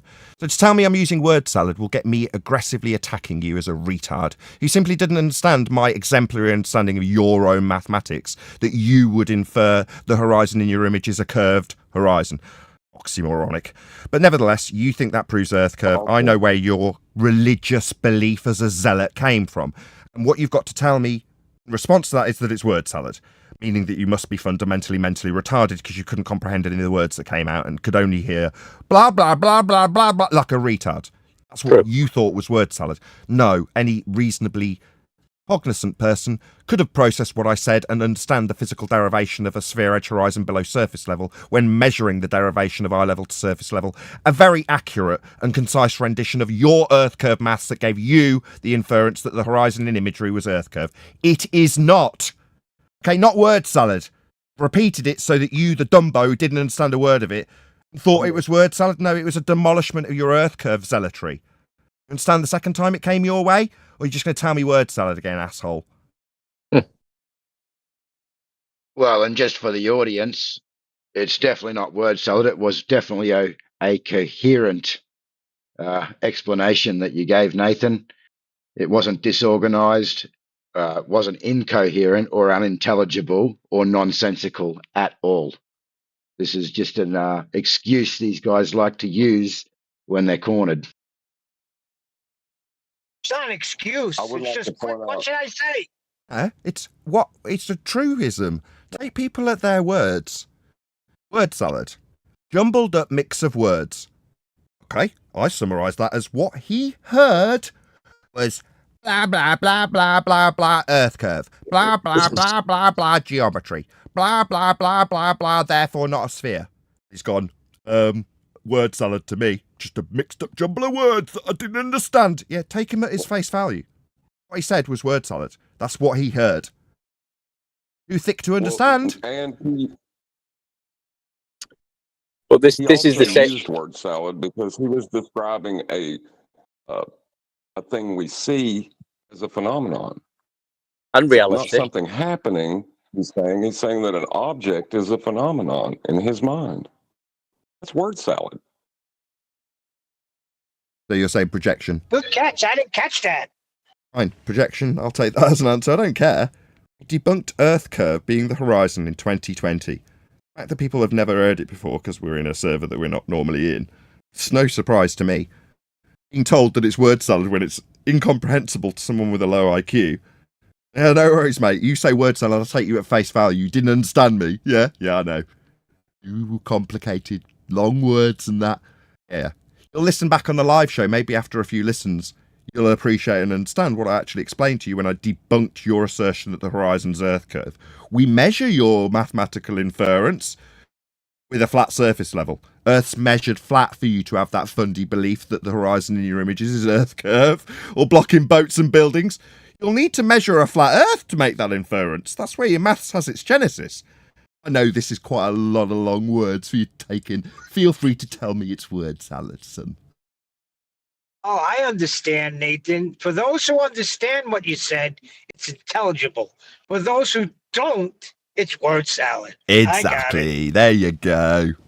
But that doesn't matter, Nathan, for these guys. I mean, AT's seen the Earth curve also out of Concorde, or he's seen a video of it. So that's as much proof as he needs. Isn't it, AT? No standards. I mean, I'm willing to engage in conversation if I'm not muted all the time, right? I think it's okay if you have something you're not satisfied with, that you give your rebuttal. Thank you, Nathan, for your rebuttal. Oh, But that's I think, okay. Wait, I wasn't done, so you don't have to interject, right? That's not polite. But thank you. I just said you're welcome. But I appreciate that I can now talk, right? And so it's clear to me that you don't take a position in this case about the horizon. I wasn't aware. I don't know who you are, and I joined late. So that's Didn't say that. But I asked you, I invited you if you'd like me to give you a standard of evidence that I'd use as a flat earther. You took that to mean, excuse me, I'm just going to correct you, you were wrong. You said you don't take a position on the horizon. You were incorrect, you didn't listen again, demonstrating mental incapacity. When I specifically asked you twice if you'd like me to lay down a standard using the horizon, explicitly asking you if you want my evidence, you took that to mean I don't use the horizon as a standard. Wow, you really are fundamentally retarded. Can't listen. Don't understand the words I'm using. You just hear them as word salad. No, I do, mate. I've got a standard. Do you want to hear it? Third time's a charm. Or do you just want to tell me I don't use it? Like a complete bonehead retard that doesn't listen and can't comprehend. Simple English. Yeah, I've got a standard that uses the horizon, Dumbo. Maybe listen next time. What, is it your turn to talk? You go ahead, son. You've got a lot to say and a lot to listen to, right? Oh, son, tell me I don't use the horizon again. You're doing really well, by the way. So I'm glad, right, that you're demonstrating you can't wait and hear me out, because that's not what I said, right? Did What I hear you said out. was, You told me I don't now have you're a doing it standard that again. uses the I mean, horizon, you're doing it again fundamentally right defying now. that which I'd already laid down twice to you, making you an idiot. I'm going to disagree if you say something that's wrong. All right, so if you're going to make a claim that it's wrong, you should be able to substantiate it, right? And even Would you in like the me to do sentence, so? I can do that right now. I'm Would you not like me done. to substantiate it? No worries. I'll Not do that midway right now. through if my you'd like. sentence, no. Usually I only you'll asked 4 wait. times. Could substantiate it. I will. I'll do it right now. You got it wrong. You thought I didn't have a standard. No, I I didn't say corrected you you, didn't and now have I'd one. like I to say- substantiate that. That's not what I said. I Obviously said not it's allowed. clear to This isn't a me- two-way conversation. It's just him. He just needs to yabber constantly with nonsense that's not right about what I haven't said through the top of me trying to correct him. Yeah, I can substantiate it, mate. A proof of a flat Earth using the horizon. I already did it. It's in the Earth curve maths, surface level. Yeah, I can do more. Feel free to tell me again I don't use the horizon as a standard. I do. I use it in your own Earth curve maths, mate.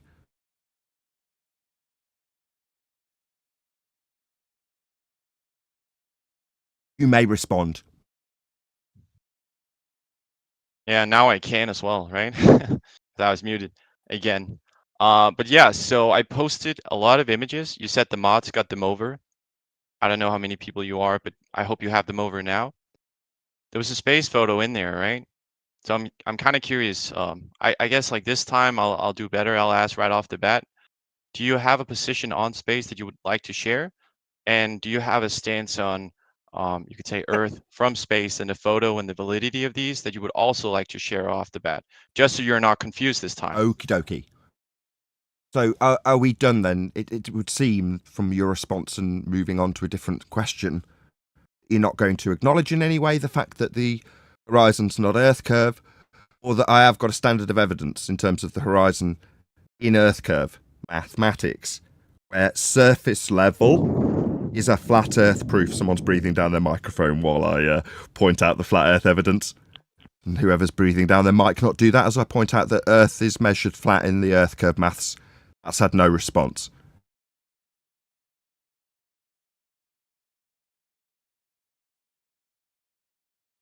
Just want to move on to space. Is it so painful to listen to my rebuttals and actually address them when I describe how Earth is measured flat? For you to infer we've got a physical geometric sphere edge below surface level that's being measured.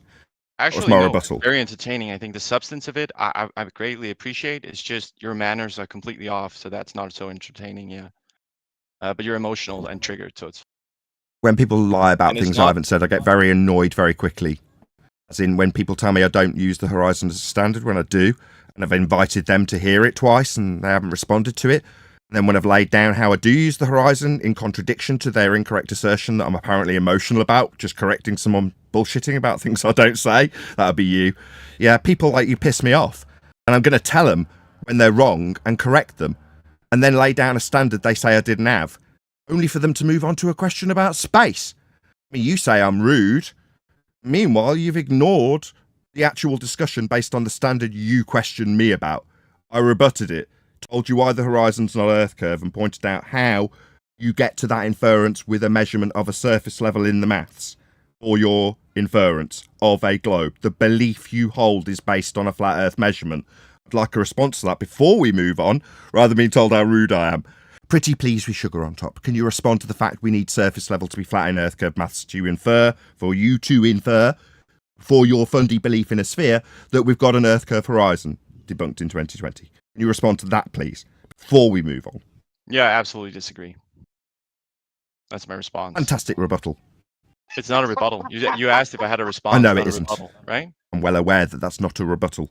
Your Right. Earth curve maths comes. I But can then make you a should be conclusion. satisfied, Given right? given You you should haven't be able to move on. given you haven't refuted it, I will make a You conclusion. didn't ask for a refutation, so Do you maybe feel wanna free be to more refute the fact? Maybe you want to Feel be more free. specific and correct in your language, right? That would help. You need me to be more hyper specific.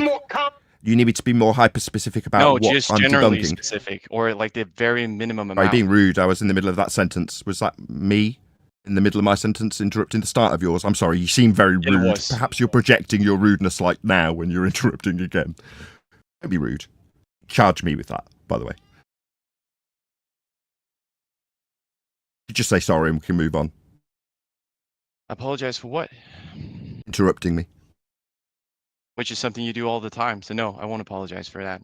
I see. You're just projecting your own rudeness onto me. I see. People could do that all the time. Yeah. No, it's Meanwhile, clear observation. meanwhile, of the we're whole not room. we're not going to address the standard. You did it just now. An Earth that's measured flat. You're going to tell me that you're not being asked to refute that. Yeah, I'd like you to refute the fact that for you to infer there's a horizon below surface level, we need to measure surface level, flat. Feel free to refute that in any way, shape, or form. Otherwise, I'll conclude with telling my audience that Earth is being measured flat. For you to conclude that we've got a sphere edge below surface level called Earth curve, I'll make that conclusion when you don't refute it again for a second time. Disagreeing isn't a rebuttal, as you've already pointed out, just in case you rinse and repeat that reply. Go ahead. All right, so now you're asking if I have a refutation. I do have that. And also, absolutely, this is a burden of proof reversal fallacy, because what you're doing now is you're trying to make me substantiate how curvature is measured flat, which is not my original claim, that's yours. I didn't infer that when I talked about the horizon and laid out very clearly how it wasn't inferred and how this was an observation I would want to inquire information about with you. Obviously, you couldn't do that. And when I said you didn't have a position on it, it's because when I asked you to, you say, well, I don't take a position on it. I can if you want me to. I never asked you to do it afterwards, so that's where you maybe kind of is confused, and that's okay. I laid out for you now Can where you your refute confusion it, was. please? Yeah, when you get And to the reason why I rebuttal, my wanted to God, move Do on. you want to get to the was- rebuttal? People are chanting through you because you're not really rebutting anything. Nah, it's because they can't control themselves. You're a bit better than they are, but you're not really good at it as well. It's a personal attack. So about the surface level in the Earth curve maths, in terms of me substantiating it, you should go and look at Earth curve maths. Where it says surface level, it's level. Where it says eye level, it's level. It's parallel with it because that's how the maths functions. You only have to look at it for me to substantiate the fact that Earth is being measured flat in Earth curve maths. And below the surface level, very specifically level and labelled as surface level, and below the eye level that runs parallel with it, level being level, not curved, you've got an inference of a geometric horizon marked with an X and labelled horizon. It's about the 6th time I've told you. You just have to look at Earth curve maths to substantiate my fact of measuring Earth flat at the surface level in the maths. Those are facts. Earth is measured flat. You need it to be measured flat for you to believe in Earth curve below the flat Earth we measure. Those are facts. Maybe you should be more precise, because when you say that Earth is measured flat, that's a point. That's not a duration or a stretch, right? So when we're very specifically right, talking about was that a question or was right. that rhetorical? When you said right with an upward inflection, am I going to be accused of being rude when I say no? A point? Definitely not. Surface level is a level. It's a line. You don't get lines from points. That's one point meeting another point to make it a level line. Surface level, as in the surface being level.